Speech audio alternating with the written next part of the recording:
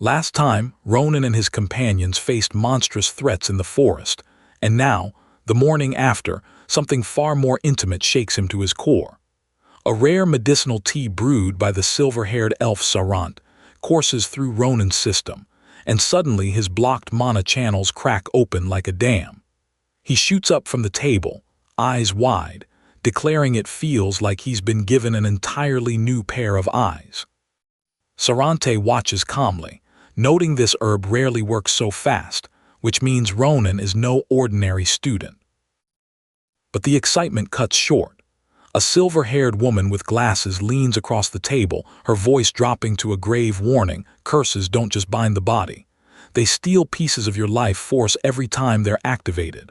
The young man across from her, sharp-featured and dressed sharply in a blazer and red tie, goes pale. He never knew. And now the question hanging in the air is terrifying: how much has he already lost? Ronan sits quietly, cup in hand, his mind wandering to a memory, the first time he encountered the gray-haired boy, back when none of this felt real. The weight of his eye curse has made him impatient, reckless even. Then suddenly his body snaps into action, narrowly dodging something lethal. His expression is a cocktail of relief and grim self-awareness as he reflects. He nearly died before he could kill even a single giant. How dangerously close to the edge is he walking? Across an elegant table, an old elf with long white hair and glasses studies Ronan with quiet intensity. Stirring his tea, this dark-haired young man feels familiar, yet the elf cannot place him from any memory. Ronan, meanwhile, stirs his own cup and mulls over the word fanatics. When the old elf asks what he means, Ronan doesn't mince words. Sinister, evil bastards, he calls them, his tone darkening the warm afternoon light. Ronan explains there are people waiting obsessively for the coming of a star. Sarante's composed expression cracks into visible concern. She asks, barely above a whisper, if those fanatics are stirring up trouble again. And just like that, the title card drops: the Academy's genius swordsman, as the scene cuts to a grand columned building bathed in cold moonlight. Something is very wrong, and it's only just beginning. Sarante stands alone in a grand stone hall, wrestling with a vision she cannot shake: a blood-red sky over a field of countless dead. If these fanatics Ronan speaks of are truly active again, the consequence would be catastrophic. Civilizations erased, lives snuffed out in the thousands. She asks herself, voice barely a whisper, whether she will simply stand back and let it happen again. Then her gaze drifts toward Ronan. Could he be the answer? Late at night, while rain hammers the windows, Ronan wanders into a softly lit room and finds Sarante already awake. He notices something, a peculiar rock sitting in the corner, and can't let it go. Is it really sacred, he asks. Sarante's expression becomes cryptic, almost reverent, as she explains it belongs to an ancient order that recurs once every 1,000 years. The downpour outside feels like punctuation, like the world itself is listening. Sarante speaks of rocks that endure harsh mountain weather for 1,000 years, survivors when all others crumble to dust. Within them, she explains, live the traces of Lord Senial's divine nature, and the chamber holds a glowing crystalline statue to prove it. Ronan, draped in his white shirt and dark jacket, asks a blunt question: why is Sarante the only priest left? The elder's reply is measured, heavy. Everyone had their struggles. It is harder than it looks. Sarante confesses something painfully personal, that there were moments her faith nearly broke. Devoting an entire life to a god who never answers takes a toll no scripture prepares you for. She once longed to turn her back on the order entirely, but a premonition kept pulling her back. A deep, stubborn belief that Lord Senial's spirit, locked within that divine statue, would someday help save the world. Ronan listens, and for the first time he truly hears her. Ronan flinches, something just passed through him. Sarante smiles gently, placing a hand on his shoulder, calling it what she felt the moment she met him: destiny. Not just any destiny, one that could not be handed to anyone else. She believes that moment is close. Ronan stares back, golden eyes steady, the weight of her words settling over him like armor. A golden band gleams on his arm. He looks like someone beginning to understand what they were made for. The next day breaks bright and golden. Ronan sets aside Sarante's cryptic words for now and takes his companions into the mountains to gather medicinal herbs. Watching a blonde girl and a red-haired girl sip the prepared tea, their mana resonance visibly lifting, Ronan reflects on what Sarante truly is. Kind from the very first moment they met, sincere in a way that feels almost alien for an elf. And that honesty has changed something in him. And then the peaceful mountain light shatters. The narration turns cold, tragedy follows wherever they go, and it leaves behind pain that can never be erased. The sunlit peaks dissolve into a ruined battlefield under a blood-red sky.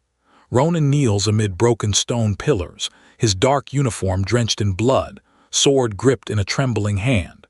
Beside him, an ancient elf with a skeletal, gaunt face collapses against the debris with a devastating impact. Whatever came next, it was brutal. A flashback ignites the day of the attack on the orc camp. Under a clear sky near ancient stone ruins, the group gathered with cautious optimism. Sarante couldn't shake a bad feeling, urging the group to prepare more before moving in. The monsters were behaving strangely, unpredictably, and that unnerved the wise elf. But the others pressed forward with confidence, assuring her they'd be fine. That particular kind of confidence that tends to be wrong. The dark-haired boy, Ronan, brushes off concern. The monsters aren't any stronger than usual, he argues. The blonde girl backs him up with infectious confidence, and the muscular dark-skinned boy and blushing red-haired girl fall in line. Their leave of absence is running out. They need to head back to the academy soon. Sarante's silver-haired face tightens with worry even as she extends her glowing hand, granting them access through the barrier, with one quiet plea: come back the moment danger appears.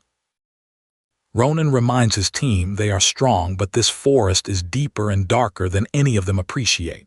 He's right to worry. Deep within those darkened trees, something elegant and dangerous is already moving. A woman in flowing white robes, her long silver hair catching no light, glides through the shadows with quiet frustration. Finding Ronan, she murmurs, was supposed to be simple. It wasn't. And when powerful people get frustrated, things tend to explode. Her yellow eyes glow like embers.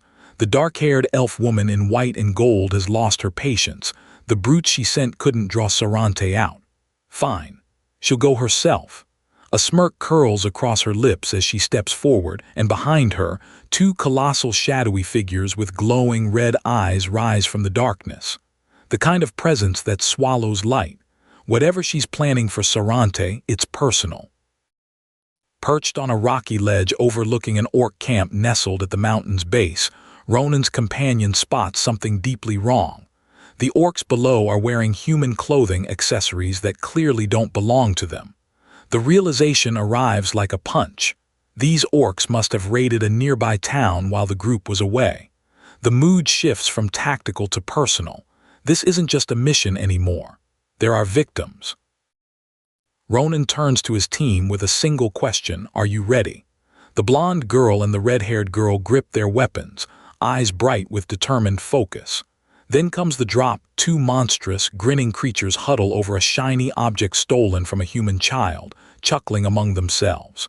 The rocky, mist-shrouded terrain ahead feels suddenly alive with threat. The team moves in, and from the depths of that haze comes the drumbeat of something enormous. Ronan channels blue energy through the group, and immediately the change is electric. His dark-haired companion's eyes ignite with yellow-green light, and the blonde woman's dagger blazes to life. Goblin-like creatures surge forward through the trees, confused to encounter humans, and within seconds, a vibrant green energy tears through two of them simultaneously, dropping them bleeding to the forest floor. This is what coordinated power looks like. The battlefield erupts. The blonde woman cuts through goblins with a glowing blade, blood spraying with every slash. The dark-haired man, eyes blazing and wrapped in green aura, hammers massive orc-like creatures with bone-cracking blows. One roars in shocked agony before being launched skyward by a glowing kick that sends an entire cluster of monsters sprawling. These aren't academy students holding back. They are fighters, and the orcs are beginning to understand that. On the rocky ledge above the camp, a muscular orc suddenly wheels on one of his own, screaming at him to freeze. The second orc barely has time to register the word before a weapon connects with a devastating bash, dropping him groaning to the ground. What looked like orc-on-orc chaos is something more calculated. Someone, or something, is pulling strings, and the confusion it creates is just as dangerous as the violence. Two axe-wielding creatures crash to the earth, swallowed by swirling blue energy. A pale hand adorned with an intricate blue bracelet pulses with power. The red-haired girl, her entire body humming with newly awakened mana, is landing precision strikes that drop enemies cleanly. Ronan claps, genuinely impressed, asking if she's finally getting the hang of it. She nods, breathless. Then he turns toward a colossal blue-skinned beast in the distance, and the real test begins. With glowing red eyes and a grin that belongs to a nightmare, Ronan, something darker wearing his face, commands his allies to slay them all, his laughter cutting through the chaos like a blade. The pink-haired woman beside him strains to push back the overwhelming blue energy with both hands. It tears through the gray-skinned creatures anyway, shattering one with a catastrophic explosion, then obliterating another in a blast that shakes the entire forest. This isn't a battle anymore. It's an erasure. The dust settles, but not the anxiety. The red-haired girl in her school uniform grabs Ronan's attention with wide, glistening eyes. She doesn't know what she did. She doesn't know if it was right. And now she's terrified of the consequences waiting for her back at the academy. Behind her, a dark-haired boy in black watches calmly, already processing what comes next. The four of them stand together in the forest haze, unified but shaken. The dark-haired boy cuts through the tension with a grin. If she gets in trouble, they all do. It's that simple. The muscular light brown-haired man punctuates it with a confident thumbs up, cheerfully adding that he killed some of them too, so the punishment would fall hardest on him anyway. Asel, the red-haired girl, stares back at them, tears running silently down her cheeks, overwhelmed by their loyalty. It's a ridiculous, heartwarming mess, and somehow that makes it matter more. Deep in the green forest, a small purple creature on Sita's shoulder chirps urgently, and he listens. Something is nearby. A voice in the back of his instincts insists. He and the pink-haired girl push through the trees into a clearing and stop cold. An elf, young and blonde, is tied to a tree, her white dress soaked with blood, her face contorted in pain. Sita's voice breaks.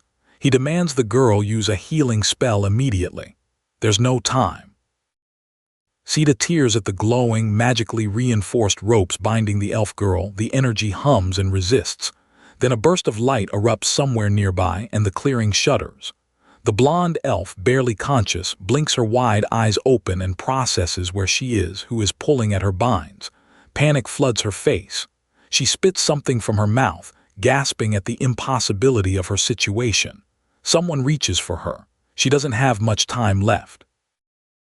Ronan kneels at the injured elf's side, her torn, blood-stained dress and blonde hair framing a face twisted with desperate urgency. The healing spell failed, and she knows it. She grabs Ronan's arm, recognizing him, her forest-green scarf pressed against her wound. She pleads for him to take her to someone immediately, because they're coming. Ronan processes the mana signatures she describes and feels the dread crystallize. This is no random victim. She knows something. Ronan's instinct fires. Sarante could be in danger. The realization jolts through him like electricity. He sprints across a vibrant outdoor clearing, calling out her name, and in a temple-like chamber nearby, a white-haired woman in a long flowing gown looks up from a glowing stone. Her expression shifts from concentration to shock to recognition, all in a heartbeat. She breathes his name, Ronan. The surprise in her eyes tells us everything. He wasn't supposed to be back this soon. Ronan bursts toward the older elf Sarante, breathless, explaining they rescued an injured blonde elf from the orc camp, and she asked specifically for Sarante by name. The moment Sarante's eyes land on the blood-soaked, dirt-covered elf in Ronan's arms, her composure shatters. She recognizes her immediately, Bridja. She cries out the name in desperation, hands reaching forward. Bridja says nothing. Her eyes are hollow. Whatever happened to her at that camp was not an accident. Back at the orc camp, the blonde woman and dark-skinned boy report back. They swept every corner as Ronan instructed, and the captured elf was the only prisoner. The camp is clear. As they prepare to move toward the temple, the red-haired girl kneels beside one of the fallen orc bodies and frowns. Something isn't right. Certain items weren't on these orcs before. The mood among the group shifts quietly, uncomfortably. Someone put those items there. But who? In the dimmer stretch of forest nearby, Asel and another student stare down at the bodies of fallen enemies and notice something that stops them cold. Strange markings on the ground around the corpses. Magic circles, Asel realizes, her voice trembling, etched by something with tremendous power. She's never seen anything like them before. The scene shifts inside. Bridget lies pale and still on a white-sheeted bed, Ronan standing over her. First aid has been given, but no one feels safe. Ronan speaks quietly with Sarante in a warmly lit wooden room, genuine gratitude crossing his face. He tells her he owes her a great debt. Sarante reveals that Bridget is one of Lord Senial's last remaining believers, a fellow worshipper she holds dear. Across the room, Bridget sleeps peacefully at last, safe for now.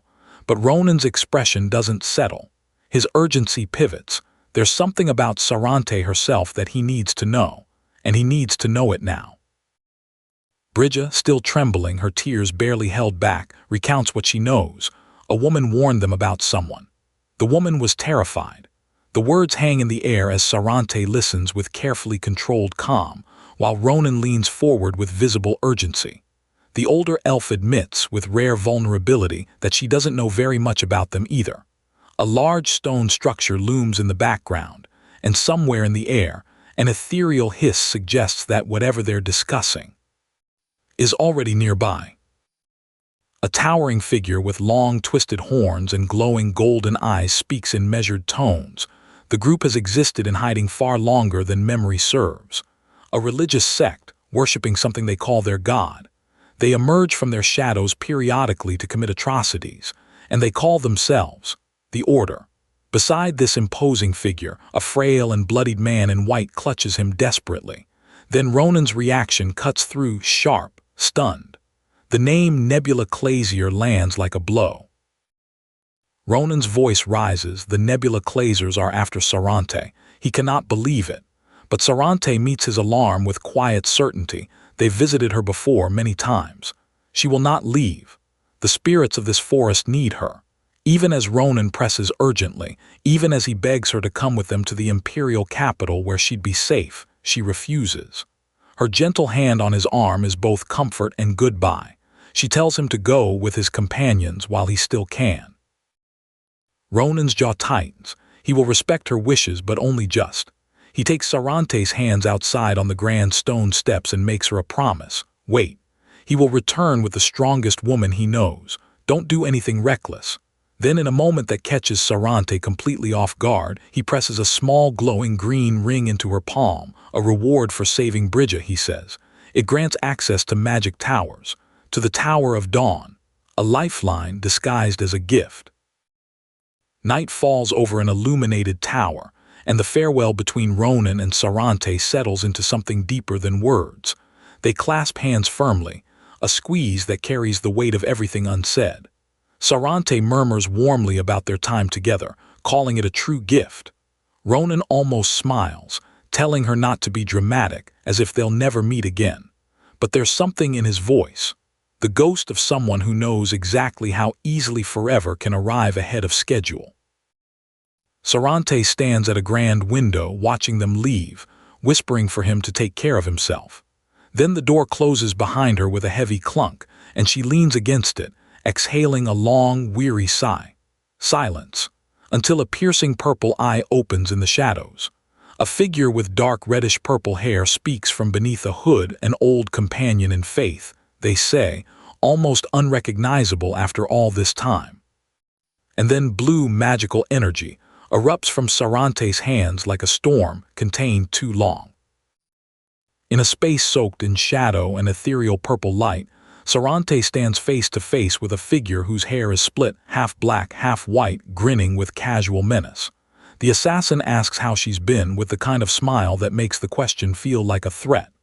Sarante identifies him immediately for what he is, the Order's chosen blade. Her fury is controlled but present. She calls their sense of humor twisted. He doesn't stop smiling. That's the most frightening part. The black-haired elf woman in white and gold addresses Sarante from the shadow of a tree branch, her tone oozing dangerous nonchalance. She admits she tried drawing Sarante out through the heroes. It didn't work. So she used Bridget instead. A shadow with glowing red eyes lurks in the darkness behind her like punctuation.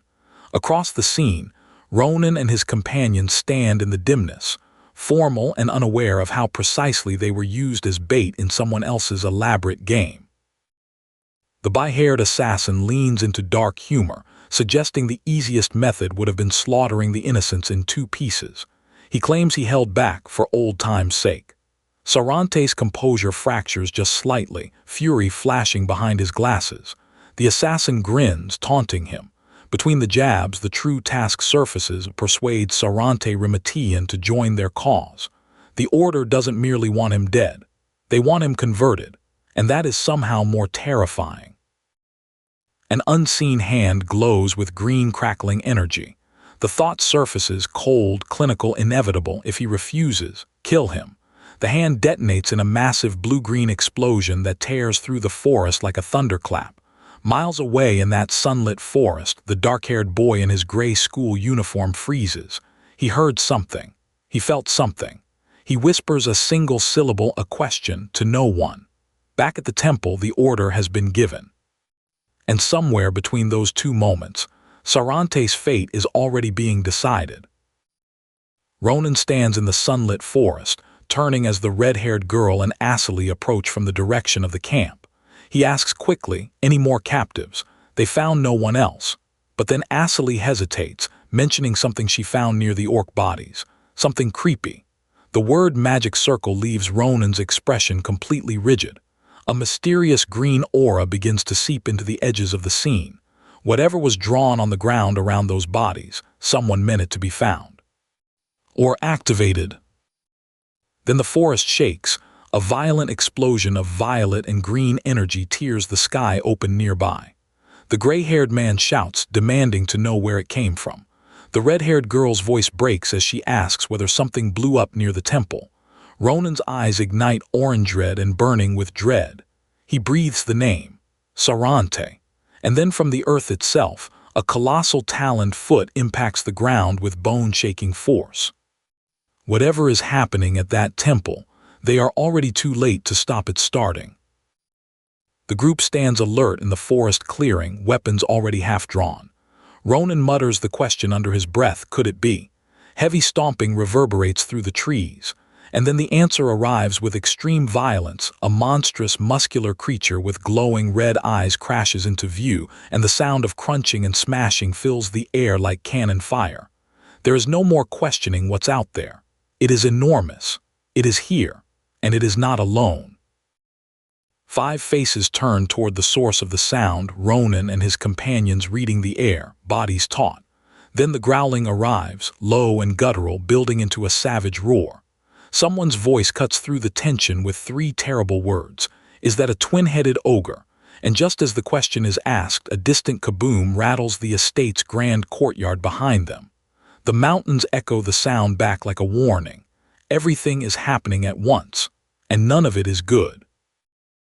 Magic ignites without warning. A dark-haired figure falls through a storm of purple and green energy, green spell circles erupting from their hand. Then Sarante steps into the light of her own power, white-haired, sharp-eyed, glasses catching the glow of a massive runic circle forming around her outstretched hand. She speaks one word, Ventus, and the world answers with a vortex, a swirling column of brilliant green energy and lightning that tears apart everything it touches. This is what 1,000 years of faith looks like when it fights back. The green-haired elf woman grins through the chaos, taunting Sarante, show her everything. And Sarante does, but what emerges is terrifying. His silver hair is gone, replaced by dark waves, and his eyes burn with sickly yellow light. Dark purple energy writhes around him like a living thing. His hand is shattered, bleeding black liquid, yet he manifests a jagged sword of pure dark power, crackling with lightning, and launches skyward in a devastating strike. Something inside him has been unleashed, and it may not be possible to put it back. Sarante, dark-haired, yellow-eyed, unrecognizable, raises his hand toward the earth below and releases everything.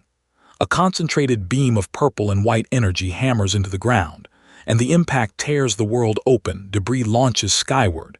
Explosions cascade in rapid succession, brilliant purple and green light consuming the battlefield. The sky above turns dark and ominous, stained with the colors of destruction. Whatever Sarante has become in this moment. Ronan hasn't arrived to witness it yet, and when he does, two figures stand on glowing ethereal ground, one in dark, one in light, as a hush falls over the battlefield. Then the silver-haired elf raises his hands and brilliant green energy crackles to life in his palms. A projectile screams forward with a sharp flit, and then dark purple energy answers, tearing through the air in a devastating X-shaped slash. The exchange is instant, explosive, merciless. The dark-haired fighter doesn't hesitate. He drives his sword in a fierce diagonal slash, purple energy screaming off the blade. Then comes the Whabam, green and purple erupt together in a blinding burst of colliding magic. He soars clear of the explosion, fierce and focused. And watching from behind circular glasses, the white-haired elf tracks every movement with eyes that miss nothing. The green-haired elf woman grins through the chaos, mocking, delighted, calling Sarante nothing but a clever old fox. Sarante's hand bleeds black liquid. His grimace is pain barely contained. But his words cut just as sharply as any blade. He hasn't fallen so far that he'd join a cult. Even half-broken, his defiance is absolute. The dark-haired figure with burning yellow eyes is almost bored.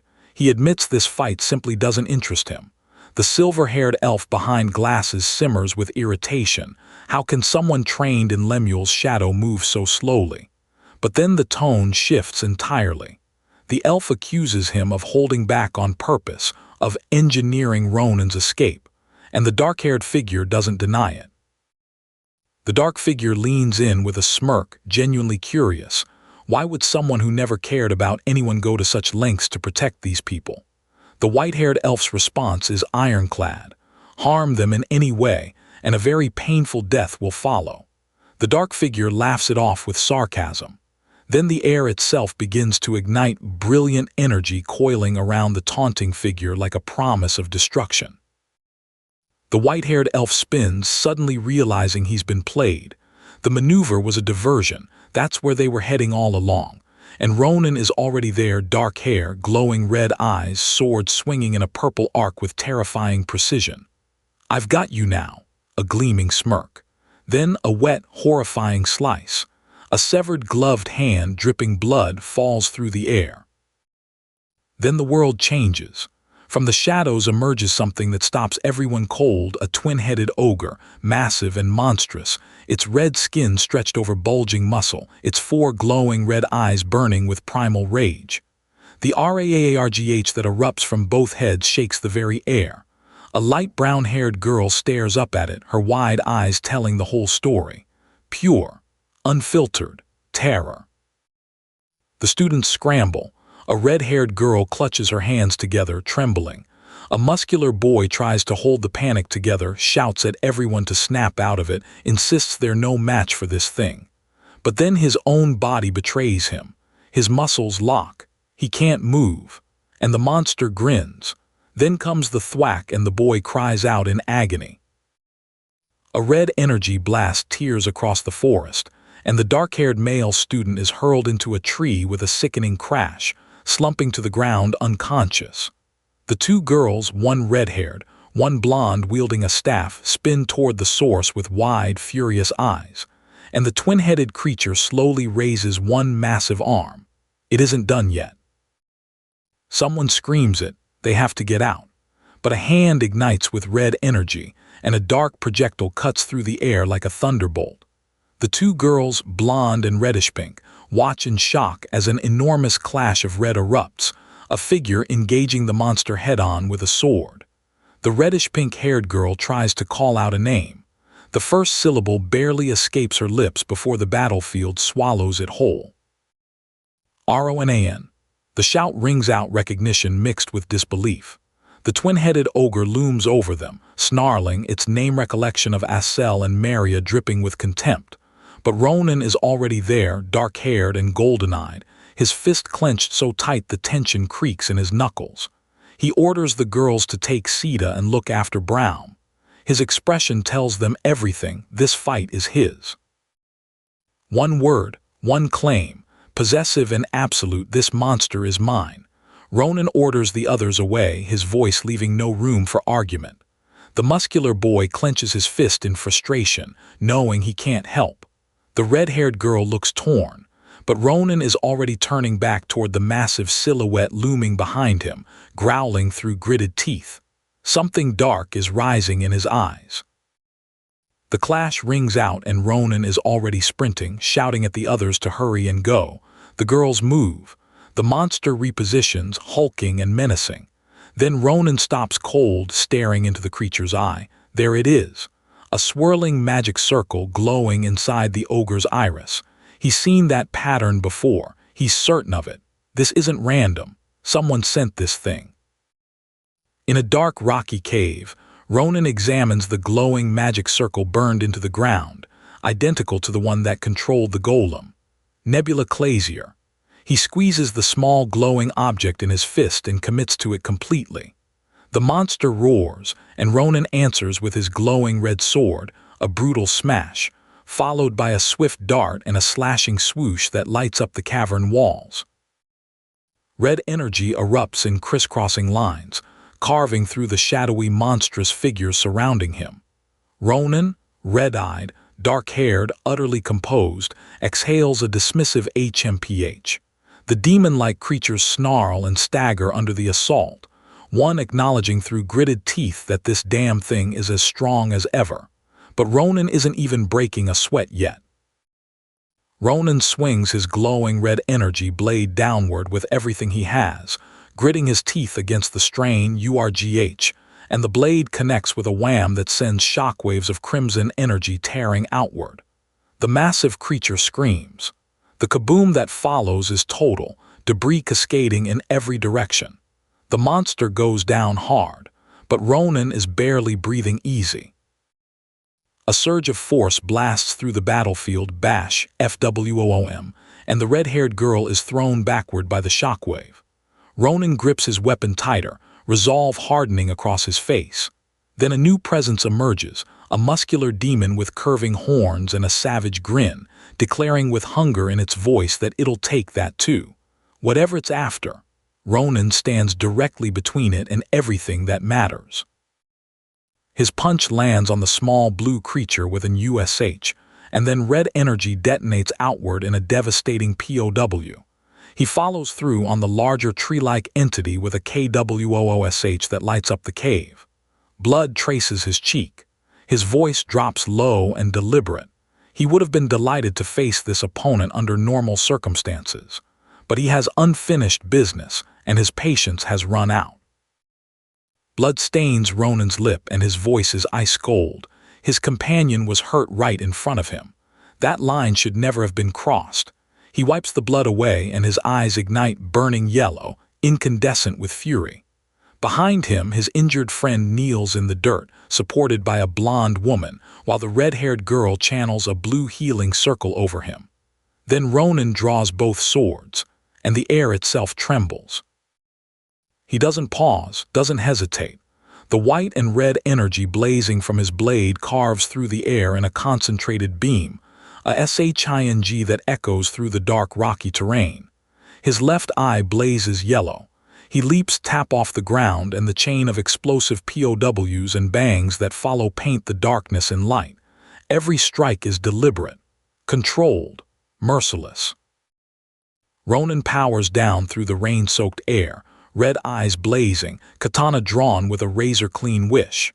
The massive horned creature below roars GWA, RA, its fangs and muscle and fury thrown against the falling swordsman. But mid-descent, something surfaces in Ronan's mind. A memory from his last life. He finally remembers why he couldn't kill the giant back then, and the weight of that realization changes everything. The dark-haired man admits it plainly. He didn't want to resort to this, but there's no choice left. He needs to deal a deadly blow. Across from him, a silver-haired boy stands calm and collected, sword in hand, drawing on techniques learned from Miss Navarro's.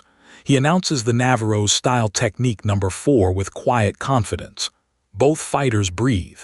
Both fighters commit. The space between them shrinks to nothing. Ronan launches himself with a spinning sword strike, all momentum, all fury, and the blade finds its mark with a clean slice against the colossal demon. He declares he can cut through it now. But something is wrong. His hand grips the sword with a clink, surprise flickering across his face. The demon barely flinches. It stomps the ground and tells him to stop wasting its time. The horror sinks in. This thing doesn't go down that easily.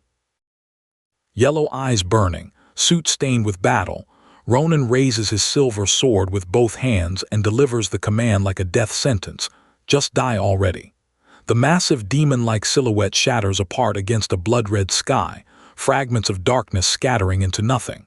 Dun. Then silence. Then green trees bathed in reddish-purple light, and a shhhh that sounds like the world finally exhaling after holding its breath for too long. Ronan stands in the misty forest, katana drawn, looking back toward the group with urgency in every line of his posture. Asel and Maria huddle over Braun, the blonde boy supporting him, the dark red-haired girl watching with worried eyes. Braun is down, limp and pale, but Sita helps stabilize him. Basic first aid. He'll need a real healer, but for now he'll hold on. The relief is fragile, precious, and temporary. Ronan tells the red-haired girl to go ahead with Brow M, his voice steady, his amber eyes carrying a weight that brooks no argument. She protests. He doesn't answer the question she's really asking. He simply says he's going to see Sarante. When he arrives at the location, he stops. The devastation is total. Shattered rock formations stretch in every direction, water flowing through the wreckage like a scar. His face falls open with shock. What happened here? Across the desolate ruin, a figure limps toward him, white hair streaked with dirt, tattered robes, glasses cracked, body held together by sheer willpower alone. Sarante. Ronan's face crumples with something between relief and horror. Sarante says Ronan's name like a prayer answered. He's safe. Thank goodness. But the blood on Sarante's face tells a different story, and Ronan is already rushing toward him, telling him he is in absolutely no condition to be moving. Ronan demands to know who did this, his voice sharp, frantic. Sarante tries to calm him, insisting he's fine, urging him to leave immediately before others return. But the warning never finishes. A glowing purple spear erupts through Sarante's chest with a wet, sickening stab, pew, and Sarante chokes, blood on his lips, his voice dissolving into broken syllables. Ronan hits the ground, staring upward, eyes blown wide. The world has just changed irrevocably. Blood everywhere. Ronan calls out Sarante's name and his voice cracks under the weight of it. The silver-haired figure slumps against the earth, trembling, barely able to form the syllables of a name. Then Ronan is moving, sprinting, screaming as Sarante coughs and struggles to breathe. The urgency is absolute. The dread is suffocating. And somewhere deep in Ronan's chest, something that has never broken before begins to fracture. Ronan barely has his bearings, disheveled, bloodied, asking what happened when a figure with long purple hair and pointed ears materializes in the swirling energy, playfully complimenting his quick thinking. That's no way to treat an old companion, they say, with a smile that doesn't reach their eyes. The mystical battleground crackles around them, and a ghostly woman in a white cloak drifts at the edge of the scene. Nothing here is what it seems. Nothing here is safe. A green blast lights up the aftermath, and Sarante, bruised and bloodied behind his cracked glasses, growls that the attack nearly killed him. Ronan, revealed here as a dark-haired elf, purple energy shimmering around her hand, calmly states it was fortunate the blessing of the stars held. Then she turns to Sarante with glowing yellow eyes and a scar-traced smirk, remarking casually on surviving a twin-headed foe. The compliment lands like a blade. Ronan, bloodied, breathless, demands to know who this person is. The answer comes with purple crackling energy and a theatrical transformation. The dark-haired man shifts, and standing in his place is a woman with two-toned hair, winking playfully, thanking him for the rescue. The protagonist's face goes blank, because he recognizes her. A flash of memory, an injured elf, tied to a tree in a forest. He helped her, and she was never what she appeared to be. The truth unravels like a trap springing shut. The mysterious woman reveals she was pretending to be a captured orb monster the entire time, thanking him for unknowingly helping her cross a magical barrier she couldn't breach alone. In return, she promises to make his death as painless as possible. Purple magic detonates around Sarante's prone form. Ronan, a small blue imp-like familiar perched on his shoulder, reacts with pure, electrified panic. Lightning splits the stormy sky over the ruined battlefield as Ronan faces the purple-haired, pointed-eared figure who watches him with a predator's fascination. She admits she didn't think he'd dodge that attack, calls him clearly no ordinary kid, and the compliment sounds dangerously close to an assessment. Ronan holds his ground, battered and bleeding, eyes fixed on her. He doesn't give an inch, but she isn't done studying him yet. Ronan slumps against Sarante's bloody form and issues one absolute command to his small dragon-like familiar Xipha: heal him, no matter what.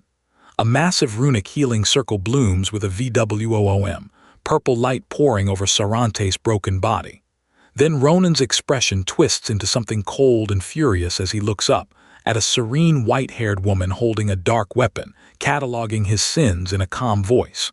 The dwarf blacksmith, the Duke's household. She knows everything he's done. Ronan grips his sword and asks how they dare show their faces here too, voice edged with barely contained fury. And Nebula Clazier steps forward, long dark hair and white attire, smirking with genuine interest. She's heard about him. Met his associates, she says, meaning the monsters, the golems, the ambushes. And then Ronan's voice drops to a razor edge, asking the single question that's been burning since the beginning. Was it you? The white-haired woman in the flowing gown circles him with a staff, purring that it's rare to see someone his age move so quickly. No wonder her people didn't stand a chance against him. It sounds like admiration. It's really an invitation for escalation.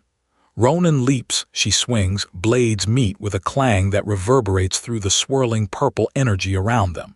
She wants to see more, and that hunger in her eyes is more dangerous than any weapon. She's too strong. She reads every move before he makes it, his glowing purple blade barely enough to keep up with her. But then, a gap. Her guard drops for just a fraction of a second, and Ronan recognizes it with absolute certainty. This is his only chance to strike. He lunges into it with a rapid barrage of slashing purple energy, the force of each blow cracking through the air. Her yellow eyes go wide. She didn't see that coming. She laughs, genuinely delighted, clashing against Ronan with her glowing golden spear, declaring it would be a waste to kill him now. She offers him a place in her order with the casual warmth of someone who always gets what they want. Ronan barely hears it through the haze of rage and blood loss. And then the smile turns to something worse than amusement. Purple energy skewers Sarante through the air. Join, or watch him die. The choice is no choice at all. Sarante's broken voice cuts through. Just run, he pleads. Ronan's hand trembles on his sword, yellow eyes blazing, Nebula Clazier circling behind him like a shadow given form. A menacing elf-like entity with purple skin and a monstrous grin appears, informing him coldly that the elf's life is in his hands. The choice is his. And Ronan makes it without hesitation. His answer is to cut them into little pieces. Then Nebula Clazier screams as a red energy blast detonates from her chest. Ronan pivots with a knife, desperate, exhausted, hanging on through pure refusal to fall. The white-haired woman in the gown counters effortlessly with her glowing staff, flowing through the movement like water. She taunts him between strikes, he's only making her want him more. Dash, bam, bash, kaboom. The sound effects tell the story his expression won't. He's giving everything he has and she's barely trying. Ronan throws himself forward with a FWOOSH, launching a barrage of glowing purple sword strikes that finally force her yellow eyes wide in genuine surprise. Sweat and blood mark his face. He is past exhaustion and running on something older and harder. And the dark-haired, long-haired opponent, fanged grin, flowing dress, admits through the chaos that she can't even remember the last time she had a fight like this. That may be the most dangerous thing she said yet. Ronan slashes, then grabs the golden spear with both hands, locking them in a brutal deadlock. She turns the thought over internally. She can't kill him yet. What a waste it would be. But her slit-pupiled yellow eyes glint, and the smile that follows is predatory.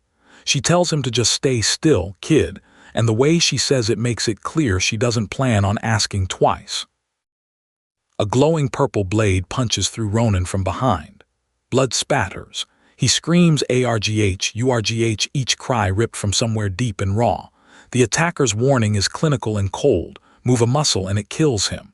Nebula Clazier steps into view above him, monstrous grin, glowing yellow eyes, curved weapon in hand, victorious and terrifying. She delivers her promise like a gift. When you open your eyes, you'll be greeted by starlight. Then the world goes dark. The dark-haired female figure descends on him with a glowing pink katana, repeating that same chilling promise, greeted by starlight. Purple energy bursts around him as the blade drives toward his chest. But inside the pain and blood and fading light, something in Ronan still fights. He thinks it through in the fraction of a second he has left. Then, Mana Shield.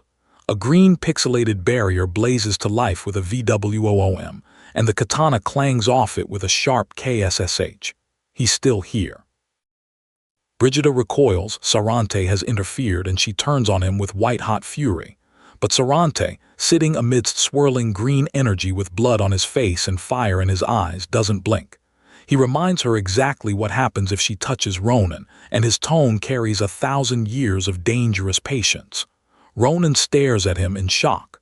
Sarante's hands ignite with intense green power. He tells Ronan to step back. He'll take it from here. Sarante flicks one finger, and Ronan is hurled backward by a surge of blue energy, crashing to the ground as Sarante commands him to stay back.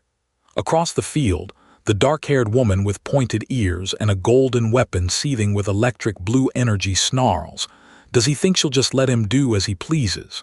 The air crackles between them, charged with something ancient and catastrophic. This fight just became something else entirely. A hand wrapped in electric blue energy closes around a glowing blade, and Bridget can't believe what she's seeing. Blue lightning erupts across the backdrop as she stands wounded but furious, her long blue hair framing a face that refuses to submit. The white-haired man facing her doesn't raise his voice. He simply asks how she's still this strong when she's almost dead. And then, with terrible calm, he tells her it's time to sever the bond between them. Farewell. Bridget's menacing expression cracks wide, shocked eyes replacing the arrogance as blue lightning crawls across her face like something living. She cries out for her old companion as the energy overwhelms her, pouring into every crack and seam of her being. ARGH, GAH. The scream tears from her as the blast reaches critical mass and detonates outward in a catastrophic surge of blue lightning. And in the aftermath, silence. Then a title card, the Academy's Genius Swordsman. In the wreckage of the blue explosion, Ronan collapses, torn suit, shattered composure, barely managing to call out a name through the chaos.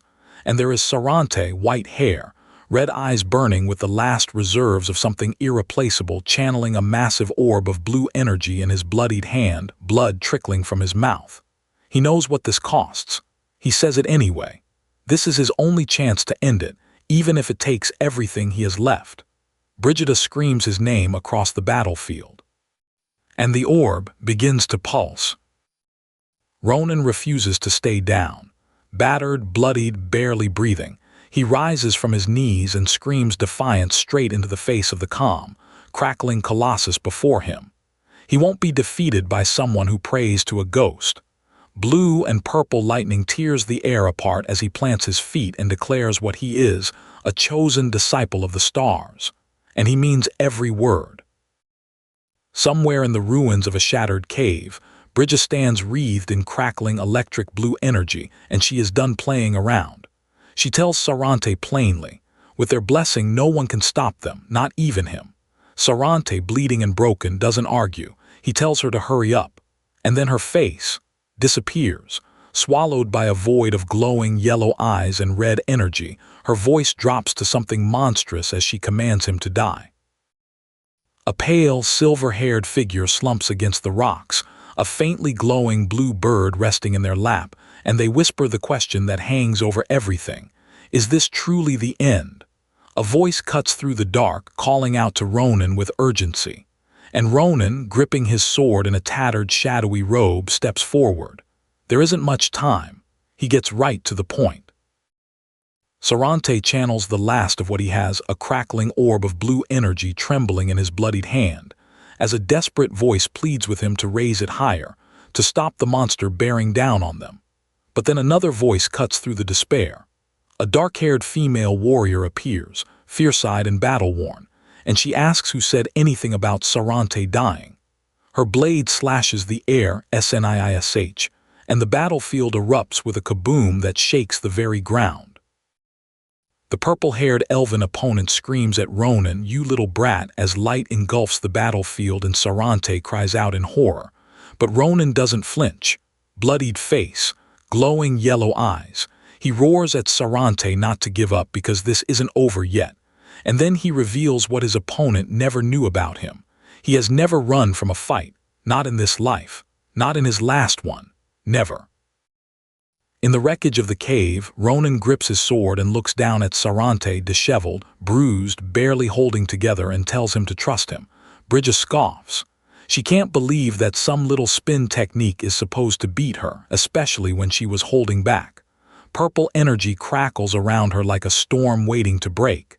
She underestimates what's coming. That arrogance is about to cost her everything. Lightning rain descends, a cascade of blue lightning hammering the battlefield with a wham that rattles the bones. Amidst the storm, a blue-haired man in military uniform stands firm, sword in hand. The dark-haired figure with bandages blocks the lightning strike, shouting for it to freeze. Then they look down at the silver-haired figure collapsed on the ground, the glowing blue bird still nearby, and their patience finally snaps. Both Sarante and that kid are getting on their very last nerve. Sarante fights back. His long blue hair whips around him as he channels crackling blue and purple energy, face bruised, expression burning with something that won't break. He demands to know if his opponent thinks any of this makes a difference. A dark-clothed figure declares the blessings of the stars as their shield. But Sarante swings his glowing weapon with a FWOSH and answers through gritted teeth, "You bastards," and means it with everything he has left. The purple-haired elf thinks she has him. She thinks she's untouchable.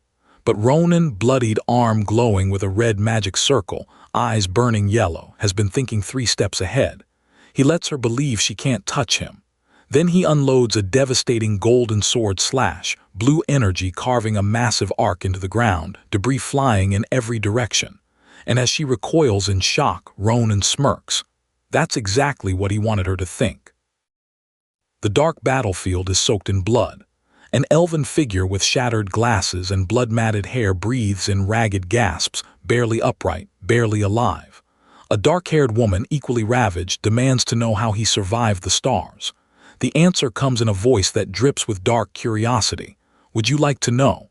And then the shadowy, monstrous figure appears, eyes piercing through the dark, and utters 3 words that shatter its own certainty. "This can't be." Lightning tears through the dark sky and then spurt.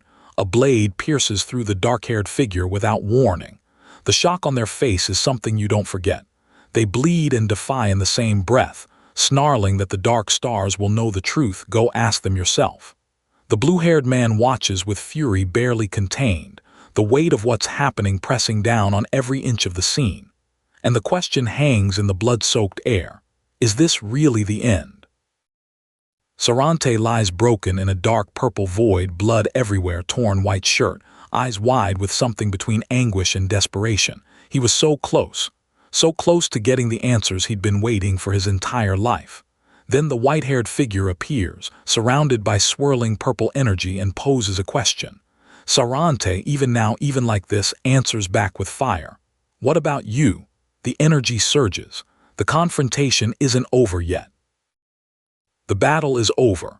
Ronan stands panting in the debris-strewn aftermath, staring down at the defeated woman in the bloodied cloak, and admits to himself that if she hadn't been so blindly overconfident in that blessing of hers, he'd be the one lying dead. Even in his past life, no one but him could lay a finger on the giants, and now, standing over this fallen enemy, there's a ghostly presence looming directly behind him, watching, judging. The heavens have been watching all along. Ronan sprints across the chaotic battlefield toward the girl in white, towards Sarante, collapsed and motionless, blood spreading beneath her.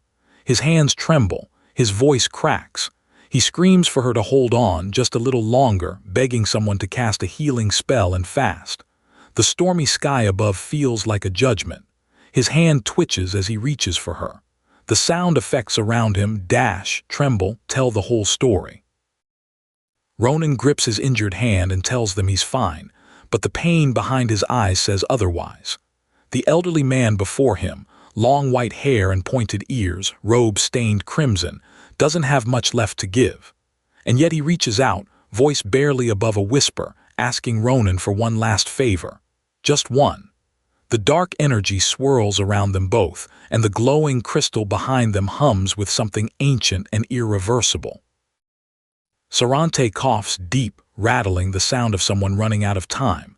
He thinks about what an undignified way this is to go. The old man beside him, glasses cracked and robes soaked in blood, murmurs, "Oh dear," and then something worse. "I'm so sorry. This is all our fault." The words hang between them like something unforgivable, and Sarante, shaking, looks back at him in the purple-hued dark and doesn't disagree. The silver-haired man looks at Ronan, really looks at him, and tells him the truth he needs to hear. The road ahead will be long and brutal. He will be hurt countless times. He will lose things he can't get back, but he must never give up. Ronan, battered and holding his sword like it's the only thing keeping him standing, listens.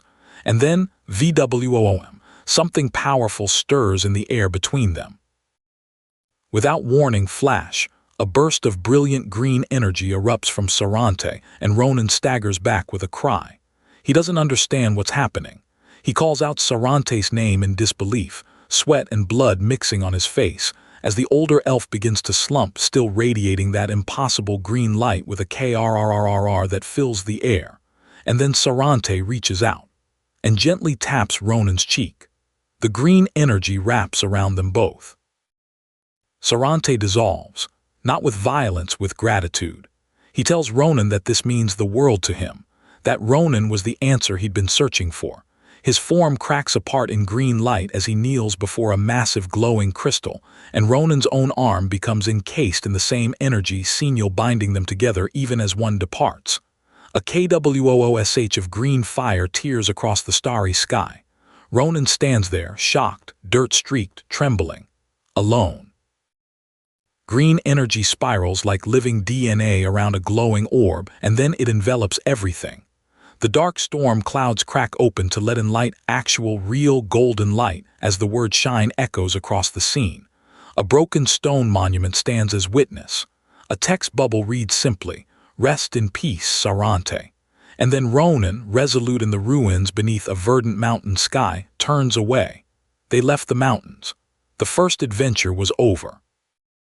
The academy appears again in warm sunlight, and it feels like returning from a different world.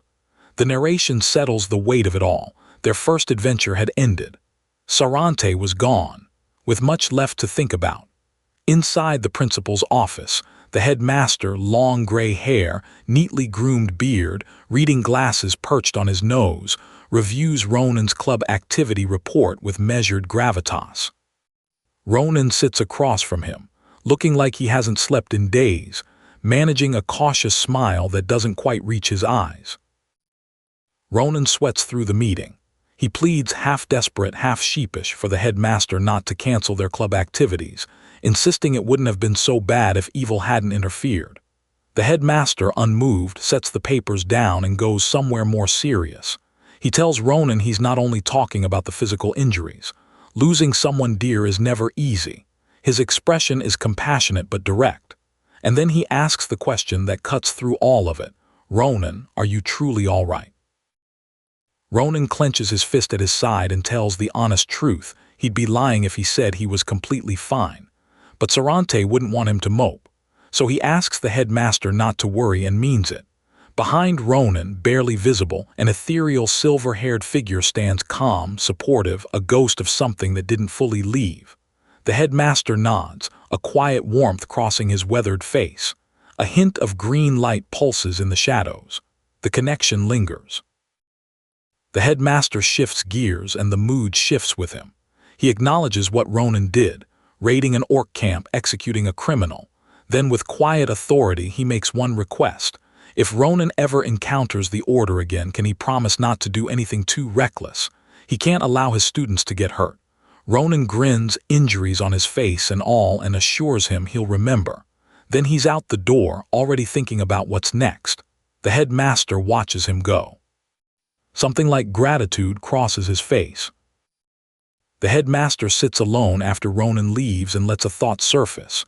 Ronan completed so many classes early that his schedule is nearly empty. Then a realization follows it, quiet and ominous.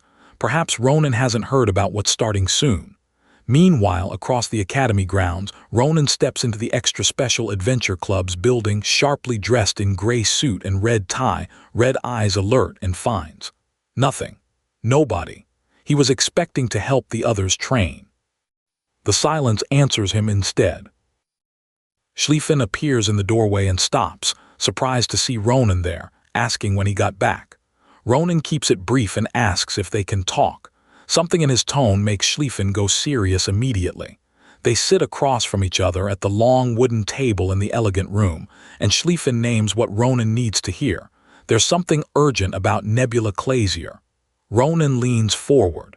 The soft lighting in the room does nothing to ease the tension.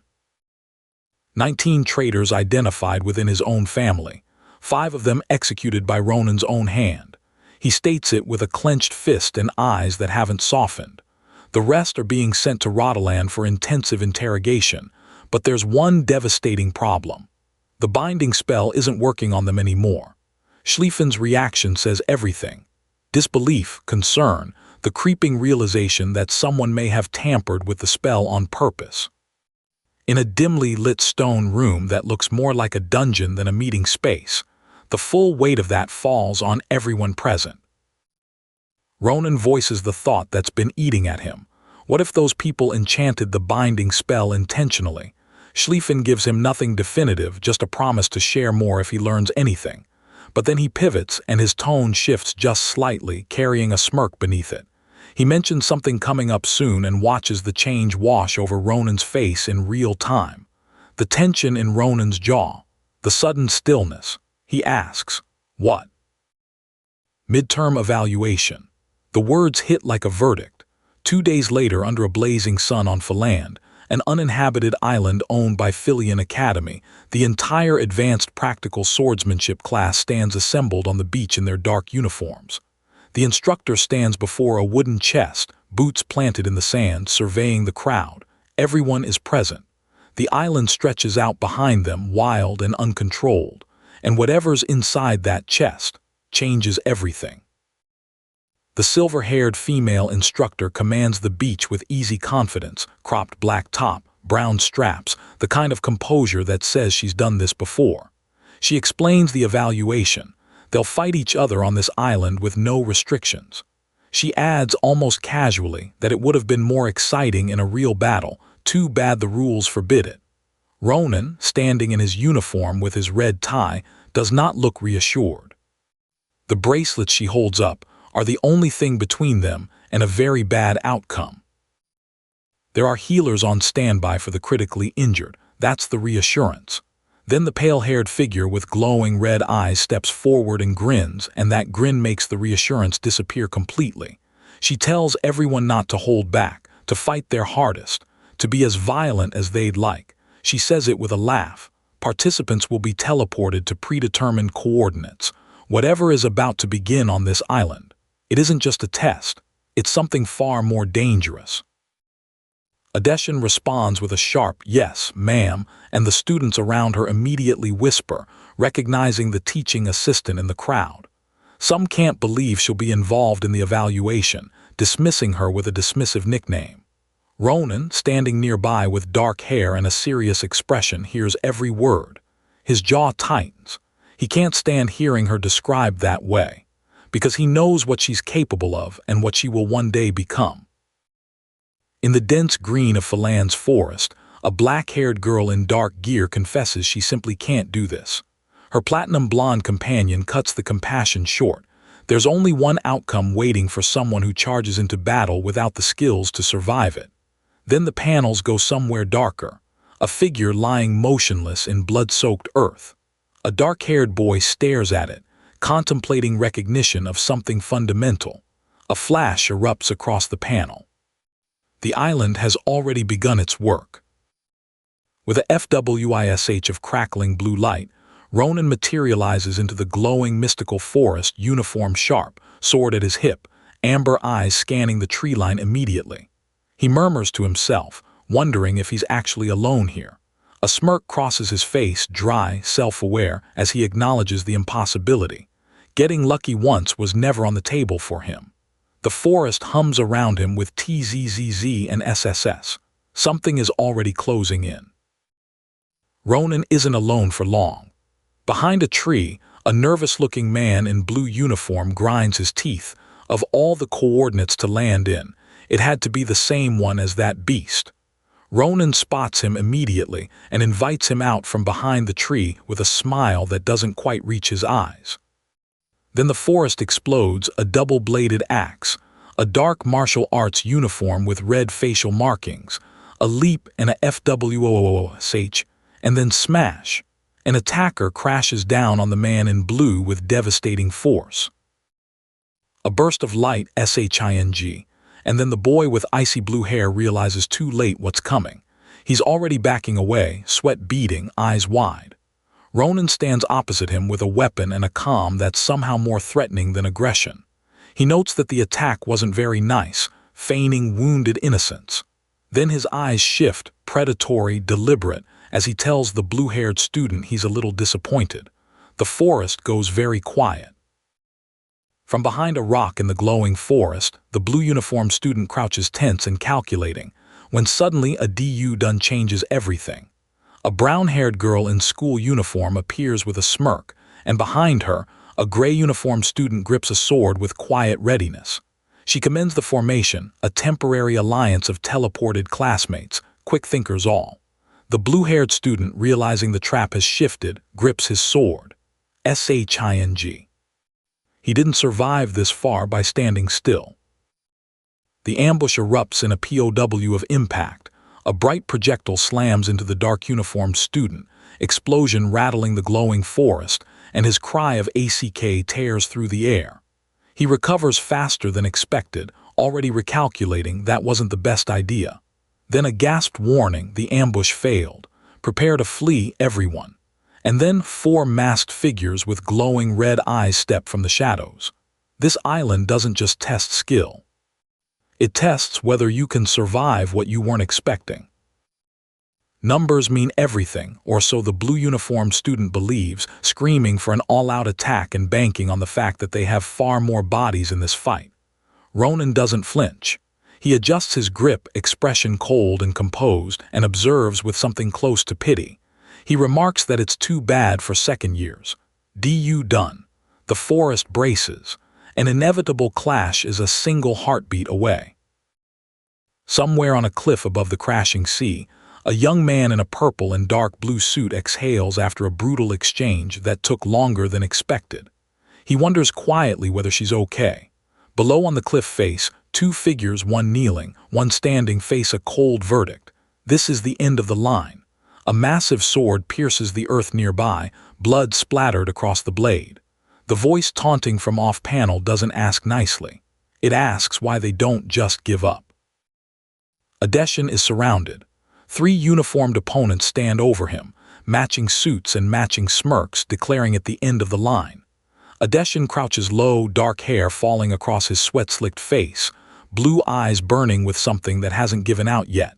He grips his sword, and when one of them tells him to just give up, he answers with his own name, quietly, deliberately, like a reminder of exactly who they're dealing with.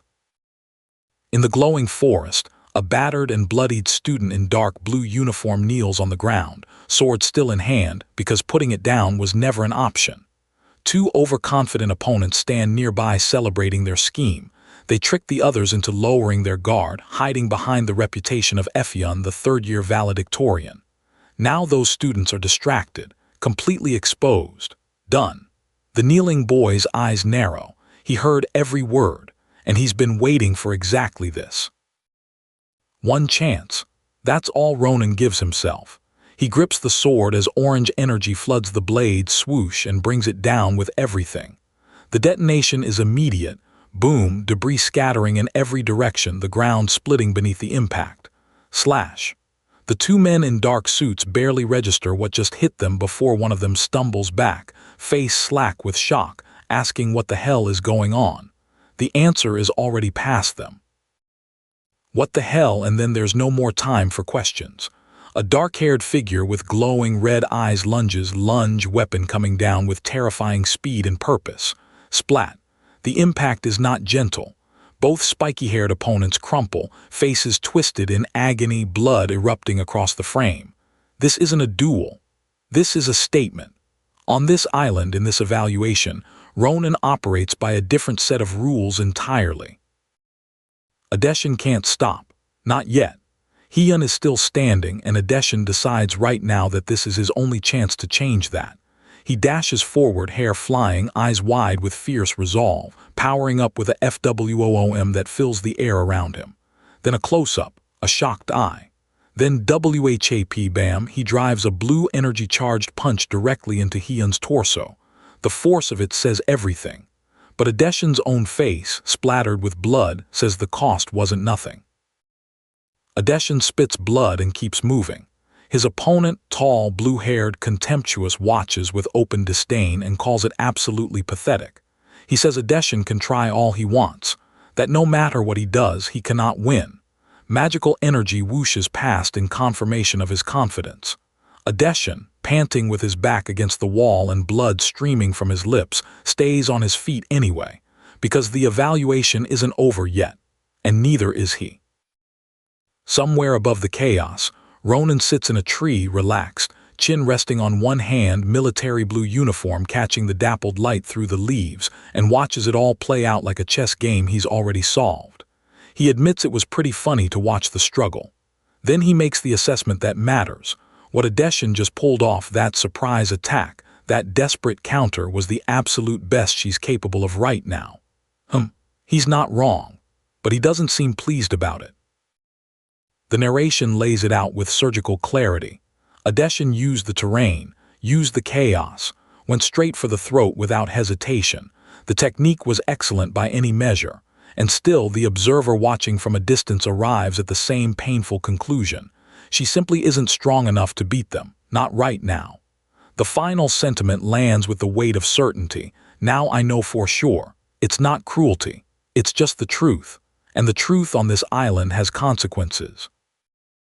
He untaps the ground tap, and the air changes. SHWO. He accelerates and brings his sword down in a blur, already declaring the evaluation over in his mind. But Adeshin's blade rises to meet it with a clang that shakes the trees around them. For a moment, just one, the impact freezes everything. Then Adeshin pushes back, locking blades directly with Hyun in a clash that wipes the certainty right off Hyun's face. Hyun presses Adeshin back against the shaft of a spear, demands to know what he thinks he's doing, and asks if he actually wants a real fight. Adeshin, blood on his face and fire in his chest, tells him yes because the evaluation isn't over yet. Hyun winds up, dark energy swirling around him in a swish. Then something extraordinary happens. Adeshin's hair shifts, dark spikes giving way to long, flowing white, and red eyes ignite with purpose. EWOSH. He lunges forward, weapon raised, and the clank of impact rings out across the island. He hasn't given up. He never was going to. The wound draws blood, but not enough. The cut is too shallow, and that single fact ignites something monstrous inside him. The man in the sophisticated suit grips his weapon, purple aura flaring, his face twisting with a rage that has been building for far too long. Then he brings it down, bash, and the dark-haired woman in the blood-soaked uniform cries out as the impact sends her reeling. You can piss him off. That much is certain. In a wooded clearing, a figure kneels on bloodied ground, tattered blue outfit cuts across his face, head bowed in defeat. His opponent towers over him, pristine dark uniform, silver accents gleaming, weapon pointed downward with casual menace. He taunts the fallen fighter, asks where that famous confidence comes from, questions why someone who can't fight keeps striving anyway. It isn't just cruelty. It's a real question, and the silence below makes it sting even harder. Hia kneels in the dirt, her dark hair falling across a bloodied face, her sword planted beside her like a grave marker. And then quietly, with absolute certainty, she answers, because she has a mission. The word lands heavier than any blow. Flashbacks bleed through. A man falling through a crumbling structure, a woman held in desperate arms, a white gravestone standing alone under a bruised and purple sky. This is why she fights, always has been. Adeshin kneels on scorched earth, arms wrapped around a young girl with long dark hair, the landscape behind them a ruin of clouds and ash. Through all of it, the blood, the exhaustion, the weight of loss, he says it with fire. He has to become the Grand Marshal.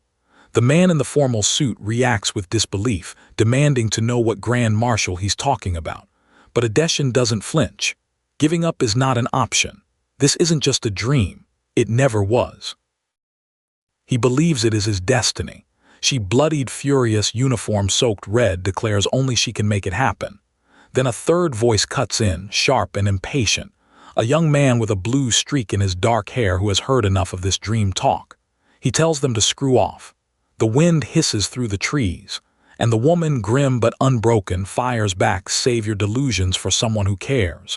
3 people, 3 obsessions, and 0 room for compromise. 2 words cut through everything, that's enough. Then a blade slice, and the chaos is interrupted. 2 boys in matching uniforms and a girl in a blue blazer materialize through the debris cloud, stepping into the middle of a fight that was seconds from going irreversible. One of them speaks with calm authority, apologizing for the interruption and announcing he's going to stop this here. The shocked reaction from his opponent says everything. Nobody expected this. The man in the light gray suit barely gets a word out before a slash stops him cold. The young man in the dark overcoat braces against an invisible force, then gasps, UGHH, his face contorted in a pain that goes beyond the physical. Blood spatters, and then through the haze a vision. Hyun, uncertain, bloodied, whispering a single syllable that sounds like the beginning of a name. Ronan. The young man stares up into a brightening sky, dread and determination fighting for the same space behind his eyes. Under an open, clouded sky, Adeshin kneels and stares up at the girl who just appeared seemingly from nowhere. He says her name, Ronan, disbelief soft in his voice. She is bloodied, clearly injured, but reaches out her hand with a steadiness that doesn't match how she looks. She tells him to skip the details. She needs to talk to him. There is something she has to hear from him directly. And despite everything, despite the blood and the battlefield behind them, she makes it sound non-negotiable. They stand at the edge of a cliff, the ocean churning violently far below, the sky pressing down. Ronan, long dark hair, face marked with blood, asks Adeshin why he wants to become Grand Marshal. He turns on her immediately, arms crossed, asking why she suddenly needs to know this, reminding her how much it means to him. She doesn't deflect. She says please. She needs to know. The silence between them stretches out over that roaring sea, and for a moment neither of them moves. A full moon hangs over a dark sky as a massive, blue werewolf-like creature materializes with glowing yellow eyes and a grin that doesn't belong on anything human. It asks whether they've heard of the Night of Fangs. The man in the formal suit answers quietly, the incident a decade ago when the Werescatty was attacked. That's right, she says, blood still on her face. The Night Empire wanted to push north, and she was there to watch it happen. She lost her family that night. The words arrive without ceremony and they land like stone. A young girl in a blue dress watches the figures she loves walk out the door, brothers, a guardian, and asks where they're all going. The answer comes from a long-haired figure with a katana who calls her sweetie and tells her that she and her brothers have something urgent to deal with. The door closes. The girl is left alone, and she would never see them again. The scene holds in an unspoken moment, no dialogue, no dramatic beats, just the weight of everything that's already been said, settling like dust after a collapse. Sometimes the most devastating part of a story is the silence between the lines. And here, that silence does its work. Back on the cliff, she continues, and the story she tells is not one of heroism, it's one of slaughter. Soldiers sent forward without commanders who understood the full scope of the enemy. Werewolf-like beasts tearing through them like they were nothing. She holds her bloodied sword and describes the aftermath: negotiations, territorial concessions, a war brought to an end by diplomacy that should have existed before anyone died. An absolute tragedy, her words, and they are not wrong. A girl in white stands alone among the gravestones under a night sky, her expression somewhere between grief and disbelief. Nearby, an older man, bandaged, bloodied, barely holding himself together, looks at those graves and mutters that this is unacceptable. The Empire absorbed the werebeasts into the Imperial Army, guaranteeing territorial rights in exchange for lives already spent. Those who gave everything received a monument, just a monument. The wind moves through. Nobody says amen. She asks why. Why did her companions have to die that way? The tall, scarred man beside her, shirt stained dark red, stands in silence as she calls it what it was. People called those deaths a noble sacrifice, she says, but she disagrees, completely. Their deaths were unnecessary. Her voice doesn't waver. Her face, battered and raw, carries the weight of someone who has been carrying this question for years and still hasn't found an answer worth living with. She doesn't stop there. If fighting was the only option, the terrain alone offered a dozen better strategies, and nobody used them. Adeshin clenches his bloody fist and calls it what it was, a senseless sacrifice born from the incompetence of leaders.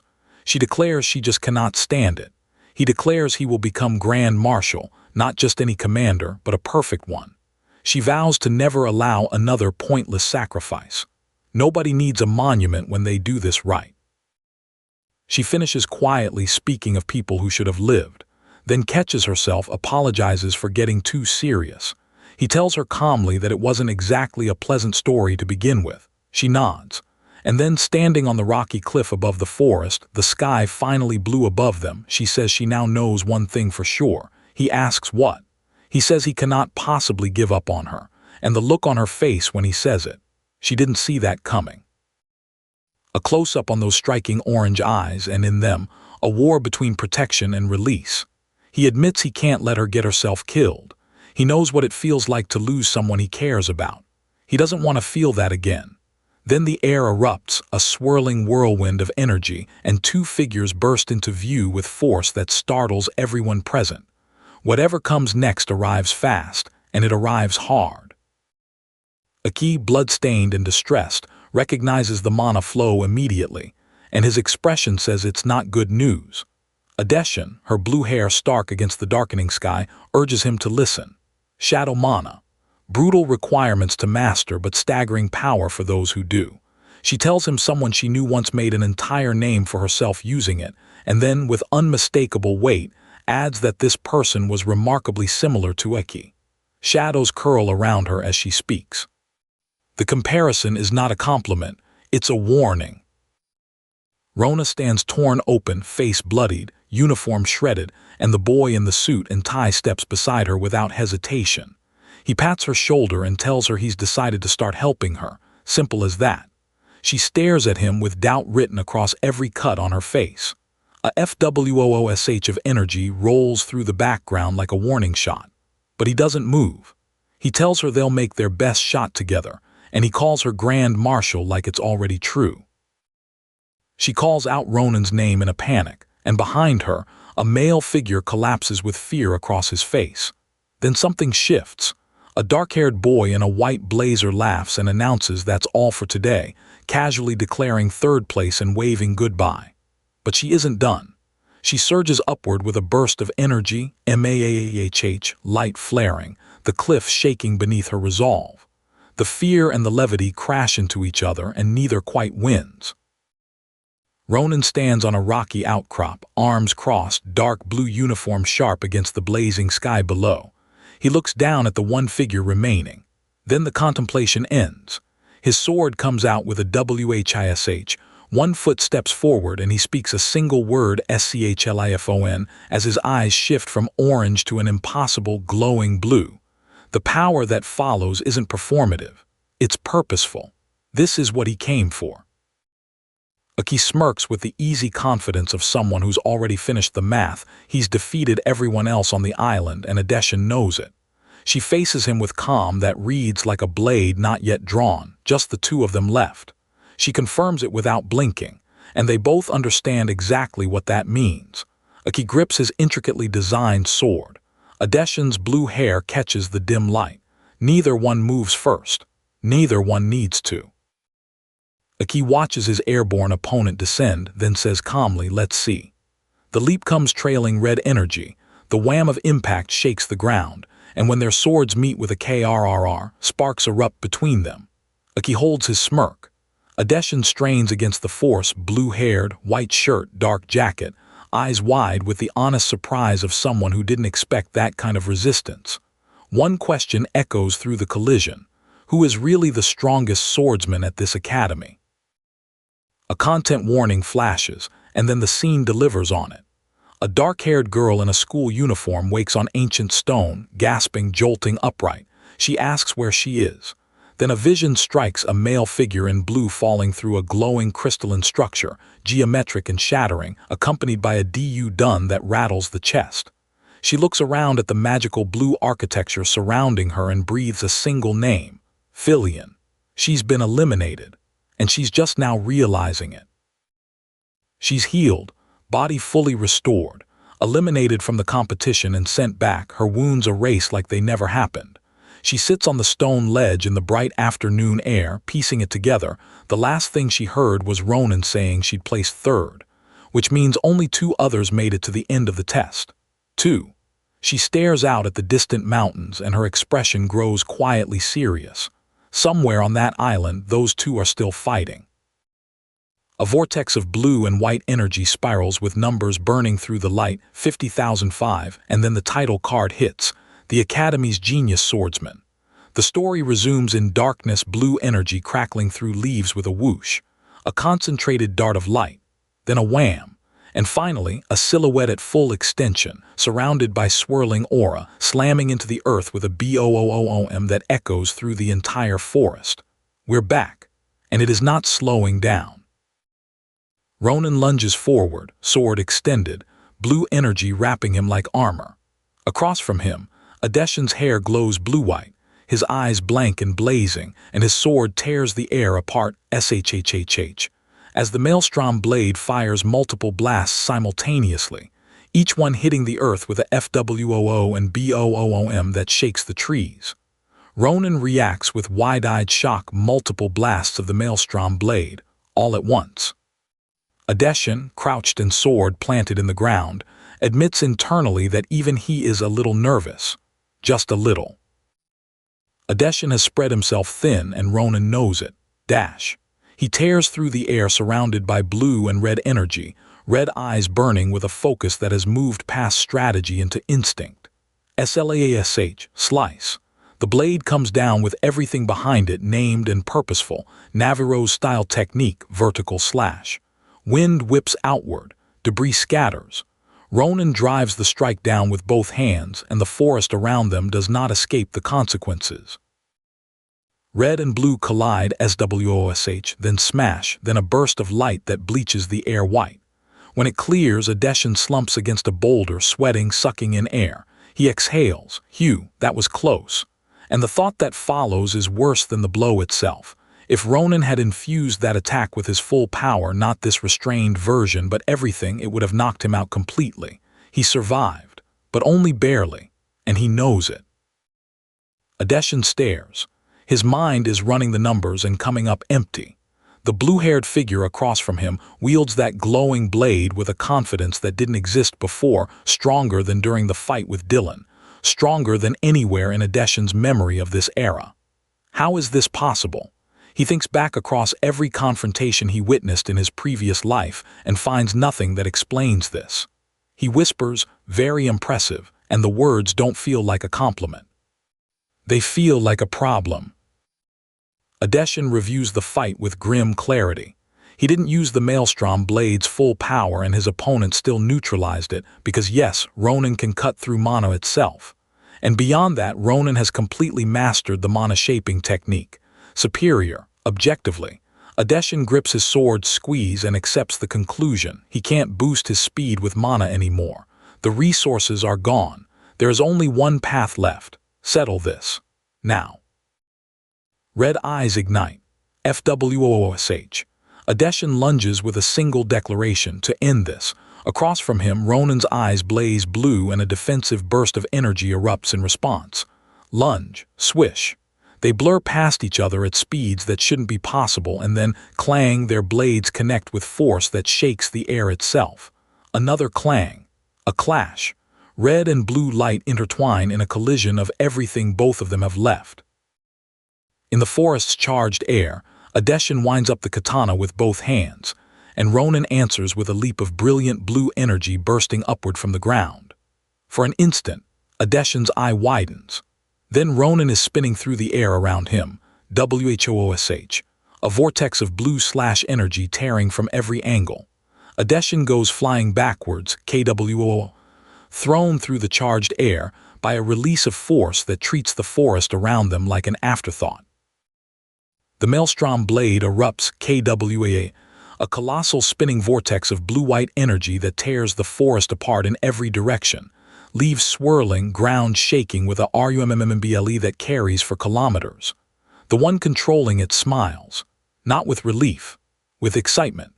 Ronan crouches on a rocky path below, panting, recovering from dodging something that could have ended everything in a single pass. His opponent calls it out. He just had to dodge the Maelstrom blade, didn't he? There's no mercy in that smile. Blood marks Ronan's waist, fresh. The man across from him in the open dark suit leans on his sword and smiles like he's enjoying every second of this. He tells Ronan he continues to surprise him. Ronan, gritting teeth through the pain, shoots back that only this person would smile after being cut with a sword. And then quietly, with absolute certainty, he says, "Now I know for sure. You really are a freak." It's the most honest thing anyone has said in this fight. Two energy blades cross in a dark void, one blue, one red, FWOSH. Then the swords find each other in reality. Red-eyed Adeshin swinging with savage aggression, blue-eyed Ronan catching the strike with a blade wrapped in crackling energy. A close-up, Adeshin's blood-splattered face, jaw set, nothing behind the eyes but forward. Then Ronan coughs blood, cough, face contorting, foot slamming into the debris-scattered ground, CHHHH. His blade rises again. Clank. Neither one is done. Bash. Their swords meet in a burst of light that turns the forest white for a moment, their faces locked in pure determination at point-blank range. KRRRK. The onlookers watching from the sidelines can barely contain themselves. Someone remarks this isn't fair to the rest of the students competing in the same exam, because what those two are doing to the ground looks less like a duel and more like the aftermath of an actual war. Even the observers know they're watching something that doesn't belong in a school exam. The distressed dark-haired girl whispers Ronan's name barely above a breath. Across the room, a silver-haired woman smirks with the knowing look of someone who's seen greatness before and can clock it on sight. Those two, she says, have grown enormously since they first set foot in the academy. And then she pauses. However, both of them have already exhausted themselves. She stands tall in her black outfit, confident and amused. Whether they like it or not, the end of this fight is coming. The next clash will be the last. Those words hang in the air over a battlefield that already looks like a ruin. Ronan, wounded at the waist, blood marking his uniform, presses forward with his sword anyway, determination burning through the pain. His opponent revels in it. He says he can't believe he finally found a worthy dueling partner. that it was worth coming to Filion just to meet someone like Ronan. It's not a taunt. It sounds almost like gratitude. And that makes it more unsettling than any threat. The blue-haired duelist announces it plainly, time to settle this. Sweat tracks down his jaw as he smiles with a determination that has nothing to do with cruelty. His black-haired opponent responds with matching eagerness, saying that's exactly what he wants too. Their blades meet with a bright clang, energy surging red and blue in competing arcs. And then, the blue-haired fighter says something that cuts deeper than any sword. If they keep going like this, he might actually start to like his rival. He doesn't want to have any regrets. The blue-haired fighter stands inside a swirling cyclone of blue aura, issuing the challenge that has been building since the first blade was drawn. Show him everything. His opponent, dark-haired, sharp suit, red tie and eyes that have shifted to a burning, ominous red, draws an ornate sword from its sheath with the slow patience of someone who has been waiting for this permission. He says he's going to make his opponent his. And across from him, the blue-haired man's hand clenches with a faint red glow. He intends to fight until the very last thing he has is spent. A foot strikes the ground, but first, they have to settle who the best swordsman truly is. Ronan's hand blazes red as he reaches forward. His blue-haired opponent stands ready, aura visible from a distance, as Ronan fires a red energy dart that detonates on contact. The blue-haired fighter catches a drop of blood at the corner of his mouth, impact registered. Then Ronan answers with a massive red energy slash, CLASH, that lights up the sky. The answer to who is strongest is being written in fire and blood right now. Debris hangs suspended in the air around him. The blue-haired fighter flinches, surprised, confused, running calculations that don't add up. With all those wounds, he didn't think there would be anything left in Ronan. But there is. And worse, Ronan is faster than before. Red slicing lines tear through the dark battlefield, and the blue-haired duelist grips his sword tighter, confronting a truth that defies everything his body is telling him. When a person pushes their body to its absolute limit, something else takes over. Ronan's opponent, enveloped in red energy and clearly feeling the cost of it, wonders aloud whether Ronan ever thinks about consequences. But Ronan doesn't answer with words. He raises his sword, brilliant blue energy surging along the blade, a glowing item clenched between his teeth amplifying the power, and he thrusts forward into a beam of overwhelming light. Then he looks up, strained, minor wounds visible, and calls out across the charged air, "Come and get me." It is not bravado. It is an invitation written in pure power. Slash. Ronan strikes, and the shockwave carries debris in every direction. His opponent stares at him with genuine disbelief. What is he thinking? He's realized he can't keep up in a pure speed contest, so instead he fired a series of mana blasts directly in front of himself, using the explosive force as both weapon and propulsion. Reckless. All those cuts and wounds must have degraded the blue-haired fighter's mana control. But even wounded and visibly hurting, that fighter still grips his sword. He isn't done either. RUMMMMBLE. The ground itself protests what's happening on top of it. The blue-haired fighter, spiky hair wild, eyes blazing, declares he won't back down. Not now, not ever. His black-haired opponent, long hair and vice grip on his sword squeeze, stares back with equal resolution. Both of them know they've reached the limit. Both of them refuse to acknowledge it. A SLASH rings out between them, and one warns the other. Don't drag this out until neither of us has anything left. It's almost mercy. Almost. It's now or never. The blue-haired fighter surges forward, crackling blue energy consuming him completely, closing on the red energy-wrapped opponent with everything he has left. The red-haired fighter is wounded, chest torn open, clutching something in his hand, and he concedes. This is it. It's all over now. But the blue-haired fighter doesn't slow down. He confirms he knew the other would be brave enough to come, and declares he'll gladly fight back. The collision between them isn't just energy. It's everything they believe. A single blue eye fills the frame, KRRRRR, and Ronan speaks without theatrics.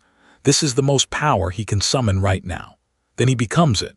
Dark hair disappearing into a swirling blue aura, debris rising around him in orbit, energy named aura, then named maelstrom, and the vortex that erupts downward from him is colossal. A spherical impact explodes above rocky terrain. Then a focused blade of deep blue light descends into darkness below. This is not a technique. This is a declaration. The strike comes down KAD, and the forest does not survive it. A massive beam of blue energy erupts from the ground and tears upward through the trees, BOOM, light and fragments and pure destructive force consuming everything in its path. The energy dissipates into a deep, ringing void.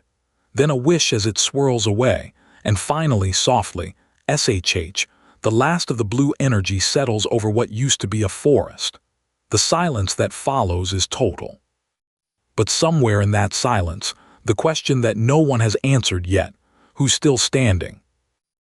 The dust hasn't even settled and already someone is screaming.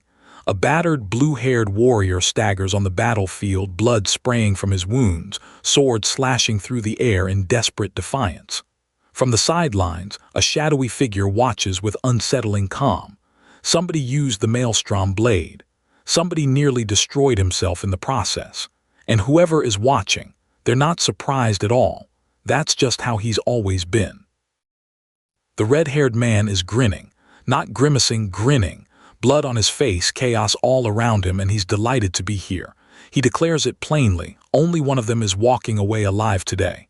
A crimson mist coils through the air with a shoo, the sound of something enormous gathering itself. The blue-haired warrior stands opposite him, torn and bloodied, weapon in hand. 2 men. 1 outcome. No other possibility. Ronan surges forward, blue energy consuming his arm as he closes the distance, the word Om erupting above him like a battle cry made physical. His red-headed opponent meets him head-on, sword raised.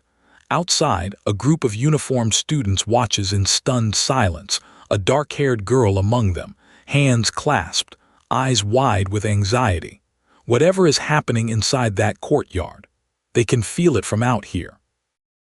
A white-haired woman with green eyes watches from the sidelines, arms relaxed, almost amused, muttering that it's about time a winner emerged.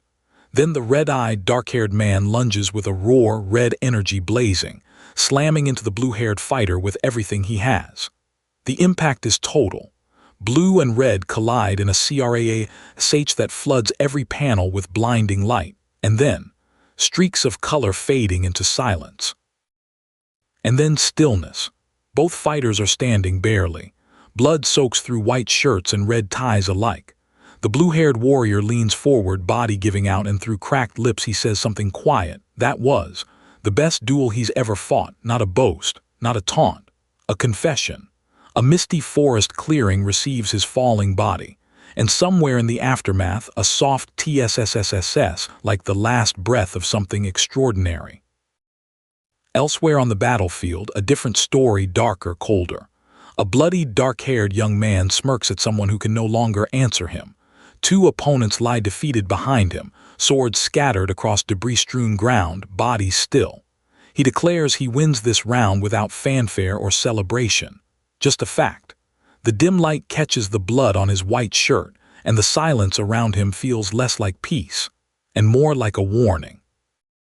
Students gasp as a massive luminous screen above them replays swirling blue energy, the aftermath of what they just witnessed. A curly-haired girl mouths WO while the crowd erupts in woos and WOHOOS around her. Then a sharp-looking boy with shaggy black hair steps forward, grinning, and announces the verdict: the midterm evaluation for advanced practical swordsmanship. The crowd goes electric. They all saw something tonight that none of them will forget. The battle is officially over. Ronan wakes up in what might be the school nurse's office, messy black hair, face wrapped in bandages, confusion written across every feature. 2 women are present, one white-haired, commanding in battle attire, the other dark-haired and visibly anxious. The white-haired woman asks if he's awake. Ronan blinks, takes in the ornate hallway beyond, and calls out names, Adeshan, Miss Navarro's, as if he needs to confirm the world is still real. The world settles. The chaos fades to a quiet hum. For just a moment there are no weapons, no screams, no erupting energy, only the aftermath of something immense, suspended in the space between what happened and what comes next. Ronan is alive, the others are present, and whatever was set in motion tonight is not yet finished. In an elegantly wallpapered room the verdict lands. The duel was declared a tie. Both shared first place. Ronan, bandaged, disheveled, takes it calmly, scratching his head. The silver-haired woman beside him is visibly surprised. She expected him to rage, to refuse the outcome. He doesn't. Instead, he looks at his bloodied hand quietly, turning something over in his mind. Whatever he's feeling, it isn't peace. It's calculation. Ronan says it plainly. He'll train harder. He'll win next time. The silver-haired woman, composed, competitive, a slight smirk at the corner of her lips, tells him that's the spirit. She explains that something remarkable happened in that final clash, something no one expected. Then Ronan hears the words that make him go still. Since the duel, he's now learned how to use mana like he wanted so badly. He blinks. He says, pardon. Ronan sits up in the opulent bed, stunned. He used mana. The silver-haired woman confirms it without drama. During that final collision, he summoned a true sword aura, his first. He tries to remember the moment and something clicks behind his eyes. The woman emphasizes how different this was from every previous failed attempt. Ronan stares at his own hands as if seeing them for the first time. The power was always there, he just didn't know. But the celebration is short-lived. Judging from Ronan's reaction, he hasn't gained full control yet. The silver-haired woman makes that clear with quiet urgency. They need to act. The conversation pivots to action items and names. Adeshin, Professor Jarodin, Stonesong, the wheels already turning. The tone in the room shifts from relief to something more cautious. Getting the power was step one. Surviving what comes with it is entirely another matter. A hooded figure slumps over a glowing blue surface, and then the image dissolves into abstract wisps of blue and purple mist. The title card appears, anchoring us back to the world of the Academy.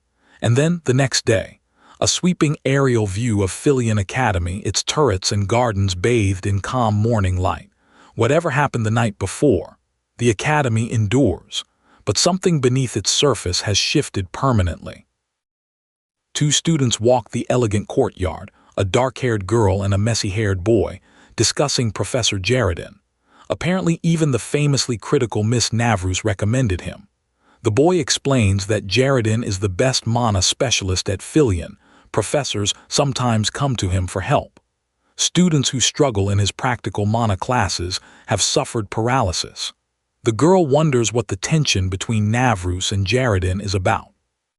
Their conversation carries the easy curiosity of people who don't yet know what they're walking toward. Ronan smirks. He's heard the professor is eccentric. Fine. What matters is that he can use mana now. He reflects privately, though, on a deeper mystery. Even in his previous life, shadow mana was completely veiled in mystery. He never learned what it truly was. A dark-haired young woman nearby resolves quietly that they must investigate further. 2 lives of knowledge, and still, shadow mana remains a blank space on the map. That gap could cost everything. In a bright cafeteria hall, Ronan meets with a neatly dressed young man, the opponent from yesterday's duel. The question between them is simple. Did he accept the offer?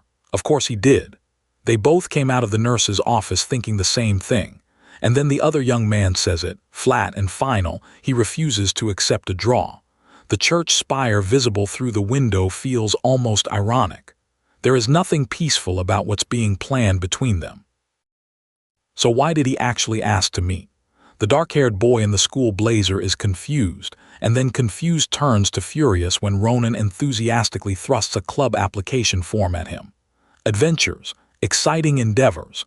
The dark-haired boy's expression collapses into pure, unfiltered irritation. He doesn't have time for this. He makes that aggressively clear. Ronan, grinning, doesn't seem deterred in the slightest, which somehow makes everything worse. The dark-haired boy turns to leave and Ronan drops the act. His eyes shift, red, glowing. A sinister smile replaces the cheerful one as he mentions something casual, a very special welcome event being planned for when his sister Ariel moves to the capital. The word hits like a blade. "Du done." The boy freezes. His fist clenches, squeeze, and he turns back around. 4 words, barely a whisper. "What did you just say?" Ariel is moving here. The blue-haired young man erupts, panic cracking through his voice. The suited boy at the table just smirks and tells him to get lost. He's not sharing anything with someone who isn't even in his club. The frustrated boy demands to know why he should join. The answer comes as a slash, an object flung with casual menace, catching him completely off guard. The room shifts from absurdity to threat in a single motion. Ronan holds up the club application form. "Are you satisfied now?" The formally dressed boy stares at it, visible disbelief warring with resignation across his face. The conversation turns to something heavier, the immaturity of whoever stands to lead the Grancel family someday.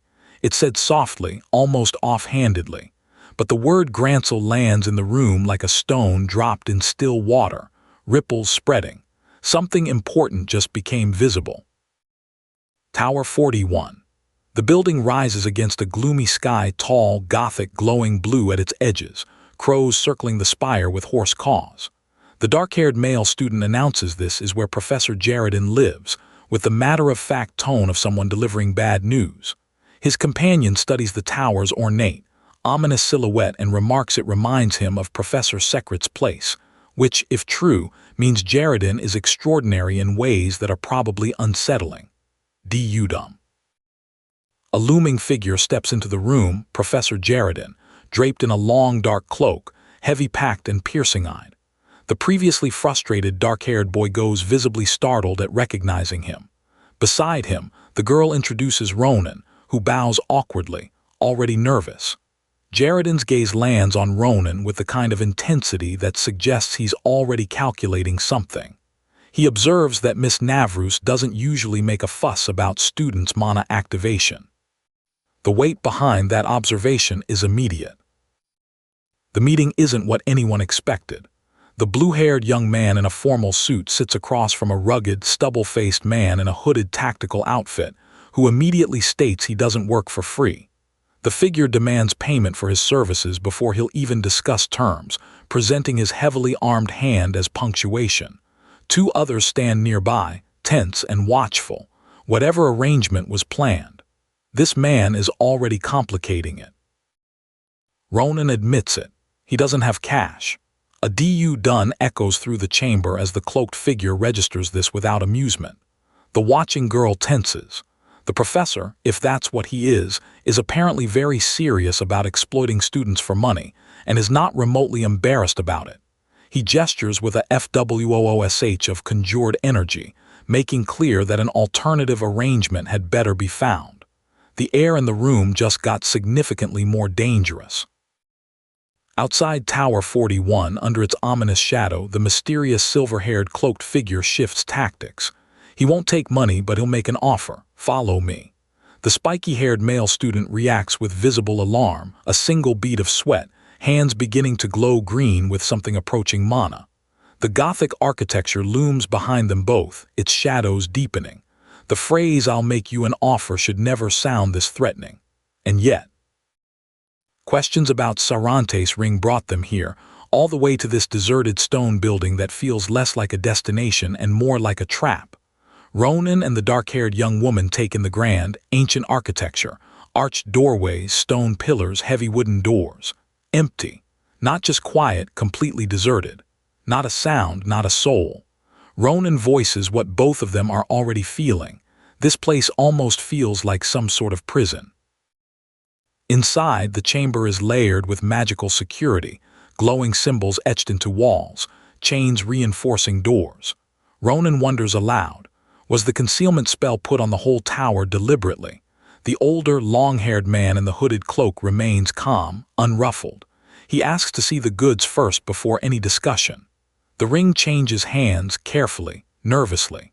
The older man examines it with the kind of attention that suggests he already knows exactly what it is. The professor leans across the table, smug and certain. He's figured out the ring's basic nature just by looking at it. What he wants is simple: extract mana from it. A very specific mana from an ancient species with a long history of magic. The glowing green ring sits between them on the table, pulsing softly. The black-haired boy grips the edge of the table and asks how he could possibly know all that. The cloaked professor smirks. He wouldn't be at Filion if he couldn't. The negotiation reaches a turning point. Something shifts in the balance of the room, and for a moment, neither side holds a clear advantage. Terms are being weighed against risks, knowledge against power, and the silence between words carries its own meaning. Whatever is being decided here, its consequences extend far beyond this chamber and far beyond today. A sigh, a groan, and then reluctant acceptance. The dark-haired, heavy-cloaked man calls the young spiky-haired student a little brat for driving such a hard bargain, but he accepts the deal. Before anything else, he needs to examine the boy. If he was sent here, the problem must be serious. Ronan steps into a glowing blue magic circle on the floor, its intricate lines igniting around his feet with sharp intensity. The examination begins. Jarodin peers into Ronan's mana channel, and the picture is grim, severely restricted. No mana activity in the body whatsoever. A curse placed it there. But then Jarodin notices something worse. Even the small mana channel that's opened is already beginning to close. He prepares to force it open. Ronan asks, voice tight, "Is it going to hurt?" Swirling magical energy fills the chamber around them. The answer to that question is already obvious. CRRACK. Dark purplish energy detonates through Ronan's body and he screams GAHHH, the sound raw and immediate. He shouts in panic, "What's going on?" A dark-haired girl nearby reacts with alarm, calling out his name.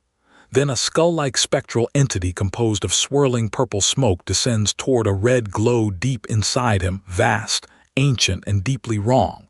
Something living inside Ronan has just been disturbed, and it is not pleased. Jarodin moves through Ronan's mana channels and finds nothing resisting him. That should be a relief. Instead, it fills him with dread. His mana flowed through without resistance, easier than expected. But then he senses something else entirely, something coming. He goes still. Sweat beads on his brow. Blue and purple energy swirls faster around him, and his expression shifts from confident to genuinely shaken. Whatever is in here with him. He did not account for this. RUMMMBLE. Jarodin's face contorts. What in the world? A bloodshot eye fills the frame, enormous, fiery orange pupil, ancient and malevolent. He looks up into overwhelming red light and shouts, "What the hell is that?"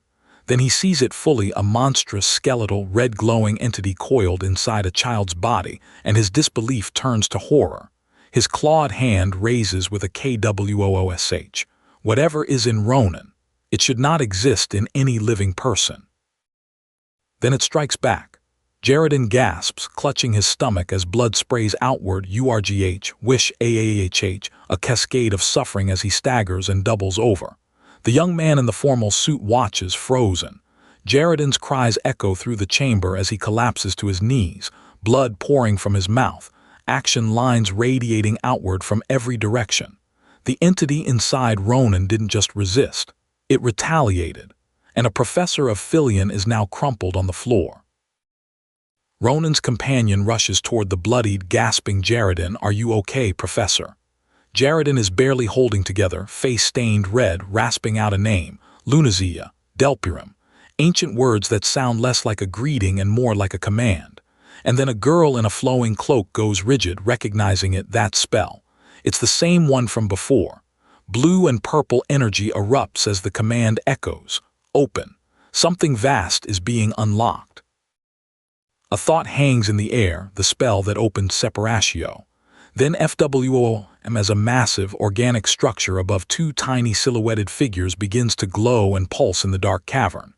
The mouth-like entity above them widens, revealing jagged teeth, expelling a burst of blue energy so forceful it bends the light around it. Then chomp, it snaps shut. The scale of what Jarodin has just opened dwarfs every person in the room. This was not part of the plan. Elsewhere, a light brown-haired man in a hooded robe, GASPS, books floating around him. He senses it immediately. Why did Jarodin suddenly open a portal? He arrives to find chaos. Dart, the sharp uniformed black-haired student with his sword, demanding everyone step aside, and beside him a girl calling out desperately, "P Professor Secrit." The wounded, dark-haired figure bleeding on the ground. The robed newcomer kneels, a glowing blue diagnostic orb already forming. He says clearly, "Let me take a look at him first." The silver-haired character reels URGH, magical energy blazing around him as the terrible realization dawns. Don't tell me. The boy in the blazer confirms it. Part of the curse inside Ronan traveled down the mana stream into Jarodin's body. The silver-haired man can barely comprehend the recklessness of it. How could he do something like this? Dumb. The gravity of the moment presses down on every person in the room. One professor opened a door that should have stayed closed. 3 words open the next panel like a guillotine. Jarodin die. The silver-haired boy in the gray vest goes pale, might kill Professor Jarodin. The wounded dark-haired man in the brown cloak, bleeding from his forehead, offers the only fragile piece of good news. The curse hasn't gone in too deep yet. It's not too late to remove it. FSSSHHH mystical energy swirls in acknowledgement. There is still time, but only just. And every second spent talking is a second wasted. A monstrous pink entity with multiple eyes screams GAHHHH as it struck, and immediately seizes the dark-haired man in the black jacket, who screams and bleeds from his mouth. Ronan, gray-haired now, in the brown hooded jacket of this inner dimension, grabs back with everything he has, pushing against the creature's grip. A command rings out, now RONAN, /it, and Ronan responds, slashing forward with total commitment into the heart of the thing. FWIP, red laser-like beams slash through a dark purplish void as a massive multi-eyed creature roars, its glowing interior pulsing with fanged hunger. Ronan lunges into the chaos in his gray school uniform, red sword blazing with purple energy, small shadowy entities swarming around him. SLIICE, his blade cuts clean through the flesh of the creature, which grrrs and bleeds purple. He is outnumbered, surrounded, and completely alone inside a dimension that should not exist. The dark-haired man in the hooded robe staggers out of the inner chaos, panting, blood-soaked and barely upright. The silver-haired boy exhales, "Thank you, Professor Secrit. You saved my life." Secrit manages a grim nod, then brings up something from an earlier conversation. That student with the worst curse sense he's ever encountered. Now Professor Jarodin enters the space, eyes going immediately to the silver-haired boy, recognizing him as the one Secrit mentioned. An ominous eye pulses at the edge of the frame. This isn't resolved yet. Ronan, stressed, still in his dark suit, says he held up his end of the deal. His companion barely processes the statement before the attention shifts. Professor Secrit is asked to examine the boy. Secrit moves closer, expression shifting from professional curiosity to absolute shock. "Oh my God, how can this be?" From Ronan's body, red smoky mana begins to rise, dense, pulsing, overwhelming, and Ronan stares at his own hands with an expression that has no word for it. Pure horror. Ronan can't believe it, his mana channels have actually opened, however faintly. The silver-haired boy, Secrit, presses him. Has he done anything recently that might have helped break the curse? Fallen into a pit of cursed items? Ronan shakes his head, nothing like that. Secrit sighs. Outside, a thunderstorm pounds a rocky mountain, rain sheeting down in the gloom. For some mysterious reason, a power is actively preventing the curse from resealing the channels. Something is fighting for Ronan. Something he doesn't understand yet. The dark-haired boy in glasses maps it out with controlled excitement. Theoretically, Ronan can use mana now. Sword auras too, but the silver-haired Secrit delivers the catch like a stone. It'll only take about 20 years of practice to match other students. 20 years. Ronan's disbelief is instant and complete. Secrit's expression softens. He reassures Ronan that there are safer methods. The surrounding void shimmers with starlight and swirling energy, as if the universe itself is acknowledging the impossible thing that just became possible. The dark-haired man in the hooded robe, blood-soaked, fierce-eyed, barely standing, begins to explain.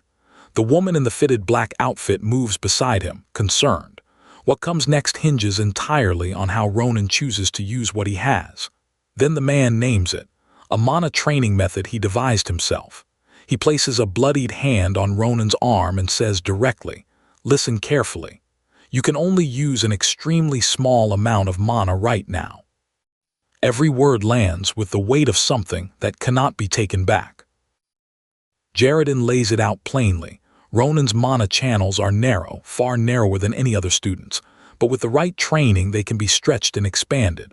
The protagonist's face tightens when he hears the timeline. 5 years to match most people. 5 years.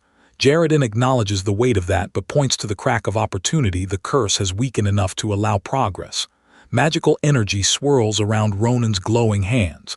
For the first time it responds to him. Slowly. Carefully. Now then, let's begin. Purple and blue mana floods Ronan's body and he grunts UGHH, the strain immediate and total. The silver-haired boy watches with focused anxiety, explaining that they must be extremely careful controlling the flow through Ronan's channels. Wham! Ronan grits through it, expression hardening from pain into something more like resolve. The mana is there. It is real, and it is dangerous. The journey to master it has officially started, but the curse lurking inside him hasn't gone anywhere. What happens when it wakes up again? The silver-haired boy lays it out with surgical precision. Ronan's mana channels are fragile, compressed for so long they've become dangerously narrow. The plan: use his own mana to reinforce them, tracing every path slowly, deliberately. Red mana blazes from Ronan's chest as the process begins. The light around them explodes outward. Ronan grits his teeth, sweat pouring down his face, overwhelmed but holding on. One look. That's all Ronan needed. The silver-haired boy showed him the mana path exactly once, and Ronan has already memorized it. A burst of energy erupts around him with a thunderous KWOOSH, mana flowing under his command. The rugged man watching from the background can barely believe what he's seeing. Perfect control. On the very first attempt, something extraordinary is waking up inside this boy. Red mana pulses at Ronan's chest like a second heartbeat. A flashback cuts through, a bloodied, maniacal man laughing, making a snide remark about the woman who chose these students. Back in the present, Jarodin tells Ronan quietly, the curse won't haunt him anymore. Keep practicing. Every day. Ronan stares at his own hands as crimson energy crackles between his fingers, and for the first time he exhales with something that looks like wonder. Rain soaks the ground around Ronan as he stands in silence, cape trailing behind him, reflecting on how profoundly he's changing. He is not who he once was, not even close. The weight of a previous life sits heavy on him, everything he never understood back then suddenly making terrible sense now. But when he turns to thank his professor, there's a flash of a genuine smile. Progress. Real, undeniable progress. The dark-haired boy's eyes go wide, one iris blazing a vivid, unsettling orange. He calls out for Ronan. The tall man in the gray coat stands before him, blood dripping from his hand, insisting the problem has been handled. Now he says, gripping the boy's arm with firm resolve, it's your turn to keep your promise. The boy trembles. The ominous lab hums around them, glowing containers housing strange creatures, watching in silence. He will save her, even if it costs him his life. The words leave his mouth with absolute conviction as Ronan stares through a glowing, translucent chamber at the girl suspended within, hair floating, expression serene, heartbreakingly still. His voice breaks into a desperate shout demanding what he came for, and from the shadows, a menacing figure snarls back. The confrontation has just begun, and neither side is ready to yield. The demand erupts without warning, hand over the ring. The dark-haired man in the cloak lunges forward, frantic, disheveled, grabbing at the protagonist and muttering about the ring with wild, unfocused eyes. A nearby woman in a cream outfit watches helplessly, her face creased with worry. Someone nearby confirms the worst. He's completely lost control of himself. He pushed too hard, went too far. And now the man who held everything together is unraveling. Ronan, green-haired and hooded, pieces it together. Professor Jarodin needs that ring for his research. The realization carries a quiet sadness. Then the scene shifts. Jarodin himself, kneeling in a grand library, hands bloodied, face twisted in anguish. Someone asks him, voice cutting and cold, when he's going to stop living in the past. Jarodin doesn't answer. The only response is a bright, crackling flash of released energy and the weight of a grief that has lasted decades. Two students burst into motion. A dazed Ronan slumped over the brown-haired girl's shoulder as she sprints through a dimly lit corridor. The nurse's office, she says. 5 minutes if they run. But the massive wooden door ahead is wrapped in chains, sealed with a heavy padlock. A VWOOM. A clank. Dead end. The urgency in her eyes doubles. They are running out of time, and whatever lies behind that door may be the only thing that can save him. The security spell on the door just got stronger, and the blood on the dark-haired man's face tells the story of how hard he's already fought. He stares at the glowing sigil, jaw tight, summoning an orb of crackling electric energy in his palm. Beside him, the girl watches, tense and helpless. He whispers to someone unseen, "Just wait. I'm coming." The BZZZT of raw magic fills the hallway. He is not leaving without them. A hand reaches through the air with desperate urgency, reach, WOSH, and the figure in white and gray locks his gaze on a shimmering doorway ahead. He says it simply, "Right now." The gray-haired boy beside him, showing signs of strain and a smear of blood on his face, leans in close, nearly panicking. Break the security spell on the door. That's the only way down. And whatever waits below is pulling the professor forward like gravity itself. The dark-haired man leans in and delivers the warning quietly, just 2 words otherwise. The narration finishes it for him. Her roses will begin to wilt. Below, a torchlit staircase descends into something ancient and unknown, footsteps echoing in the dark. And then a blue-haired figure steps through the threshold and stops cold, looking around at whatever Jarodin has kept hidden down here, asking, voice barely above a whisper, what in the world this place is. Ronan and the dark-haired girl stand frozen in a secret laboratory, and the girl's gasp says everything. A mangled body lies bloody on a table. Below it, a large cylindrical tank glows with quiet light, and inside, suspended in liquid, is a woman with long pale hair and a white dress, peaceful, serene, and utterly out of place here. Ronan connects the dots immediately. This woman. This is why Professor Jarodin made such a fuss about the ring. Ronan asks Adeshan to watch over the injured Jarodin, now shielded within a shimmering blue protective field, while he scans the room. What he finds makes his expression go cold. Shelves packed with glowing cylindrical containers, eyes, tissue, grotesque biological samples. And worse, traces of experiments carried out on living monsters. The lab carries the evidence of something that goes far beyond obsession. These are not the experiments of a curious academic. These are the experiments of a desperate man. He didn't expect anything this horrific. The words leave Ronan quietly as his eyes fall on a thick, worn book on the cluttered desk, titled simply, On Restorations. His heartbeat thunders DUDU. Then across the room, a bloody-faced man submerged partially in water mutters to someone unseen, voice strained and desperate. Just a little longer, he says. It's almost ready.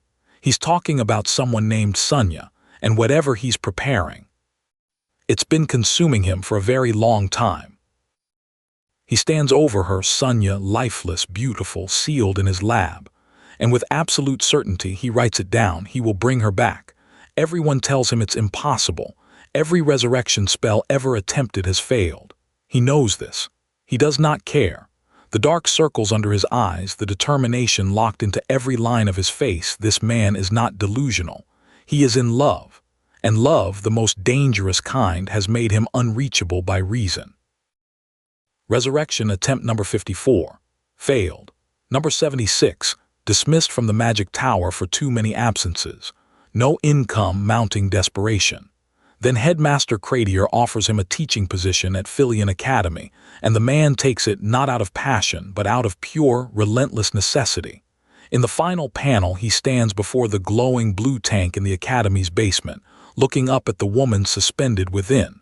He built an entire career around being close to her. Jarodin writes it down with bitter reluctance. He hates teaching. He called it babysitting snot-nosed brats. But the income keeps the experiments alive, so he endures. Pages float through the air like falling leaves. Resurrection attempt number 120, number 127, number 134. Ronan holds the book, processing it all in silence. His expression shifts from shock into something heavier, a dawning understanding of a man trapped in an infinite loop of grief, driven by an obsession with no end. Jars of rare, almost impossible to find ingredients line the shelves, and Ronan stares at them, the full weight of what happened settling over him. He must have tried everything he could think of. And then the question rises, quiet and almost gentle: was all of this done out of love? The girl suspended in the chamber fills his vision, serene, tragic. Ronan thinks about the people he's known who sacrificed everything for love, and slowly something deeply personal stirs in his chest. The ancient book warns him plainly: deals rarely end well for the desperate, especially when the desperate are approached at their weakest moment by someone who knows exactly how to exploit them. Ronan's glowing eyes scan the pages, mind racing, because the mysterious note he holds, the one promising a way forward, may have been placed in Jarodin's path deliberately. Then a sharp "hey" cuts through the room. Someone else is here, and Ronan turns to face them. The confrontation is immediate and raw. The man in the blood-splattered shirt wheels around, furious, demanding to know what she's doing. Has she been going through his belongings?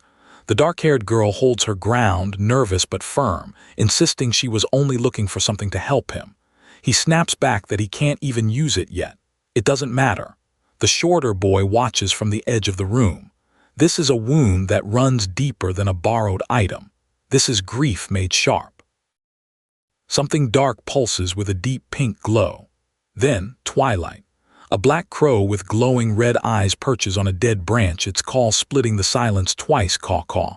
The camera pulls back to reveal a cave mouth carved into rugged purple rock. And then Adeshan's voice, low and certain. Contact has been established. As planned. He stands in profile, hooded, expression unreadable. Whatever shadow organization is moving behind the scenes, they've just made their next move. The story holds its breath for a moment, a beat of stillness in the gathering storm. Whatever transpired in these panels leaves an absence, a gap in the chain of events that will only make sense later. Something happened here, something that wasn't meant to be seen yet. He kept them waiting, but he returns with results. Jarodin holds up a small orb of extracted mana and explains quietly. He only needed a small amount from the ring, so little that the ring itself would barely register the difference. The skeptic across from him isn't fully convinced, but Jarodin remains focused. More importantly, he says, and the camera shifts to reveal the woman sealed in the glass chamber below. The experiments are ongoing. The obsession is very much alive. The pale figure moves through his own lab with the ease of someone who owns every secret in it. He tells them both plainly, they understand what they saw down here, and he asks only one thing: keep it between them. Ronan agrees without hesitation. He makes no promises about interfering in other people's business. As for the dark-haired girl, Jarodin tells her quietly that they'll schedule another appointment to address her issue. She nods, grateful, and deeply, quietly unsettled. Sunlight breaks over a town of traditional buildings as the two students step outside, the weight of what they saw still sitting heavy between them. The girl peels off toward Navarrose's class, and Ronan watches her go. Then he turns and reaches into his pocket, the slip of paper from Jarodin's lab. He hasn't had a chance to examine it until now. He opens his hand and the papers glow faintly pink in the daylight. This is it. A cloaked figure with glowing pink eyes holds a pulsing violet sphere, and Ronan stares at the letter in his hand, mind working fast. He needs to know, is that gang of shady characters connected to the Order? And is Jarodin working with them? Because if the answer is yes, then Ronan has only one path forward. He notices it then, a single blot of blood on the letter. No text, no signature, just blood. His eyes narrow. This isn't a letter. This is something else entirely. He barely gets a sentence out before it happens. Dark red liquid mana erupts violently from his chest with a WOOSH and a SPLA spraying outward in a burst of crimson chaos. Ronan staggers back, stunned. But then the liquid rises into the air and begins to take shape, abstract symbols and patterns assembling themselves against the blue sky above the town. He stares up at them, barely breathing.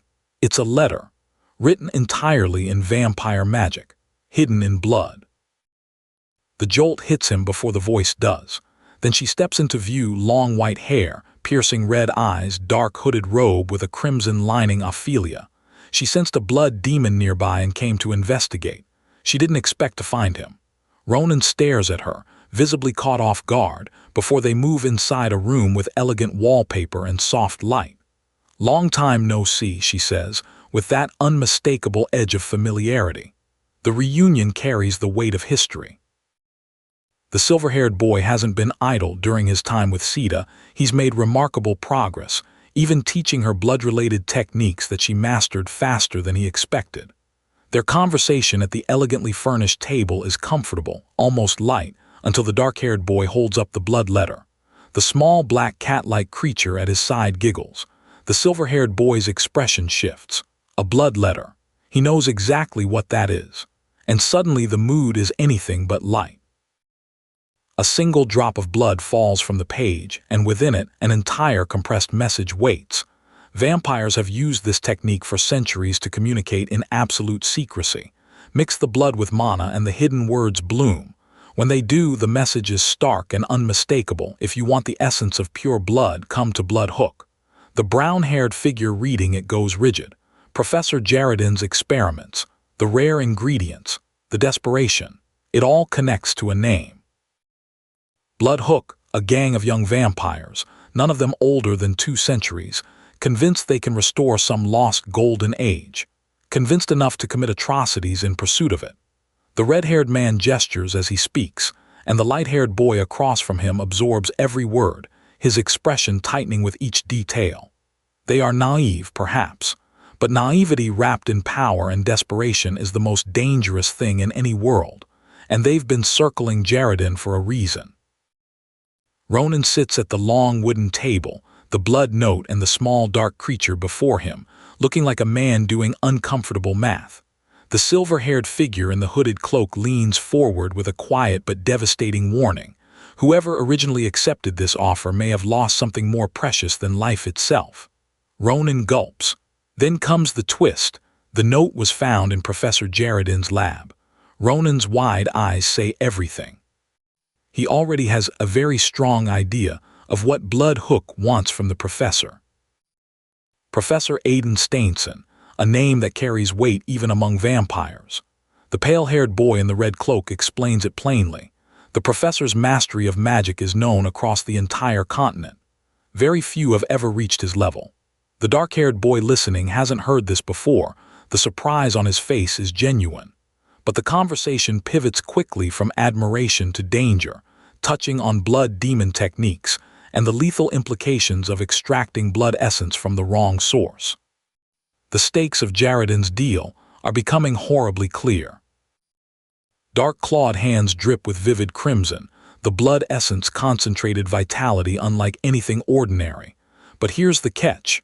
Without a vampire unlocking it through a blood demon technique, the essence is nothing, just a red rock. The black-haired man processes this quickly. That means Jarodin had no choice. To access the essence's true power, he needed Blood Hook's cooperation, and Blood Hook knew exactly how to exploit that need. Ronan confirms it quietly. He knows what they want from the professor. There can only be one thing Blood Hook wants. The silver-haired man with red eyes says it with absolute certainty, leaving the sentence to hang like a blade. Outside a cave mouth, 5 cloaked figures stand in the dark, and one of them, platinum-haired and stone-faced, points ahead. There he is, he says, the latest candidate the master mentioned. They've been watching him, tracking him, waiting for the moment his desperation made him reachable. And that moment has come. Top mage Jarodin Stonesong steps forward into the mist, and the Blood Hook members study him carefully, unsure what to make of this seemingly unremarkable figure. One admits they can't sense any energy from him. The silver-haired one warns to keep their guard up regardless. Back in his prime, she says, the name Jarodin carried terror. The dark-haired figure with wild eyes asks Jarodin to lower his hood. Jarodin offers a quiet greeting. The mist swirls, and the encounter begins. Jarodin, or someone wearing his face, drops all pretense of patience. He calls Bloodhook out directly. For all their intimidating reputation, they're cowards. The cloaked figure answering him is professionally calm, thanking him for his cooperation. Jarodin moves to lead the way, cloak trailing behind him. The Bloodhook members fall in step. Then, Jarodin turns and comes face to face with someone he didn't expect to be standing there. His expression cracks. That is not the real Jarodin looking back at him. The cloaked figure draws a glowing white sword, and the scarred man watching barely gets the question out. What's he doing with a sword before the figure acknowledges he's been noticed? The scarred man stammers, and then the retaliation comes without mercy. Glowing red slashes tear across the hooded figure's body in rapid succession, brutal and immediate. The scarred man watches it unfold, frozen in horror. Whatever game Ronan was playing in disguise, the mask has just been violently torn away. Slash, slash. Two dark-cloaked figures crumple to the ground amid splashes of blood. The silver-haired fighter stands over them, expression caught between fury and horror. Then two others step from the shadows, one smirking in a tailored suit, the other cold-eyed beneath a black cloak. Their message is delivered with quiet, chilling relish. Hell awaits you. The threat isn't a warning, it's a promise, and whoever made it means every word. Back in a warmly lit room, Ophelia slides a small vial across the table, a transformation potion. 30 minutes as Professor Jarodin, enough to fool Bloodhook. She says it will work. The disguise will hold. Ronan takes it with genuine gratitude, then immediately turns the concern back on her, asking whether it's really safe for him to go there alone. There's a quiet tenderness between them, the weight of something unspoken, but the plan is already in motion. Ronan reassures the light-haired young man that everything will be fine, and there's just enough playfulness in his smirk to almost be convincing. But when his expression turns serious, the subtext is undeniable. Getting tangled with vampires, even with the best intentions, leaves marks. A shadowy figure lurks in the background wielding a weapon. The sound of impact punctuates the air bounce thud. Whatever Ronan is walking into, he's already calculated the risks. He's walking in anyway. The scarred man stares at the hooded figure and the words die in his throat. That's not Jarodin. He barely gets the accusation out before a glowing energy blast slams into his face with a thunderous slam. He chokes out a cry of pain, and then the figure hovering over him speaks clearly. Shut up. Answer the questions. The red energy surrounding them crackles and presses down. The scarred man's wide eyes reflect pure, unfiltered fear. Ronan's interrogation has officially begun. Flickering torchlight in a rocky tunnel. The silver-haired fighter holds a bloodied weapon and makes his position plain: answer or be skewered. Ahead, two hooded figures pick through the passage, noting with dark amusement that the guard was more honest than expected. No traps. One admits he might have spared him if he'd known. The other shrugs. He brought it on himself. A corpse slumps against the wall in the background. They walk past it without a second glance. Something is wrong with this temple. The man with the short dark hair and beard pauses, eyes glowing faintly red, scanning the ancient arched walls with a strange recognition he can't quite name. He's seen this place before or something like it, but there's no time to chase that feeling, because standing before an ornate door pulsing with red energy and a deep resonant LOOM, the smell hits him first. Overwhelming. Unmistakable. Blood. The door hasn't been opened, but something behind it has been waiting. The door opens, and the horror inside the room arrives all at once. A pale white-haired man tilts back a glass of blood and drinks deeply, fangs bared, crimson running down his chin. A brown-haired girl cries out in shock, clutching someone desperately. And at the far end of a long, blood-stained table lined with formal figures, every one of them soaked in red, a smiling man spreads his arms in greeting. "You finally arrived," he says, as if this was all perfectly planned. Zwei von Arnstafel introduces himself with the casual ease of a host welcoming guests to dinner, which, in a grotesque sense, is exactly what he's doing. Long pale hair, crimson eyes, the ghost of a smirk permanently etched into his expression. He's the head of Bloodhook, and he apologizes for the mess. They weren't expecting Jarodin quite this late. The snack apparently couldn't wait. Jarodin stands rigid, eyes taking in the bloodstains, the smiling man, the glass raised in a toast, and his face goes very still. The disguised Ronan takes in the full room Bloodhook, assembled in its entirety for the first time under one roof. The silver-haired vampire with fangs and red eyes grins and calls it a warm reception. After all, they don't get visitors of this caliber very often. Ronan, playing the role of Jarodin, cuts through the pleasantries. He doesn't care about the crowd. He just wants the essence of pure blood. Name the terms. The silver-haired woman smiles. The terms, she says, are quite simple. What Bloodhook truly wants is a blood covenant. The tall figure with the long white hair doesn't sugarcoat it. Give us your life. Become our puppet. The smaller gray-haired figure across from him responds with cold defiance. You want me to voluntarily become your slave? The vampire corrects him smoothly. Slavery is a crude approximation. Think of it instead as shedding the frailty of your human form. Dark and purple mist swirls around them both. The offer isn't made with malice. It's made with the confidence of someone who has never been refused. Not yet. Honor, glory. A holy war to restore vampires to their rightful dominance. The dark-haired figure in the hooded cloak leads the entranced blonde woman through a columned hall wrapped in pink light, selling her a vision of something magnificent. The tired old leaders, the complacent pacifists, they'll be replaced. She can stand at the front of history's turning point. And the blonde woman smiles wide, manic, blood on her lips, and accepts. Bloodhook isn't just a gang. It's a revolution. And it's recruiting. What chance does Jarodin have of walking out of this room alive? Ronan, still wearing Jarodin's face, throws the offer back in Zwei's teeth. Honor. He doesn't know about honor, but he knows this crowd is completely delusional. Zwei smiles with the patience of a man who has never been told no, and conjures a swirling mass of pink and red energy, blood-like droplets dancing in his palm. The message is simple. Pure blood essence exists nowhere else in this world, and the price is everything. The silver-haired vampire with crimson eyes lets the threat crystallize. Refuse, and the essence disappears forever. The silver-haired woman snaps her fingers. A dark orb of swirling pink energy blooms between them like a wound opening in the air. Ronan reads the room, every exit, every body, and says it plainly. They're not going to let him walk out of here regardless of what he decides. The tall white-haired figure moves flit-flit, crossing the room in an instant, looming over Ronan like a collapsing ceiling. Don't even think about fighting, warns one of the hooded figures with glowing purple eyes. And from the elevated edge of the chamber, a blonde woman with red markings beneath her eyes observes calmly, noting the unusual mana flow saturating every inch of this room. The trap was set long before Ronan ever walked through the door.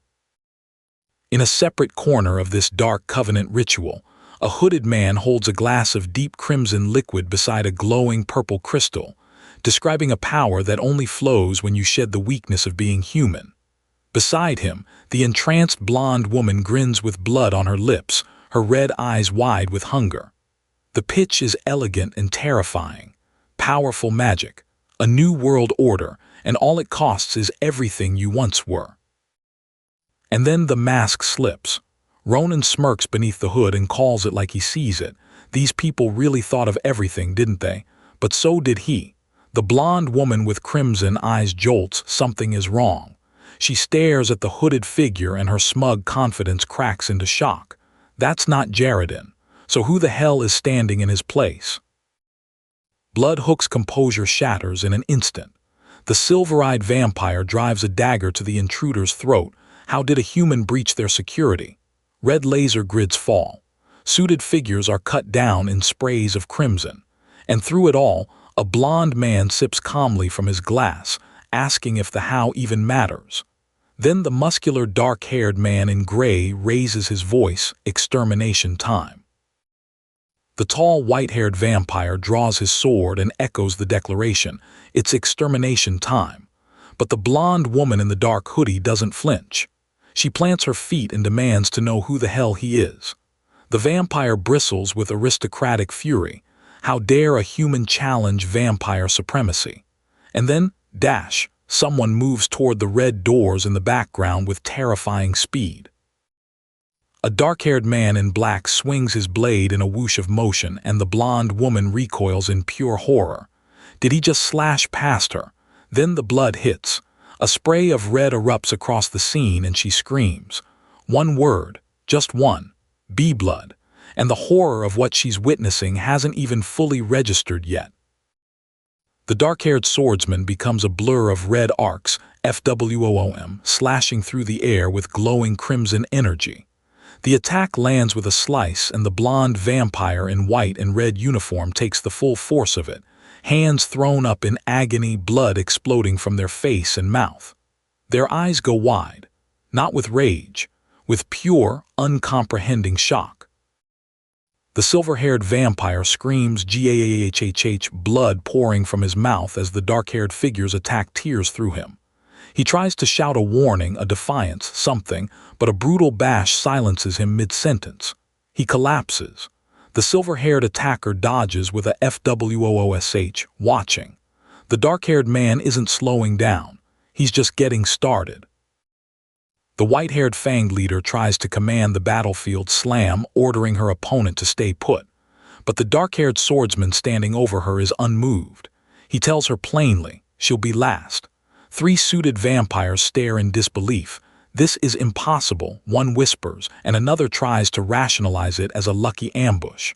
Then their leader hits the floor, blood on her lips, and they realize the truth.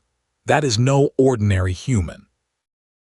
Blood hook, the cry goes up, and the remaining members surge forward, the silver-haired vampire leading the charge. The dark-haired swordsman doesn't retreat. He notes something about the dark-haired woman across from him. A student apparently taught her to weaponize her own blood. He watches as crimson swirls around her like a living weapon, and then she lunges. The dark-haired fighter unleashes a VWOOM of raw energy, and it tears through the room. But something horrible answers back. A pool of blood begins to bubble and churn, blood bogs swirling with pink energy that radiates cold menace. A uniformed swordsman skids to a halt, staring at the viscous, pulsing pool with revulsion. Then the trap closes. "We've GOTHIM now," someone shouts. A WHISH of motion. The net tightens. Attack, and they all come at once. The silver-haired vampire leads the wave, weapons raised, converging on the dark-haired swordsman from every angle. Steel meets steel, clang in a fierce, brutal exchange of blade work. And then one of them gets through. A stab lands, blood splatters. The dark-haired man staggers, but he doesn't fall. Ronan, revealed now in his true school uniform, dark suit over white shirt and red tie, drives through the white-haired vampire's defenses with ferocious determination. Red streaks fill the air with each swing. The vampire strains to hold her ground. Around them, onlookers stand frozen in shock. Slam, the impact reverberates through the chamber. He told her she'd be last. He was keeping his promise. Ronan mutters under his breath, "These bloodsuckers are fast, and the way they regenerate severed body parts is something genuinely disturbing." But the long-haired vampire in the dark suit has had enough. Red eyes blazing, fangs bared, he channels dark crimson energy into his palms and screams bloodshot. And the blast catches Ronan full force, sending him crashing backward in an eruption of crimson light. Ronan hits the ground and looks up. This is it, the full force of Blood Hook converging on one point. Shadowy figures in gray masks advance with bloodied weapons. He recognizes the spell that just hit him at least intermediate mage level. Not a trick, not a performance, real power. And lying there on the ground, Ronan's expression doesn't break into panic. It shifts into something colder, calculation. What happens next defies every expectation. The dark-haired assailant erupts in a red and purple aura, KWOSH, and the strike is catastrophic. The impact so devastating it tears through flesh and bone. Dai screamed with fangs bared, fury absolute. Then a shing and another splatter of blood paints the scene in violent crimson. The violence is over in seconds, and the aftermath is grotesque. Ronan continues, relentless, blood-splattered collar, red streaks cutting the air with every swing of his blade. The white-haired vampire fights back, but she's giving ground. Nearby, a blond man in a disheveled suit stares in total disbelief. Am I actually seeing this? Because none of it makes sense. Human mana is blocked in this room. So how is Ronan still fighting? A shudder runs through the entire chamber. The last opponent standing watches Ronan move through the blood-soaked rubble and feels something they probably haven't felt in a very long time: doubt. The binding spell should be holding him perfectly still, and yet Ronan drifts through it like smoke through a screen. The vampire grips his katana-style blade and stares. Is he even human? The question hangs in the blood-drenched air unanswered. The antagonist in the sleek dark suit gives Ronan a moment of false mercy. He was trying so hard after all. But that mercy evaporates the instant he draws a blade wreathed in sinister shadow energy. Something is terribly wrong with this sword. Ronan feels it before he can name it. His opponent's smirk widens, and Ronan screams the only rational response: run. Someone leaps, jump, desperate to escape. The frantic shout of "I have to get out of here" barely clears the air before a crunch swallows the sound whole. The dark-haired assailant doesn't chase. Doesn't need to. He stands amidst the carnage with blood at his feet and a blade in his hand, completely calm. The chaos belongs to him now. Ronan stands over the white-haired vampire, beaten, bleeding, collapsed on a floor thick with crimson. A small dark-winged creature perches on his shoulder as he speaks with icy precision. Did you really think you could escape and leave all your friends behind? He walks past the bodies without a second glance.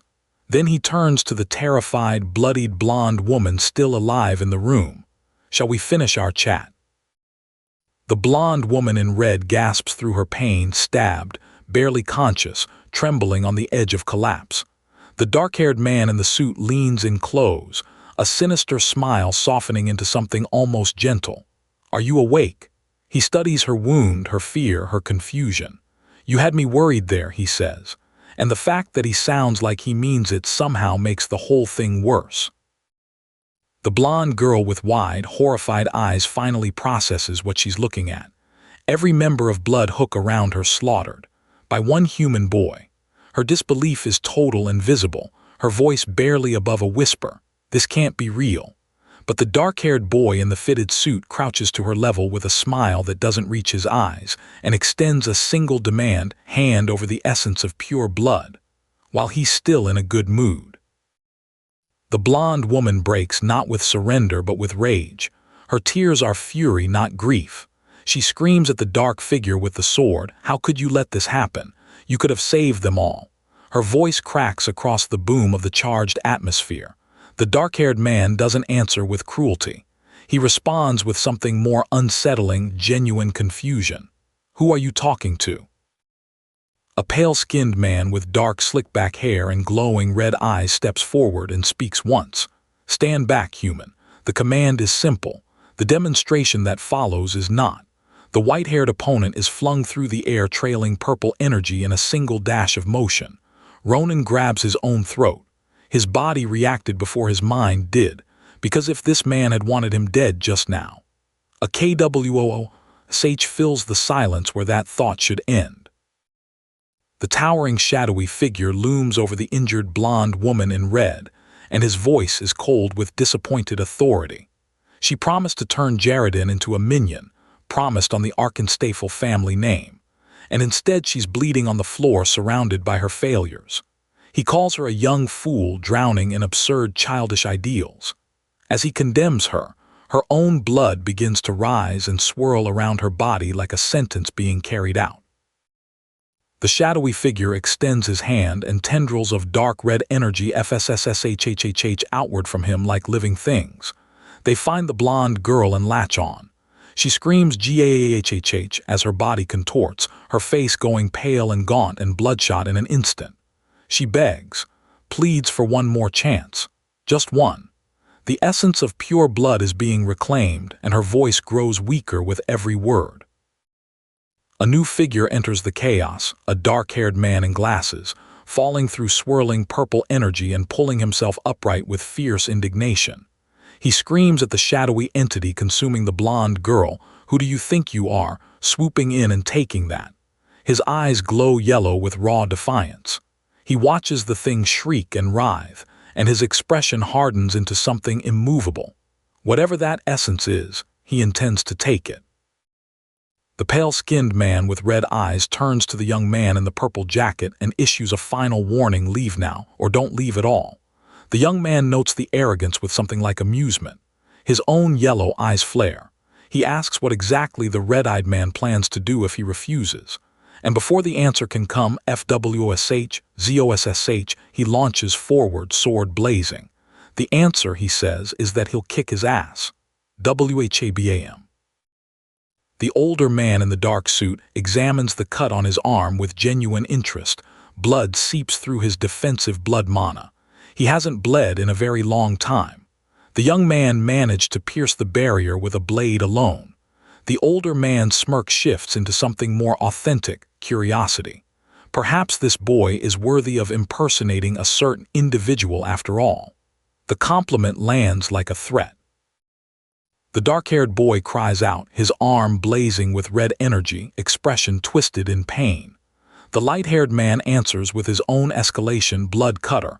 A red energy blade swings with devastating force, and the impact sends shockwaves through the enclosed space.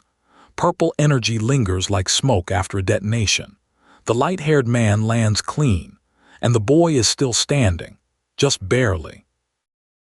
The dark-haired man in the suit erupts, purple aura blazing, red sword swinging, fury absolute. "You bastard!" screamed through gritted teeth before a massive slash generates a wave of blood-red energy that tears through the air. He names the technique as it lands: blood shot. The shadowy entity with glowing eyes recoils with a PSSSSDHHH, and the man stares at the aftermath with wide, surprised eyes. Even he didn't expect that. The young man in the white shirt catches the incoming blood spell and recognizes it. That's the same spell, the one that vampire used earlier, and instead of dying inside it, he absorbs it, redirects it, stands within the swirling vortex of crimson energy in his purple jacket, glowing sword in hand, completely unharmed. The pale-skinned man tries to deflect, SWIING, but the young swordsman's slice detonates with a BOOOM that engulfs him entirely. The older red-eyed man watches through his crimson glow with an expression of rare, genuine fascination. He's never seen this trick before. He works through it aloud. The boy doesn't cancel spells. He cuts through the mana itself. The shattered ground around them testifies to the scale of what just happened. The young swordsman stands ready in his purple uniform, golden sword humming. And for the first time tonight, the older man looks intrigued rather than contemptuous. The dark-haired boy is sweating now, teeth clenched, straining under the weight of what this fight is costing him. The light-haired man taunts him leisurely, didn't expect much, but he's just as entertaining as a certain someone. The boy's eyes blaze back. He's had enough of the theater. "Give me the essence," he demands. His arm flares red. He lunges, and the air between them ignites. The dark-haired man in the suit raises his glowing red sword wreathed in a vibrant purple aura and announces he has a gift in return for the entertainment. Then a new voice cuts through everything. White hair, piercing eyes, urgency in every syllable. "Stop it, both of you." A CRAASH echoes as the moment shatters. Something significant has just walked into this room.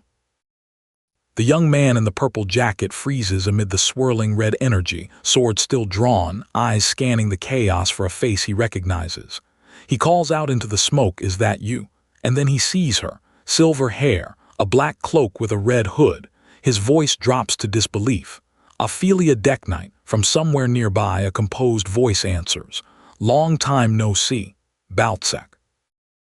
Ophelia materializes fully, white hair, red eyes, dark flowing robe and red scarf, her presence generating a dun that reverberates through the chamber.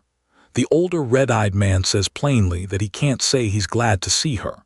The agitated dark-haired man demands to know why she came after being told to stay away, and Ophelia's eyes find the man with the purple aura standing across from them.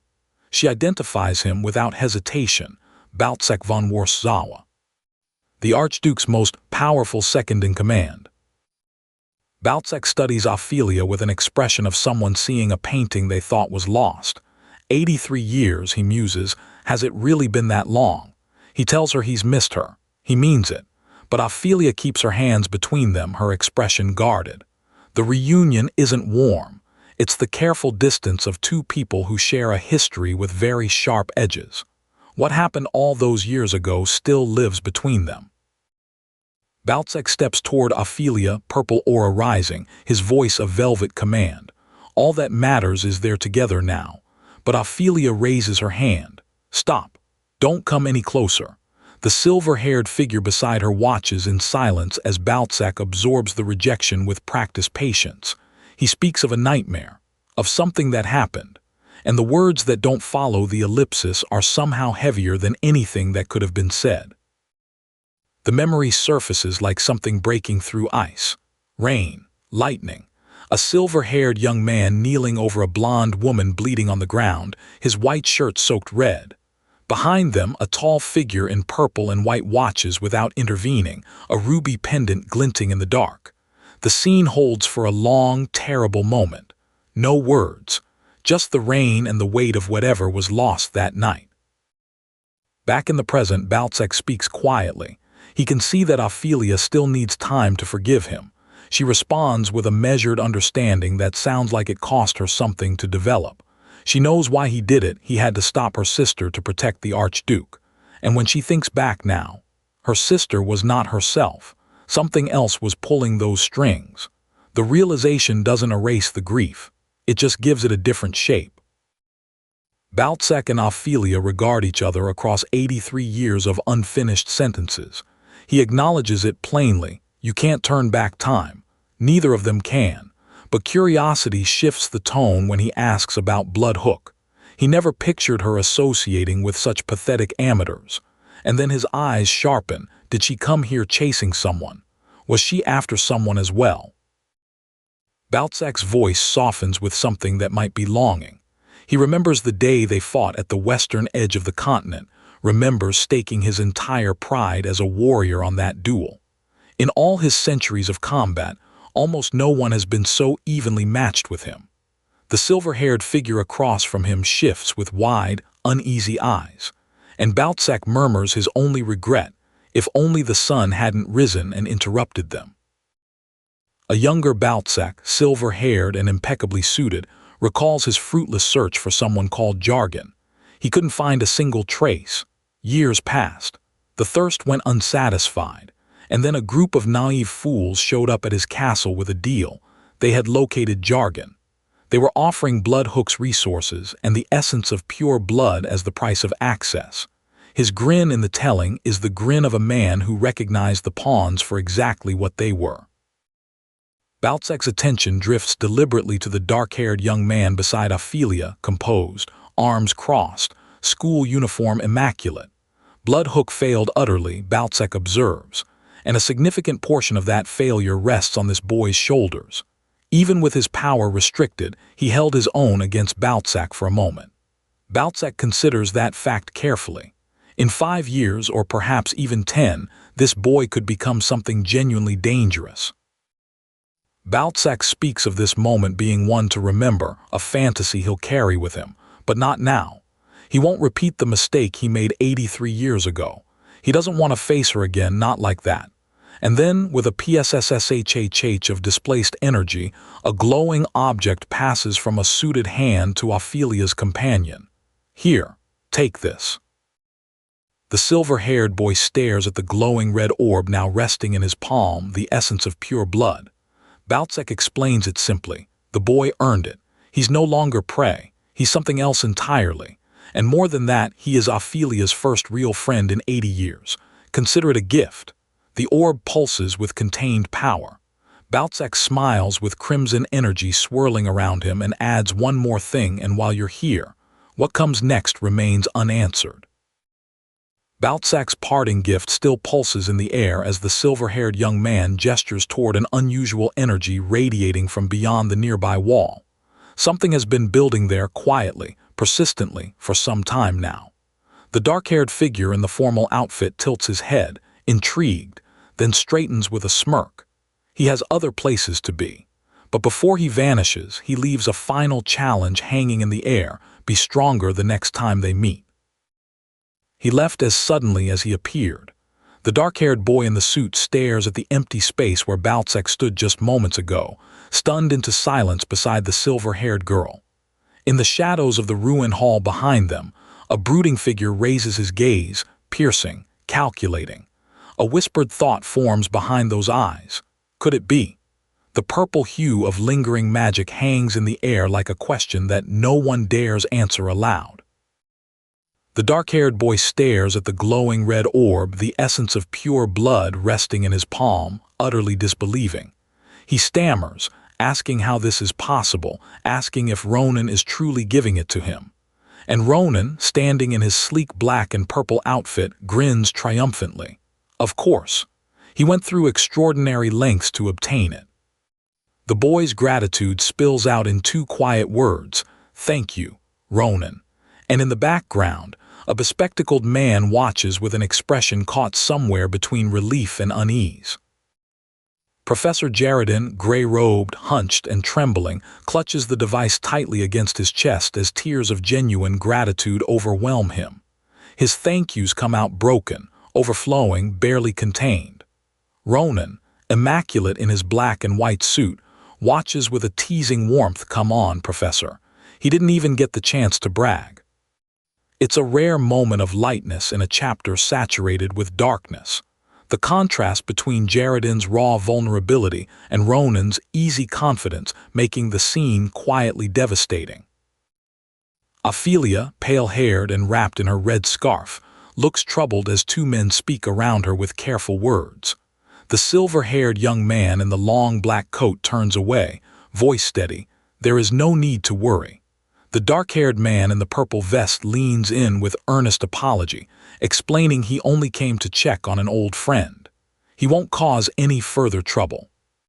Behind them, swirling colors paint the air with something mystical and unresolved, a world that runs far deeper than any of them are saying.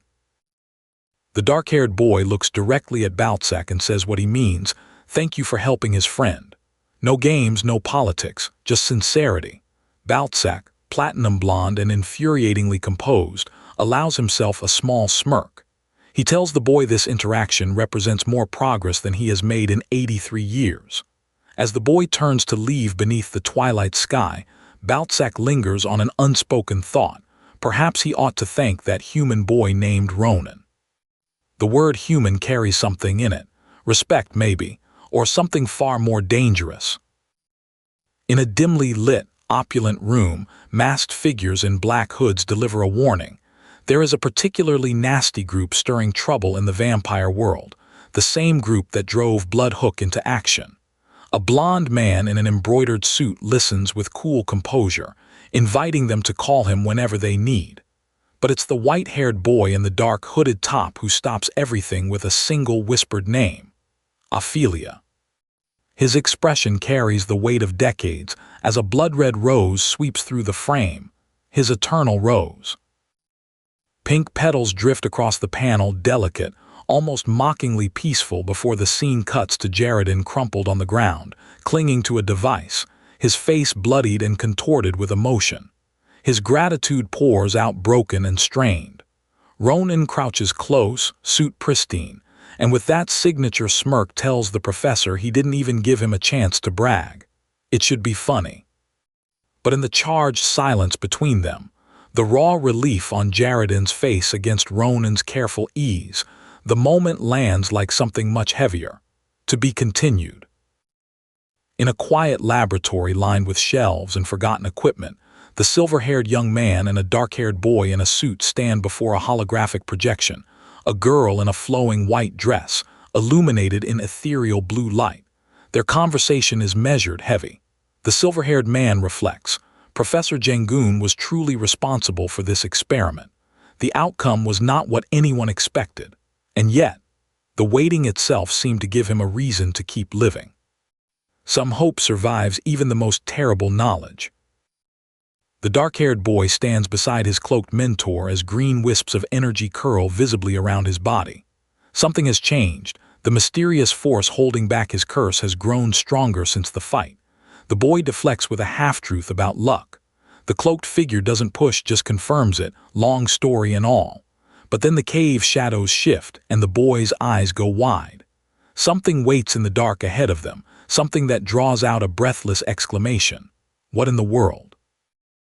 Ronan stands in the dim chamber before a glowing statue radiating swirling green energy, and his expression shifts from confusion to alarm.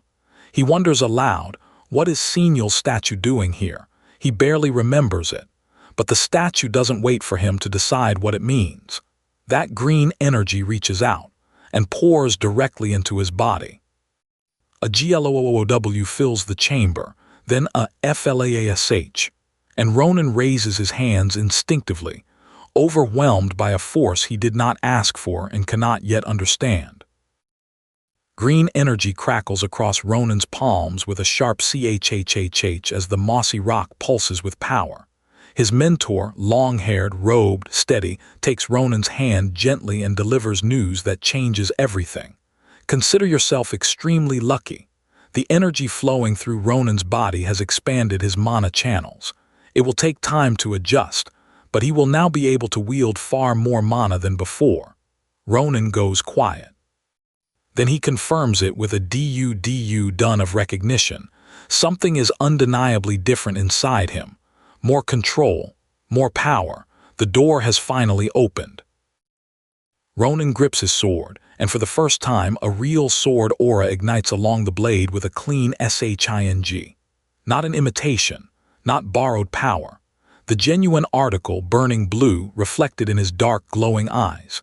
He stares at his own hands like he's seeing them for the first time.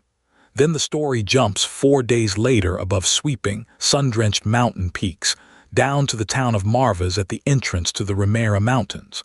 A new chapter is beginning. And Ronan is no longer the same man who arrived at the academy. Marvas is chaos. Townspeople stream through the streets in panicked evacuation while heavily armed Imperial troops ride between the buildings. A tall man in a gray vest narrates the scene with grim precision. This is not a drill.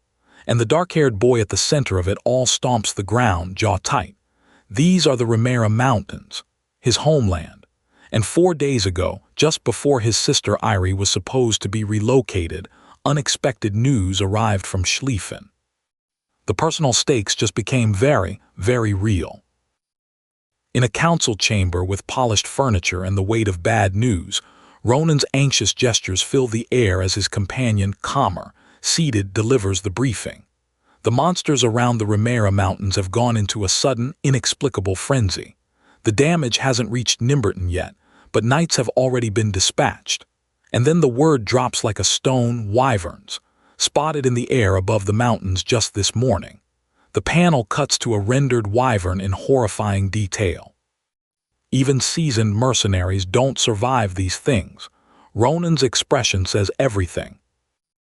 Through a dense forest, 3 riders press hard through the trees, the reddish-haired boy leading with urgency. The news from Xipha forced their hand, they're moving Irie sooner than planned. But for the dark-haired man in the suit, clenching his fist against his saddle, this isn't just strategy, it's fury. He had everything arranged perfectly, every detail, and those wretches ruined it. His anger is quiet but absolute as the forest canopy closes over them, pressing them deeper into territory where something has already gone badly wrong. The dark-haired knight pulls rank in the middle of the forest, his voice sharp, his warning absolute: don't even think about making a move on his sister. The blue-haired boy sputters with genuine offense, invoking the honor of the Graham family. But before the argument escalates, the red-haired girl beside Ronan catches something in his expression and asks quietly, "What did he just sense?" Ronan's answer cuts through the bickering like a blade. The pattern here, the strange behavior of the creatures in the area, he's seen something like this before, and that recognition is not comforting. Two figures in white cloaks with glowing red eyes stand in the dark of the Vidian Mountains, and their verdict is delivered with eerie certainty. This is just like what happened in Grand Cappadocia. The same pattern, the same signs. The red-haired girl reacts with a sharp gasp and a name spat through gritted teeth, those same bastards. And the dark-haired boy beside her goes still as the name forms on his lips. Nebula Clasier. One eye glows with recognition. This is no longer a monster frenzy. This is something coordinated, something intentional. Two riders move through the quiet of the forest path, one with medium pink hair and riding gear, the other in dark formal attire, eyes distant and focused. The pink-haired rider admits it's just a hunch, but they need to find where all this began. The dark-haired rider's answer is barely above a whisper. The beginning of this is me. He doesn't explain further, but the ground begins to shake beneath them, stomp after stomp after stomp, and whatever is approaching doesn't need an introduction. The stomping fills the air and the creatures emerge grotesque, muscular, eyes burning with something unnatural. Among them, a red-haired man in a white robe sits untouched by the chaos, wearing a sinister smile. He muses too bad about the arrow's orders. He could have punished every unbeliever here, but the new leader has spoken, and so he restrains himself. The calm in his voice while surrounded by monsters is more frightening than any roar. Whatever Nebula Clasier has unleashed in these mountains, this man is enjoying it far too much. A monstrous face fills the panel, teeth bared, a crack of violent impact, and the armored figure nearby stares with growing dread. The creatures around them aren't acting right. Something has gotten into them. And then the answer comes from a pale blue-skinned figure with glowing eyes. They've been brainwashed. The word lands like a verdict. And from the shadows at the edge of the forest, a silhouette emerges bathed in ominous red light, its eyes burning. Whatever is controlling these creatures is here. And the world goes red. A massive silhouette tears through the darkness, wielding a crescent blade that curves like a scythe of shadow, dark tendrils shredding through the grotesque creatures like paper. The red-haired man in the white cloak spins and his expression shatters. He knows that blade. He knows what wields it. A tiger with fur as black as the shadow of night. His voice breaks as he asks how this is possible, the word repeating with every ground-shaking step of the approaching figure. The pink-haired figure with red eyes freezes. The silhouette overhead is enormous, its presence absolute. Clawed and shadowed, it raises one massive hand and speaks with the casual authority of someone who has been watching for a long time. So this is where you've been hiding. The pink-haired figure tries to respond, tries to ask what is happening, and then the name falls like a hammer, Nebula Clasier, and the clawed hand comes down with a finality that shuts every other thought out. A slash tears through the creature, and the pink-haired girl caught in the middle of it staggers, blood on her face, eyes wide with terror. Another wham follows before the creature can recover, and the grotesque monster with glowing yellow eyes twitches and cries out, the smaller goblin-like figures behind it scrambling back. Then a splat, heavy, wet, decisive, punctuates the sequence. This isn't a fight. This is a reckoning, and the girl's expression says she already knows there's nowhere left to run. A crack of golden impact. A gurk as something enormous is gripped and crushed. The orc-like creature staggers, bleeding and broken, as the force opposing it refuses to relent. Then from the dust, a figure, armored, massive, wielding a scythe that gleams against the twilight. The beast warrior stands over the fallen forms and issues a command that rings across the field, cowards who hide, begone. But the words that follow carry a different kind of weight entirely. The hunt is only just beginning. Swordmaster Xipha Torsen. The name alone shifts the atmosphere against a blood-red backdrop. Then the scene breaks open, bright sky, distant village, and Ronan on horseback with the red-haired girl beside him, both staring at a massive wooden gate now barring their way. Oh shoot, the way forward is already blocked, and the guards aren't ordinary soldiers. They're werebeasts, wolf-featured warriors in heavy armor, standing like walls of muscle and instinct. Getting through this the easy way is not an option. The wolfman at the gate bellows with absolute authority, "No one passes. Not today. Find another way or wait where you are." The dark-haired boy named Jolt reacts as the name Xipha Torsen gets thrown into the conversation. He repeats it in disbelief. Xipha, captain of the elite Imperial troops, the swordmaster who defeated Professor Navios and became the most powerful warrior in the Empire. The pink-haired girl's eyes go wide. If the swordmaster himself had to step in, then what they thought was a serious situation just became something far, far worse. The worst is yet to come, and the dark-eyed character who says it seems certain. Nebula Clasier's presence has been located. Instructions cut through the tension. Prepare telekinesis, a silly. They're going over that wall. The reddish-pink-haired rider and her dark-clothed companion press their horses toward the tree line, eyes fixed on the forest ahead. If there's any trace of the people responsible for this, it will be found in those woods. The mission just shifted from escort to hunt. The forest stretches bright and green under a clear sky serene for exactly 1 moment. Then a reddish-scaled creature blurs through the trees with a WHOOSH that shakes the leaves, and a golden magical symbol blazes to life on its forehead. 3 enormous dragon-like creatures rise into the vast sky, 2 reddish-brown. One marked with blue-green accents, soaring with terrifying grace. The Du Dun lands like a war drum. The skies over the Remera Mountains are no longer empty. The situation has officially become a crisis. Xipha Torsen stands beneath an open sky, aqua-blue hair catching the light white cloak sharp against the blue, and he's troubled. He's lost contact with his brothers on the ground. They told him to stand by for the order, but now silence. Has something changed? Should he act now? Against the bright sky, wyverns circle with slow, terrible patience while Xipha wrestles between discipline and instinct. Beside him, a dark hooded figure with glowing yellow eyes says nothing helpful, only adding to the sense that the operation is already beginning to fracture.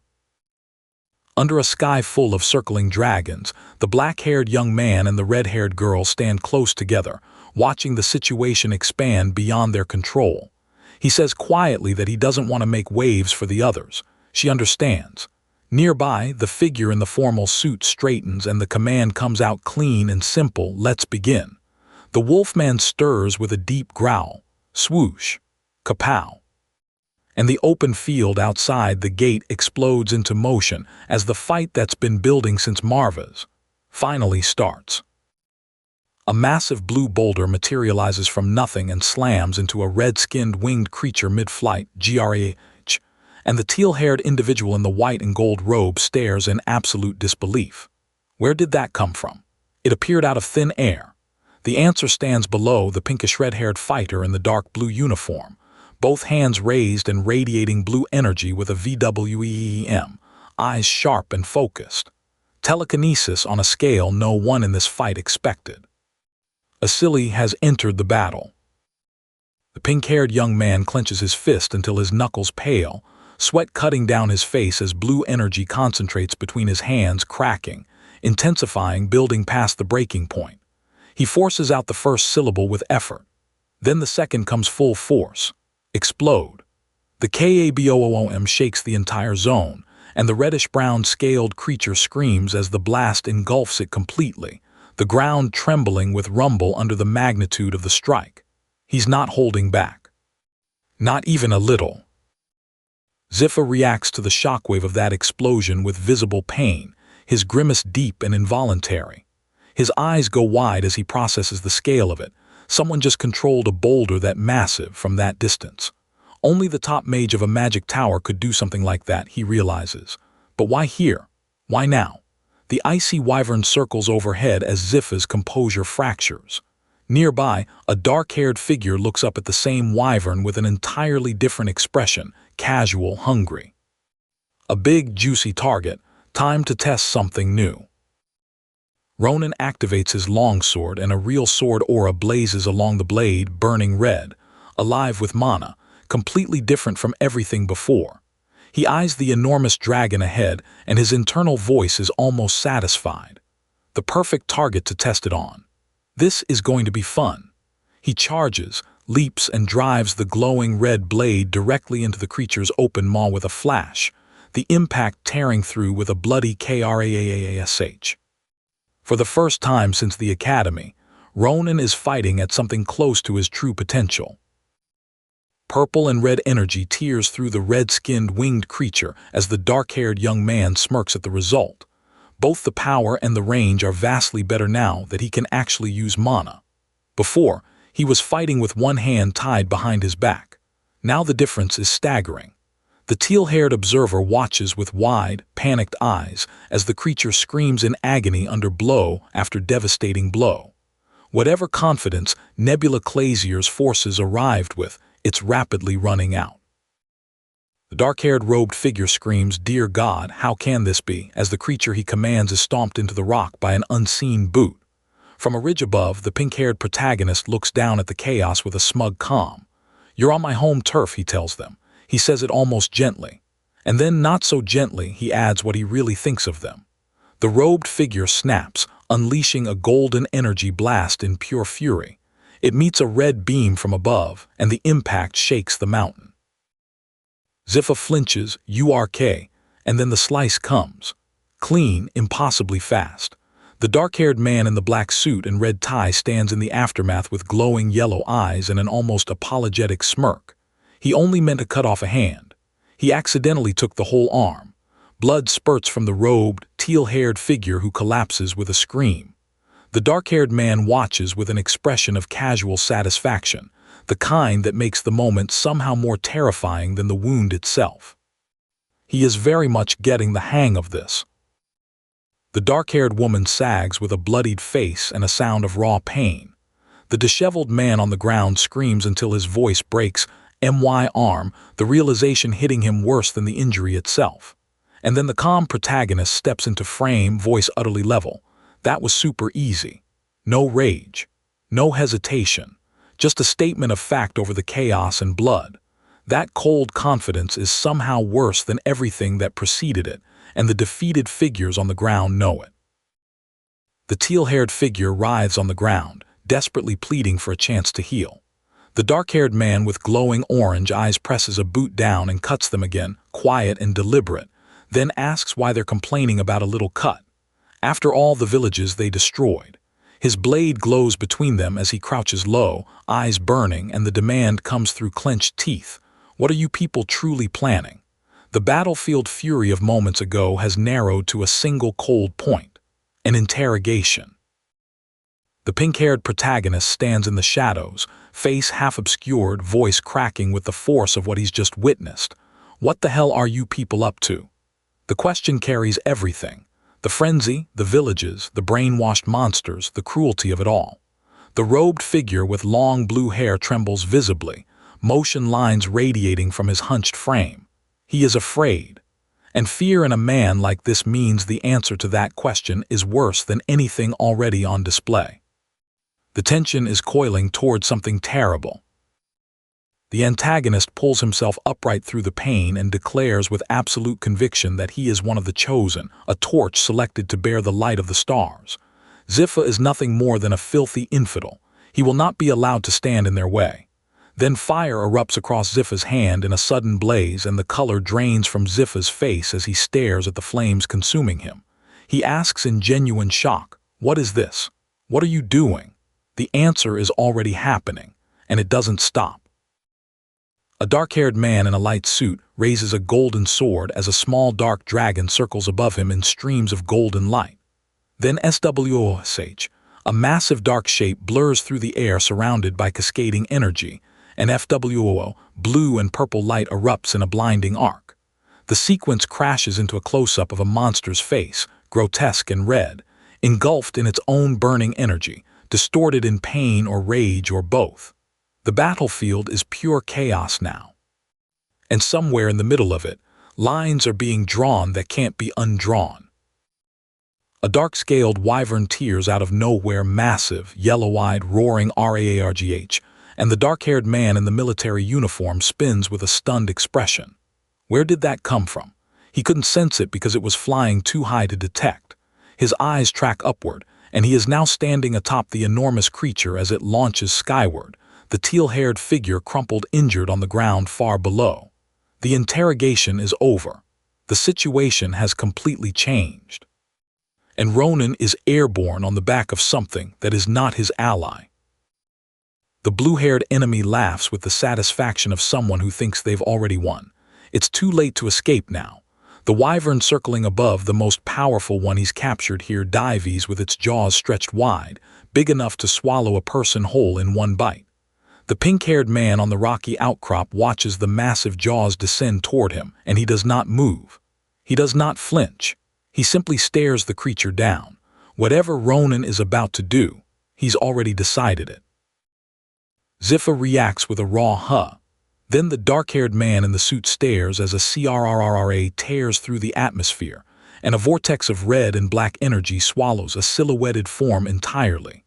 When the chaos clears, Xipha is revealed midair inside a cavernous glowing space, wielding a long polearm, surrounded by swirling energy. And then the close-up, a monstrous eye, yellow iris, dark fur, an absolute glare of power.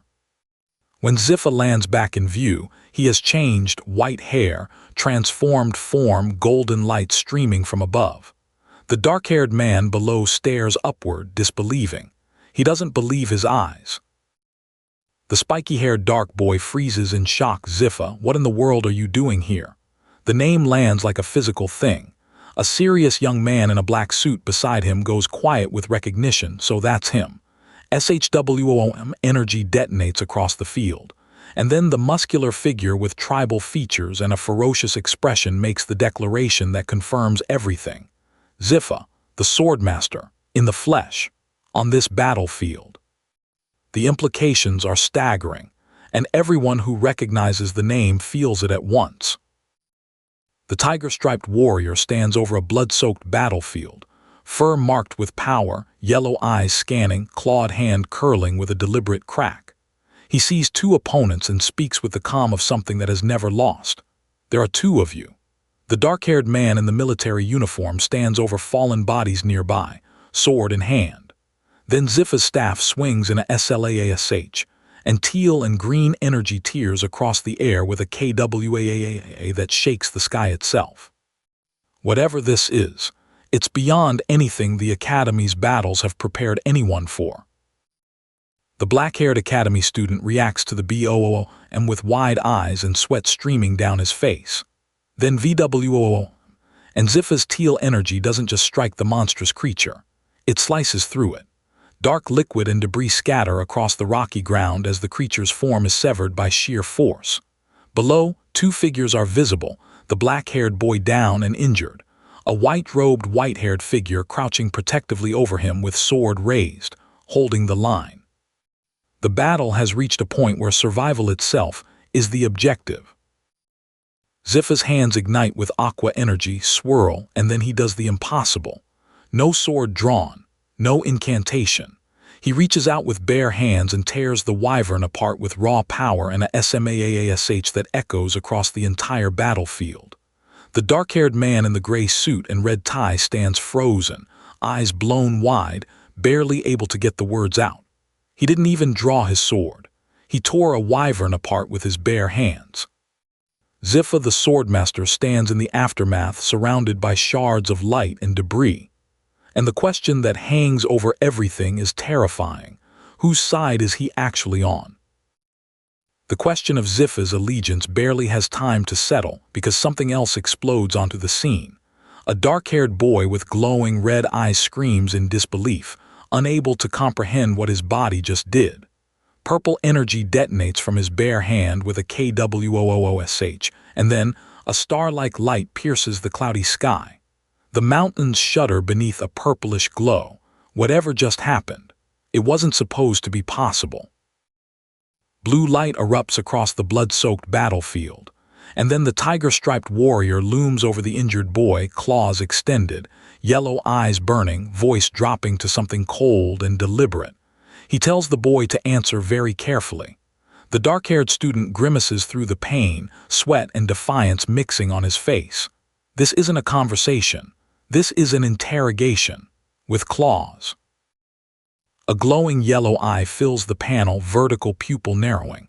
Then a clawed hand closes around the boy's throat with a squeeze that forces the air right out of him. The creature reads him, declares it doesn't sense the obsessive fanaticism of the enemy in this boy.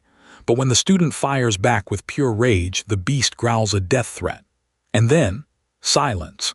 A glowing red-bladed weapon appears, pressed close. The message is unmistakable: shut up or else. Xipha isn't taking this lying down. He shoves back, aqua blue energy erupting from his body as he screams at his opponent to get his paws off him. Their clash ignites a kaboom that reverberates across the dark battleground. But even as the dust clears, Xipha's expression tells the real story, strained, focused, and quietly stunned. Because for the first time, he's facing someone genuinely more powerful than himself.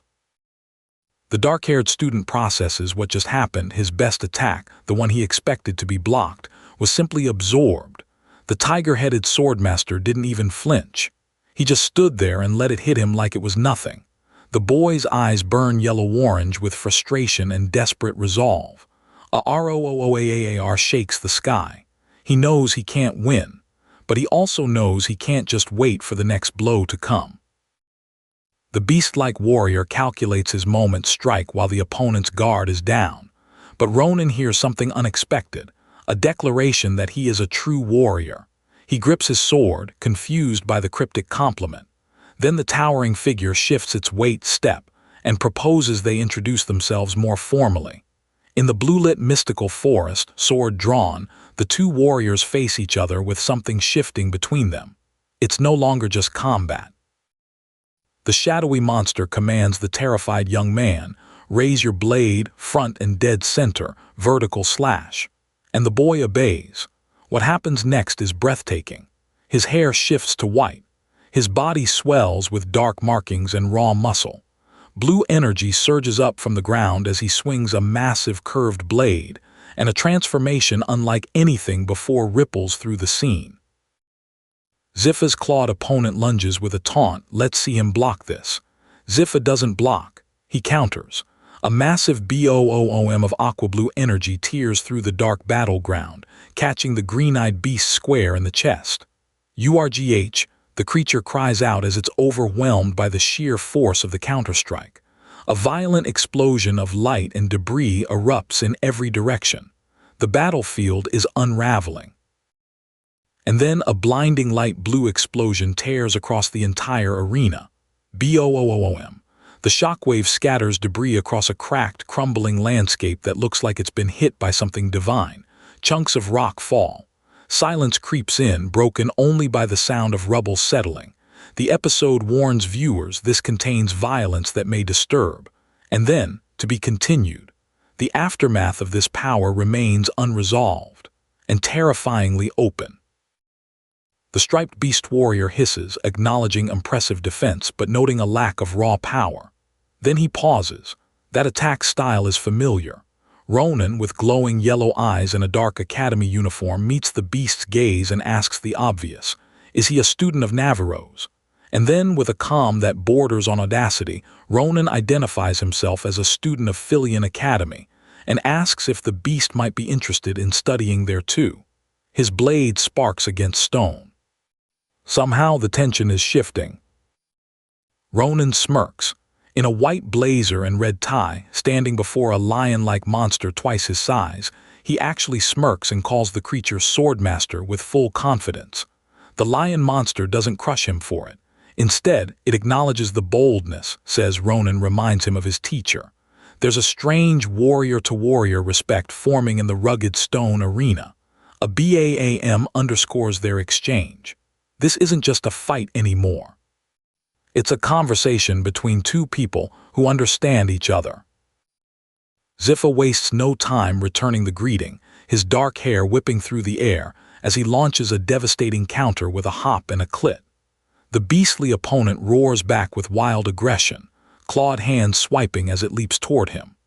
Aqua energy and primal fury streak across the dark ethereal battleground.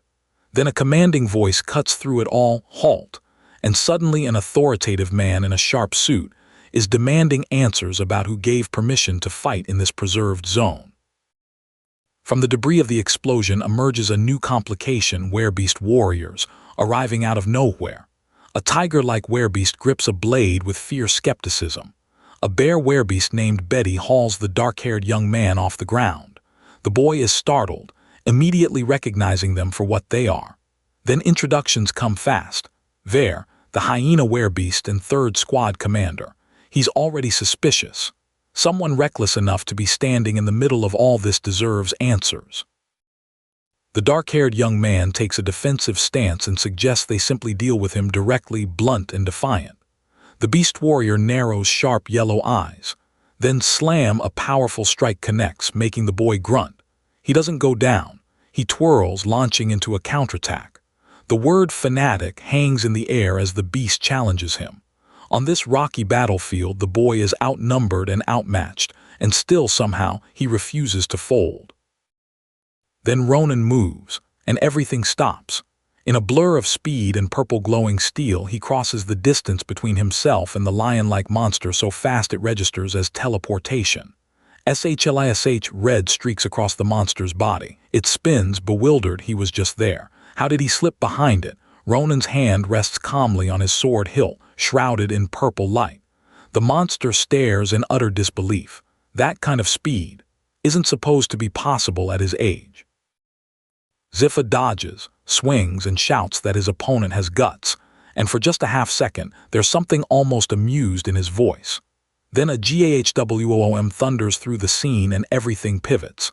An authoritative man in a sharp suit appears, fury written across his face, demanding to know who gave anyone permission to fight in a preserved zone without approval. The battlefield dynamic just shifted from a duel to a political confrontation, and someone is very, very angry.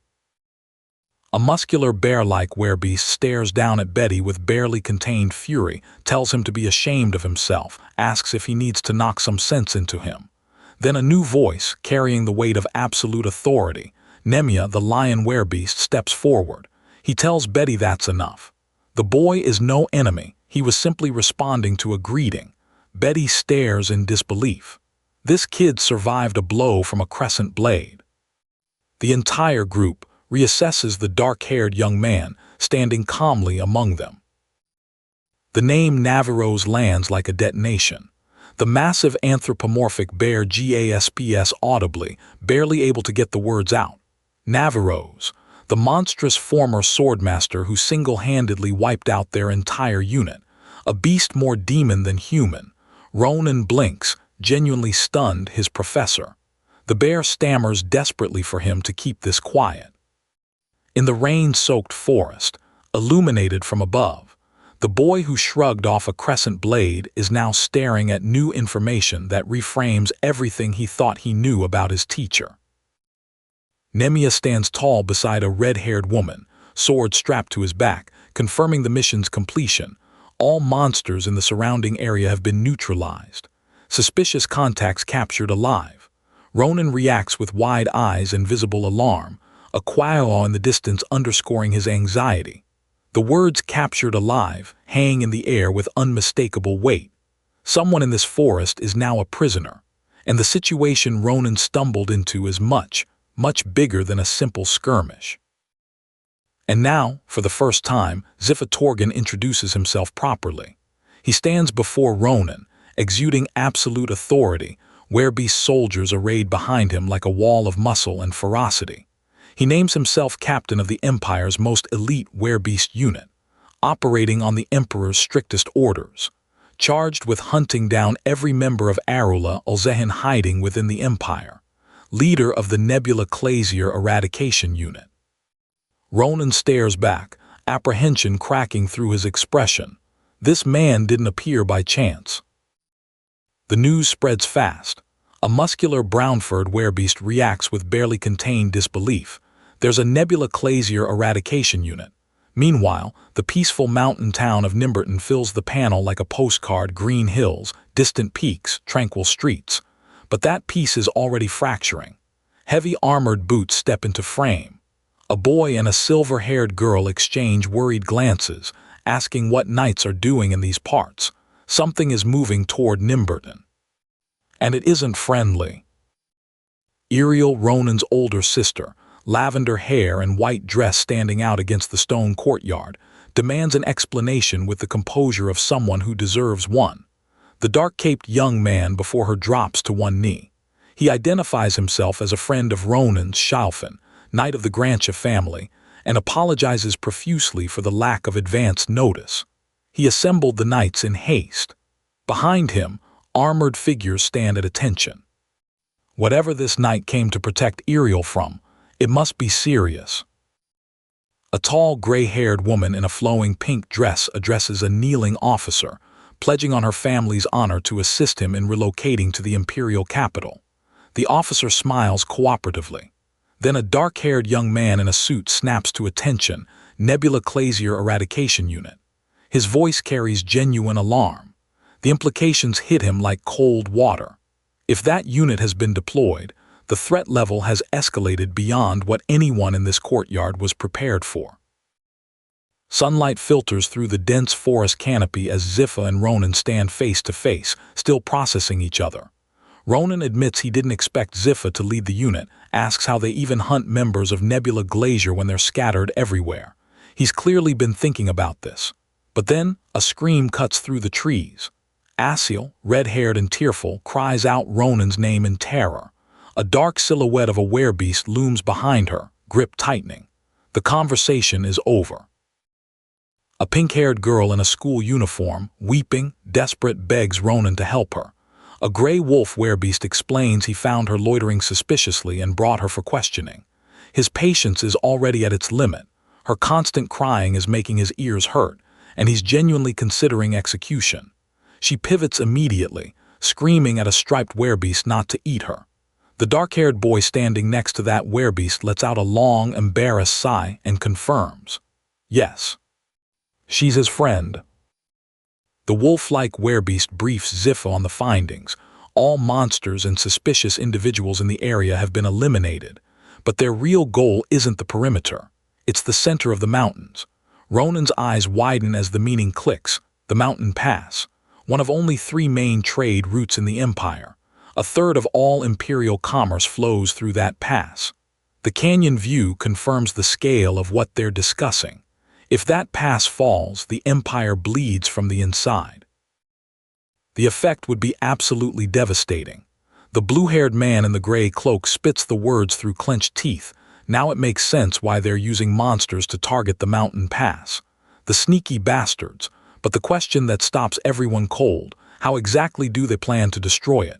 The answer comes with a SHING, a weapon drawn, and a panicked voice screaming, "What are you doing?" Something terrible is already in motion, and it's closer than anyone realized. In the narrow darkness of the mountain pass, a pale young man in a black suit presses a gleaming knife dangerously close to a teal-haired woman's throat.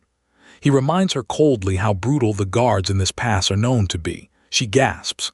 He smirks, a slow, sinister curve of the lips, and tells her that there are things worse than death she should be afraid of.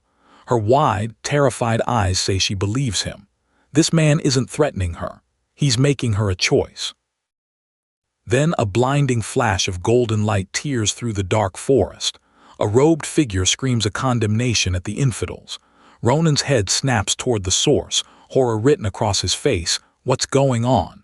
And then his eyes go wide with the realization of something far worse. Every enemy in the area is gathering their mana together, into one place. A concentrated magical detonation. He barely has time to breathe before the golden energy erupts. A cloaked figure stands with arms outstretched, 3 shadowy disciples behind him as he addresses the great star. He confesses his failure, his grave incompetence, and pleads for one final chance. Not for himself, for the mission. He begs to be granted enough power to incinerate every filthy opponent who dared oppose the heavens. Explosive energy radiates outward with each word, vivid bursts of light building like a countdown. Whatever he is about to do, it will not be small. The explosion comes and goes. Then silence. A night forest, moonlit and still. A dark-robed man with messy hair and a long pale beard stands beneath the stars, eyes heavy with something between grief and calculation. His brethren have already made their sacrifice. He lets out a quiet, tired sound.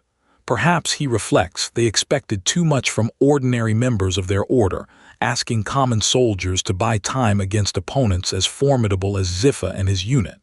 They bought that time at the cost of their lives. In the shadows of the Ramera Mountains, a pale young man in a sharp black suit faces two white-cloaked figures. Lord Barak, white hair, long beard, face half obscured by his hood, acknowledges the loss of valuable assets. One of his companions suggests postponing until another day. Barak refuses. Waiting only gives the enemy more time to prepare. An ominous glowing orb pulses in a guardian's hands nearby. LOOOM. More deaths will come. He already knows it. He accepts it.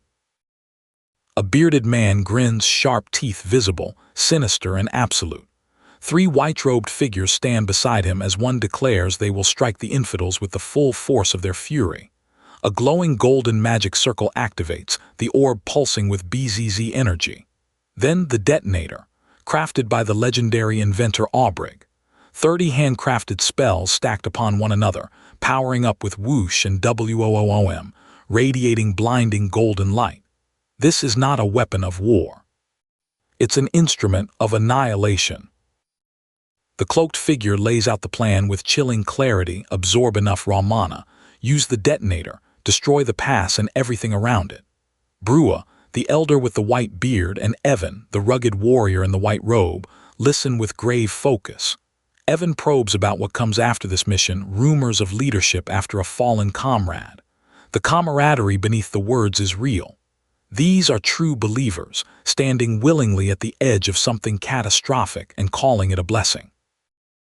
A dark-robed man stands in the moonlit forest, a glowing sphere at his feet. He speaks of his mission, of the greatness of Bridja, and declares that nothing will stand in their way, and then a slam cuts him off. Someone has arrived. His companion reacts with wide, stunned eyes. A bearded, hooded figure charges up with a swoosh. Then BOOM powers collide in the darkness. Whoever just interrupted this ritual did not bother to knock.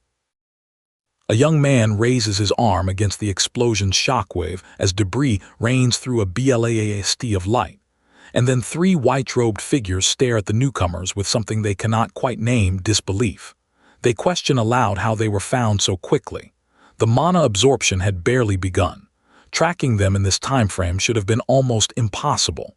The elderly leader stares into the smoke and asks the question every one of them wants answered. How? Xipha answers the question himself. He stands before the hooded figures like something carved from predatory instinct, lion-faced, yellow-eyed, sword over his shoulder, every line of his body radiating controlled menace. He tells them plainly, did they really think they could escape his watchful gaze? From the moment he entered Ramaba, he knew precisely where they were. He was waiting for them to reveal their true intentions. He always knew. He always watched. And now the waiting is over. A figure with silver hair and glowing purple eyes steps forward, white cloak, brown cape, an insignia marking their authority. The air around them crackles with barely contained power. Their challenge is quiet and absolute. Let us see how long resistance lasts against their might. The du done that follows lands like a heartbeat before a storm. And then, to be continued. The identity of this silver-haired figure and the scope of what they're capable of is left deliberately, maddeningly unresolved. FWO, golden and red energy tears open the sky. Three white-robed figures ignite from within, channeling everything they have into a suicidal mana blast, a dying flame meant to take everyone with them. A tiger-like creature snarls at the shockwave. Then a dark-haired muscular man shouts for his unit to stand back. I'll handle this, and launches himself upward, staff in hand, above the spherical golden detonation, intercepting the blast before it can consume them all. Sacrifice answered with sacrifice. Through the chaos of the explosion, a young man in a black suit spots something that stops his heart. Ronan, bound and vulnerable in the middle of the blast zone. His voice cracks as he calls the name. Then he draws his sword. Determination replaces panic in an instant. Slash, slice, Slice, his blade moving with controlled fury as he cuts through what stands between him and his friend. Whatever was binding Ronan, it won't hold much longer. Red energy slashes arc through the air with a TSSSSS, precise and devastating. A golden aura ignites around a sword hilt as its wielder, dark uniform blazing with red accents, launches through the air in a powerful lunge. Below, a bound woman in tattered light robes watches it all unfold from the ground and gasps in horror. What she just witnessed destroyed something irreplaceable on her side. Their dying flame, spent, and it still wasn't enough. A long-haired figure in a tattered white cloak staggers, blood, disbelief, barely able to comprehend how easily it unraveled. How could it be this simple? Then the dark uniformed man turns toward them, cold and unhurried. He remarks that these people never seem to run out of ways to cause misery. His eyes glow under the shadowy lighting. If they're going to keep playing games, he tells them with absolute quiet, just die. It isn't rage. It's worse than rage. It's certainty. The anthropomorphic white tiger observes the aftermath, wise eyes taking in everything. He comments on the boy, something about him cuts through the mana itself. That isn't supposed to be a skill. That isn't supposed to be possible. The dark-haired young man in the tailored suit stands amid the wreckage, weapon ready, acknowledging that the shadowy figures may not be finished. In the background, dark robes shift. Footsteps echo. The silence of this battlefield is not peace. It's anticipation. Ronan makes his pitch to the towering gray-furred creature, let him help, and he guarantees a reward from the Emperor. The creature listens with narrowed, calculating eyes. Then the scene flashes back, cloaked figures in dark trees, silver hair catching what little light exists. One of them admits they sensed no mana from the attacker until the very moment he struck. No warning. No signature. Whatever this threat is, it operates outside the rules everyone else is bound by. The white-bearded elder stares at the smoking rubble and processes what he's just witnessed. No mana. That last blast, the one that devastated everything, was created entirely through physical force. Pure, unenhanced body. His two cloaked companions grip glowing weapons and brace themselves as the elder declares. They have a very distinguished guest. He turns to his brothers and asks the question that determines whether they live or die. Are they ready for this? A scarred, dark-haired man raises his face and answers without hesitation, of course. For the sake of their sacred duty, he will gladly sacrifice himself. And he means it. A long-haired armored figure channels that conviction into action, golden energy erupting with a KWAAA from their staff-like weapon. The power concentrates swoosh, and then CRRRACK, and crack thunder through the air as the force discharges with staggering intensity. These are not soldiers fighting for survival. They are believers dying for purpose. A brown-haired boy in a white cloak burns with orange energy at his side, ready to charge alongside a muscular, shadow-cloaked warrior. The white tiger watches, quietly saying excellent, and wishing aloud that he'd brought the rest of his unit. This would have been valuable training. Then a cloaked figure with a sword staggers, crying out in shock. Was this written in the stars as well? Even the enemy's believers are beginning to question their prophecies. Something in this battle is not going according to anyone's plan. The dark-haired swordsman declares this an honor duel, a chance to face the strongest swordmaster in the Empire, and he absolutely refuses to let it pass. Blades clash immediately, loud and relentless. He taunts Xipha by name. Come on, show those famous sword skills. Xipha's tiger-striped form deflects each bright, energetic swing with focused intensity.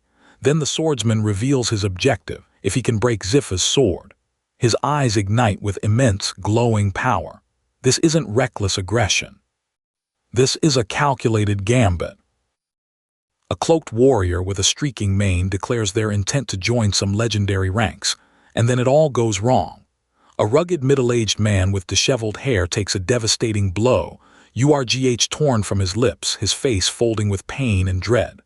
A solemn, dark-striped figure looms behind him, weapon in hand. The man's arm reaches out in desperation, as the next strike comes down through the debris field. On this battlefield, the line between honor and catastrophe is razor thin. And someone just crossed it. And then the masked figure speaks. An honor duel. The words are said with a contempt so complete it's almost theatrical. How dare an incompetent fool invoke honor in this presence? FWAM, kapow, the attack follows before the echo of the insult fades. The fierce anthropomorphic creature with piercing eyes and dual-colored fur cuts through the chaos and delivers its judgment. A disgrace to true warriors. The battlefield erupts. And somewhere in the middle of it all, Ronan stands, watching the most powerful beings he has ever encountered tear each other apart. What comes next? Nobody can predict. The mana shield shatters like glass. Ronan's glowing fist and Xipha's tiger-striped arm crash through the defender's desperate last barrier with a clash that echoes across the battlefield. The spiky-haired opponent barely manages to cry out the words before it's already too late. Combined power like this, it simply cannot be stopped.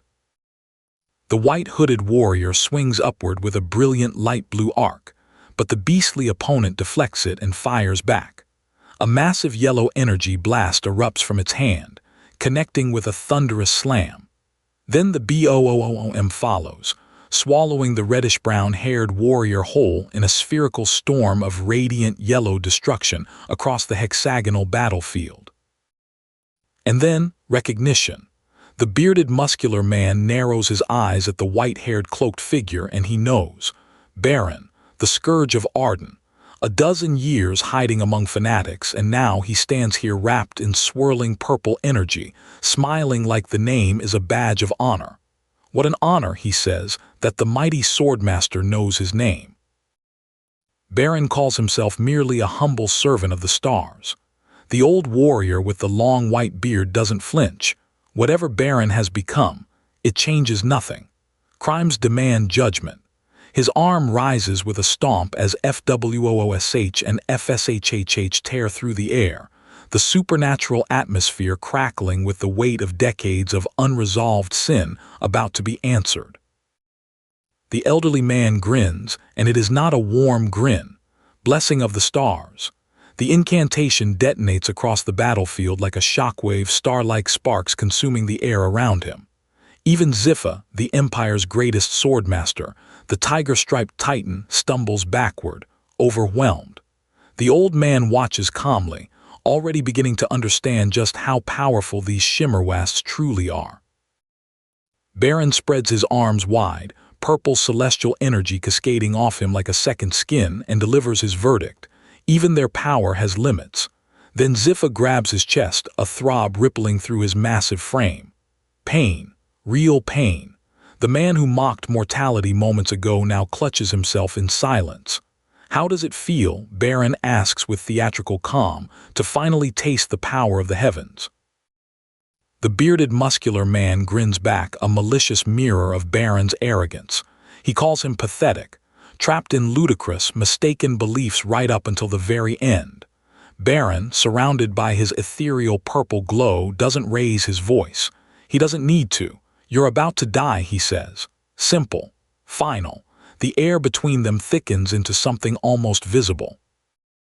A warning appears. What follows contains violence that may be upsetting. And then the wolf-like creature materializes. White fur, dark stripes, glowing yellow eyes burning through the darkness. It calls its opponent foolish prey, blinded by delusions. A curved blade ignites with cyan energy, SHHHH. Then whoosh. A trail of purple follows it through the dark like a comet's tail. Then Xipha's true power manifests, an ethereal tiger form blazing with dark and light blue stripes, its fangs sharp as memory, its teal blade crashing down with a THWWAACK that shakes reality. The spiky-haired warrior staggers, crackling purple energy around his fist, his voice dropping to awe. So this is what it feels like to fight the Empire's greatest swordmaster. And then, boom, the white-hooded man releases everything, a vortex of purple and blue celestial energy that detonates outward in shockwave rings, shredding the environment, hurling debris through glowing cyan waves. The force is incomprehensible. When the light begins to fade and blue and white hues settle over the wreckage, the title card appears. the Academy's genius swordsman.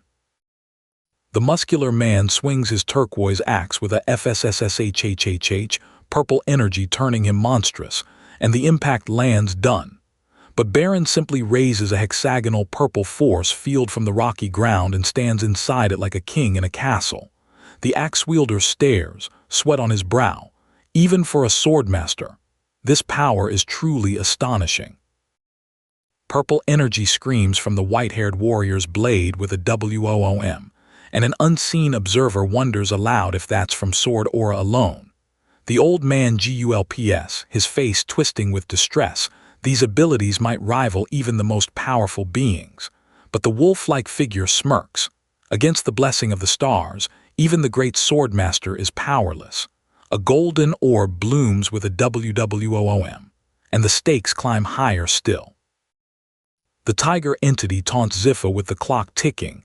The magic bomb is actively absorbing mana from the mountains, and every second of hesitation brings them all closer to ash.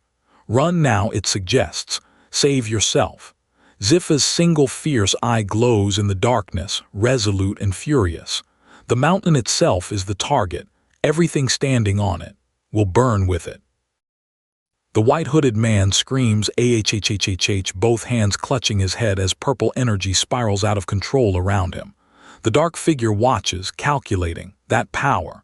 If left unchecked, it becomes a serious future threat. His blue aura ignites with a KNOOOOSH, eyes narrowing with cold resolution. This isn't anger. This is a tactical decision. He's going to end this once and for all. Xipha crouches low, turquoise aura blazing against the encroaching purple tide, claws extended, every muscle coiled. An observer watches with dark admiration, the struggle of a wild beast against overwhelming celestial power. What a beautiful sight to behold. Then the voice softens to something almost respectful, asking Xipha for one final favor, as if extending a courtesy before the end. The white-haired warrior grips his sword and channels everything, all the power a swordmaster can muster. His purple eyes blaze with it, but somewhere in the chaos, a piercing orange eye watches closely from the shadows. Don't get too carried away, comes the warning, sharp, almost urgent. Even in his moment of transcendence, someone is keeping him on a leash. The silver-haired figure warns bluntly. At this rate, the mountain explodes before the bomb even detonates. The dark-haired young man, gasping, fires back about speed. The silver-haired one laughs, the first time anyone has called him slow. But the old bearded man's expression cuts the humor dead. Step back, he warns. No defense exists against what is coming next. The beastly figure with dark fur and intense eyes faces the black-haired young man directly, Ronan. The situation is precarious, it says. Time to stop being stubborn. Ronan grips the device in his hand and acknowledges the debt he owes the old man. His expression is resolved, not reckless. He knows what needs to be done, and he's going to do it. The muscular silver-haired man turns rigid with fury. The dark-haired man with glowing yellow eyes has done the unthinkable. He's mentioned Lord Briga by name, and then implied that a snot-nosed brat was the one who killed her. The muscular man's face contorts, purple energy cracking around him like a storm. Crack. The battlefield trembles beneath the weight of his rage. SHAA. The white-haired warrior erupts purple energy exploding in intricate red and violet patterns as he declares with savage joy that he is going to truly enjoy tearing his opponent to pieces. Lord Briga was a model of nobility, a warrior who earned her position through her own strength. And the audacity of a nobody with such pathetic mana claiming to have defeated her. The silver-haired figure shakes with rage, demanding to know if a scratch was left on her, screaming that he's had enough of these disgraceful lies. The fact that a non-believer knows her name means only one thing: he witnessed her death in person. The air crackles with magical discharge as the roar tears free, raw grief fueling something far more dangerous than any calculated attack. The truth, the dark-haired young man doesn't bother explaining. He shows them. A reddish-purple energy blast tears through the lunging tentacled creatures, swish, bang, clang, woo, scattering the darkness like smoke. The elderly man with the white beard watches, genuinely impressed. "You weren't bluffing," he says. And then, almost casually, "You might even be worthy of being my assistant." The reddish-haired man with glowing yellow eyes mocks, "Lord Briga couldn't possibly have fallen to someone at his level. Not even with an ambush could anyone get past the blessing." Then he moves, flick, slash. Blood erupts from the white-haired muscular man's shoulder and chest. He cries out, "Aargh," and the attacker stops. Something is wrong, something about this doesn't add up. The dark-haired katana wielder leans in with the weight of a verdict. "You know something? That woman ended up exactly like you, and in the end, she still died." Smash, his blade crashes into the glowing orb with a violent electrical discharge. The white-haired warrior lies bloodied and still on the battlefield. The dark warrior looks down at him. Just one word: "Well." The silver-haired warrior sprawls on the ground, torn outfit soaked with blood, eyes still burning with defiance. Does that satisfy your curiosity? Blood darkens the earth beneath him. The dark-haired observer watches with piercing intensity. And somewhere in the chaos, disbelief crystallizes into a single impossible thought. How can a mere boy have pierced through these creatures and still be standing? A veiny purple eye fills the frame, and the voice behind it acknowledges that this power transcends all natural laws. From a grand shadowed chamber, a white-haired figure watches and murmurs that it almost reminds them of their own leader. Then Ronan moves, red-eyed, dark-uniformed, swift, slit across the creature's face. Then slash through a thrashing tentacle. Whoever that boy is, he is something else entirely. The dark-haired man approaches and asks quietly, "Did you kill him?" The muscular man with long gray hair and the striped fur coat smiles, not warmly. "Loose ends," he says. "Their opponents are getting bolder. They'll need to watch out for a while longer." Then he gestures at the devastated forest around them, the trees shattered, the ground scorched, all from sword aura alone. A chilling reminder of what Ronan carries. The tension breaks, and for one brief moment hope breathes again. The lion man in rough armor tells Ronan the Emperor has a reward waiting for those who help defeat Nebula Glazer. Anything within the Imperial budget. Ronan's eyes light up because it turns out he needs something. Strong helpers, actually. Behind them, knights on horseback materialize in the background, their armor catching the dying light. Something big is coming. A silver-haired woman in a white dress sits at a dimly lit window, composed and resolute. She is escorting someone important to the Imperial capital, the most important person in the world, she says quietly. Outside, riders move under a moonlit sky, one commenting on the unexpected quiet of the area. The tranquility is beautiful, and in stories like this one, unexpected tranquility is never a good sign. Under a twilight sky, two silver-armored knights ride beside a carriage, speculating about the noblewoman inside. Only someone of high rank would warrant a personal escort from the Grancha family. Nearby, a dark-haired young man in blue clothing fumbles awkwardly, blushing as he tries to address the lady in the carriage, his stiff body language betraying his nerves. Even in the middle of crisis, some things remain endearingly human.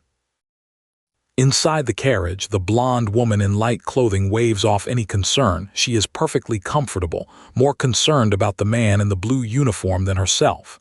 His name is Xipha, and he is doing his absolute best to maintain professionalism. She playfully suggests he ride with her. He almost agrees, then remembers himself. Important mission. His spine snaps straight. No, absolutely not.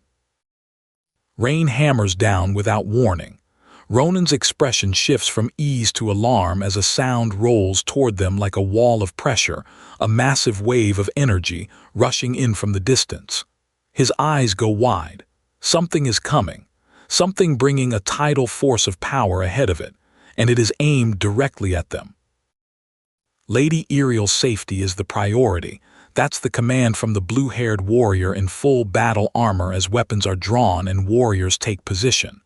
On the Grancha family's honor, they answer. But even the most seasoned fighter among them goes still, voice dropping to a whisper. Whatever is approaching. The wyverns didn't even compare. This is a whole other level of danger entirely. Even from a distance, it hits like a tidal wave energy that makes the air itself flinch. The dark-haired young man in the feathered black cloak stares into the darkening horizon, unable to comprehend what he is sensing. Stomp. Something lands nearby. His eyes go wide. The energy closing in is unlike anything encountered before. And then, just the mark of punctuation. KWOOSH. A massive dark-haired creature with glowing eyes launches an attack that shakes the ground. The blue-uniformed man fights back through the chaos of purple magical energy, silhouetted against a blinding blue-white explosion as rocks and lightning scatter in every direction. Two figures battle through the collapsing environment, barely visible through the destruction. And above it all, one voice observes with eerie calm. Today is truly full of surprises. A masked figure bursts forward with a shhhh through the thunder. The prediction lands like a blade. If the next swordmaster is human, it will be one of these two. The blue-haired warrior grips his sword and draws despite the Granzalo banner, URGH, and is immediately challenged for the gesture. Then a white tiger specter with razor features growls low from the shadows. The battlefield just got more crowded. The blue-haired warrior roars BULLS*, that was no greeting. And then a voice cuts through the chaos, easy and familiar, promising there's no need to worry. The blue-haired man freezes. That voice. He knows that voice.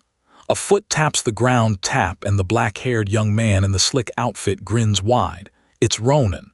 Xipha, great work. Backup has arrived. The ground shakes with a RUMMBLE as shadowy blows connect somewhere in the chaos. Two armored Grantia knights stare at what Ronan brought, Sir Xipha's werebeast troops, grappling and tearing through opponents with terrifying efficiency. But Xipha barely registers the spectacle. His attention snaps elsewhere immediately, urgently. Did you escort my sister here safely? Some priorities never change. The next day, Valon, the imperial capital, sprawls in golden morning light beneath a clear blue sky, and inside a grand white mansion, my goodness. A silver-haired woman in a pink corseted top stands with her mouth open wide, covering it with both hands, eyes enormous. She turns to Ronan. Is this really where we'll be living? Sparkle, sparkle. The opulent interior answers for itself. Xipha walks her through the lavish interior, custom furniture, safe neighborhood Filion just down the street. Ronan adds that his family commissioned everything, hoping she'll like it. The pale-haired woman in the elegant light brown dress claps her hands, declares she stepped into a fairy tale and spins with a wish of her dress. Then immediately offers to cook them a celebratory meal. After everything they've survived. This warmth feels almost surreal. Ronan admits he's confident in his cooking. Xipha, delighted, says he hasn't had a homemade meal in ages. Then footsteps echo across the floor, clack, and a new figure enters with a sharp gaze and a menacing smile, demanding that two-legged beasts explain themselves. The room freezes. Xipha's eyes go wide. Ronan's voice drops. That voice. Is that who he thinks it is? KWOOM. The confrontation shakes the walls. And there she stands. Long white hair catching the green light, eyes blazing, a sword at her hip and a massive dark-furred werebeast at her side. The tiger-like werebeast behind her goes rigid Miss Navirosc. Her name hits the air like a thunderclap. Navarose, fierce and burning with swirling green energy, stares down everything in front of her with absolute authority. Who is she? What does she want? And why? Does her arrival feel like the beginning of something none of them are ready for?